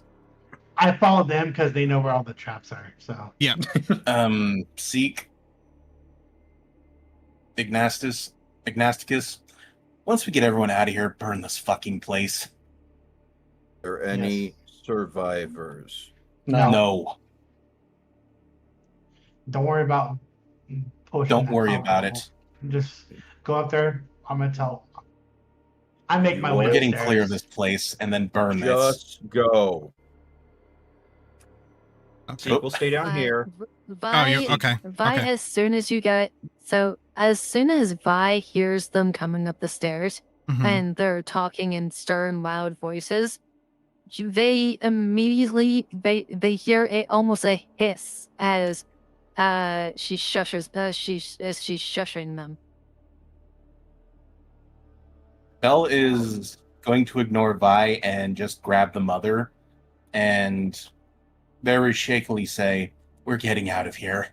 Now." She's I will just go. she's just glaring at you from her chair. Belle is going Vi to will- give her a death glare right back.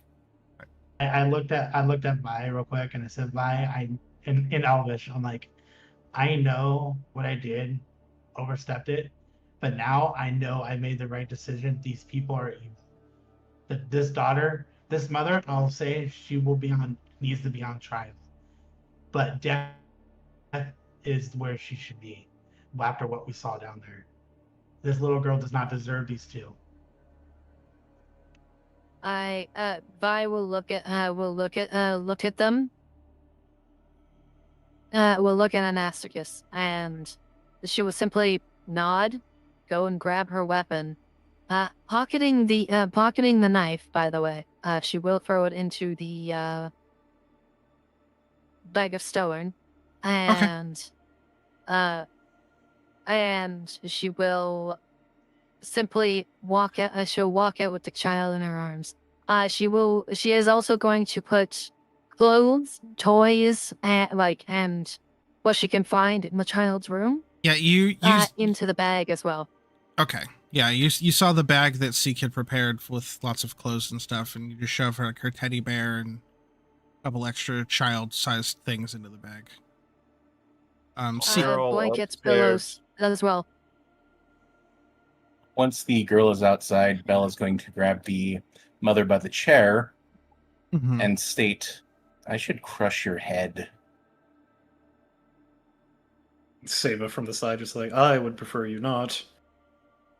The mother just looks You up. could let her The- body burn. The mother looks up at you and is like, "Wouldn't you do whatever it takes to keep your daughter safe?" Not this.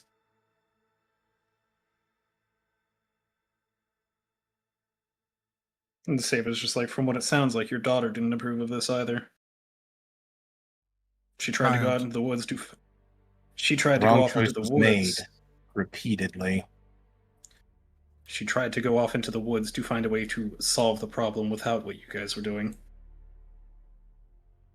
There was no I way look to at know the that would work. I look at the mother, kind of like clenching my fist, holding back my anger a little bit. Like, there was children close down there. Children close. What would you think those parents would feel like? I'm assuming you two are Vi in outside. a That's very why. stern. Yeah, we're No, but sure they were clear. Vi okay. Vi at the door. She's waiting outside the door frame, but she can definitely hear what's being said. Yep. As Vi looks inwards and just says, "You guys can have all the time to interrogate her on the way. As it stands, we're in a bit of a hurry. The sun's getting low." Right. And Yeah, with that, it is definitely twilight. Like the sky is going from a deep red to a purple. Belle is gonna muzzle her and then put a bag over her head. Okay. And then just sling her chair in all over his shoulder. You grabbing her chair and all. Yep. Make it Fair enough. like a backpack. Seek. Yep, exactly. Seek, what are you doing during that? During that entire discussion, the moment they left, I am Mhm. going through every bottle on that bottle rack, checking to make sure that it's alcoholic, Mhm. and I am dumping them. Okay. Most of them are wine. You do find like a whiskey bottle. And like a couple the couple barrels of ale, but most of it is wine. But there is one whiskey bottle. The one whiskey bottle, I'll take what looks like just like a random sock. Sure. And stuff it into the whiskey bottle to make basically an ad hoc Molotov. That sounds familiar. Okay. After I've done basically just making sure the basement is absolutely soaked, Mm-hmm. I will go back upstairs with that. Okay.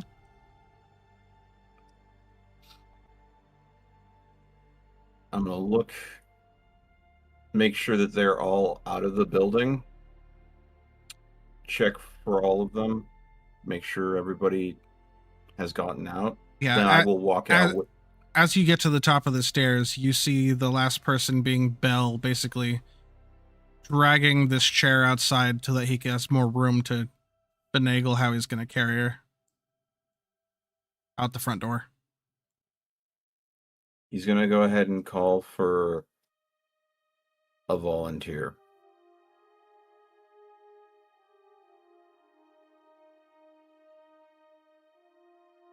Sable will kind of turn around and be like, "What you need?" I need someone that is willing to light this and throw it into the basement so this den of evil can be purified. Sable will go ahead and just kind of offer, or like hold out his hand to take it then. Okay. He'll hand it off to say that and then walk away. He doesn't want to be around the fire still. It still is just that step that he can't take, but this is the thing that needs to happen. Okay. So the basement, right?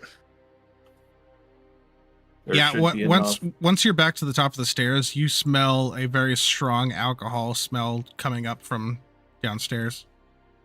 Just kind of muttering under his breath, just like the language of Dracona. He's just like a better smell than what was down there originally.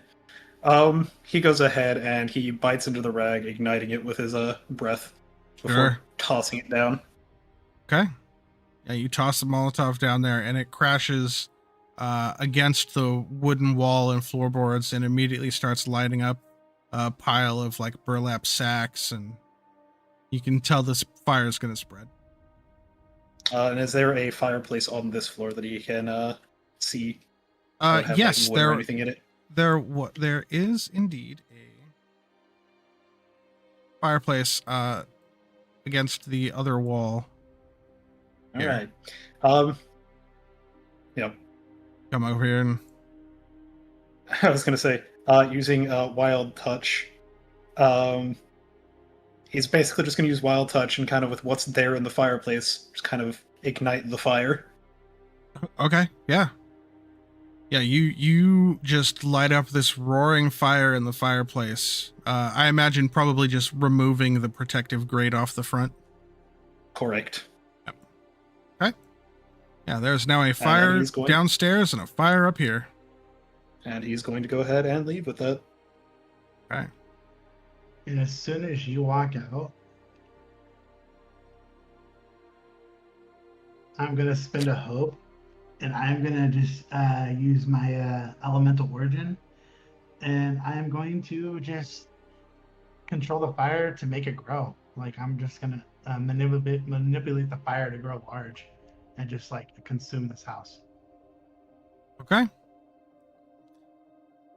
And as the party, with their newly intowed ward and prisoner,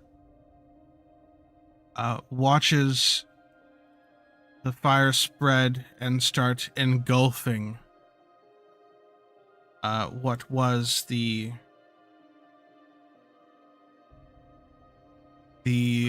location for the Hollow Blood Supper.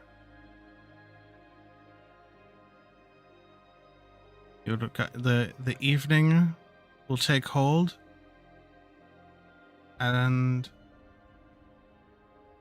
you will stay long enough to see the fire engulf enough of the house that you know it's going to burn. But you also know that you just lit off a very large signal of where something's happening for people, for anyone in the woods to come investigate. And as you take off into the night, that's where we're going to call this session. I was gonna say just before you end it, and you walk over to take my family heirloom rune, and I tell you to put it around the girl's neck. It will protect her, just in case we do come into some scrap.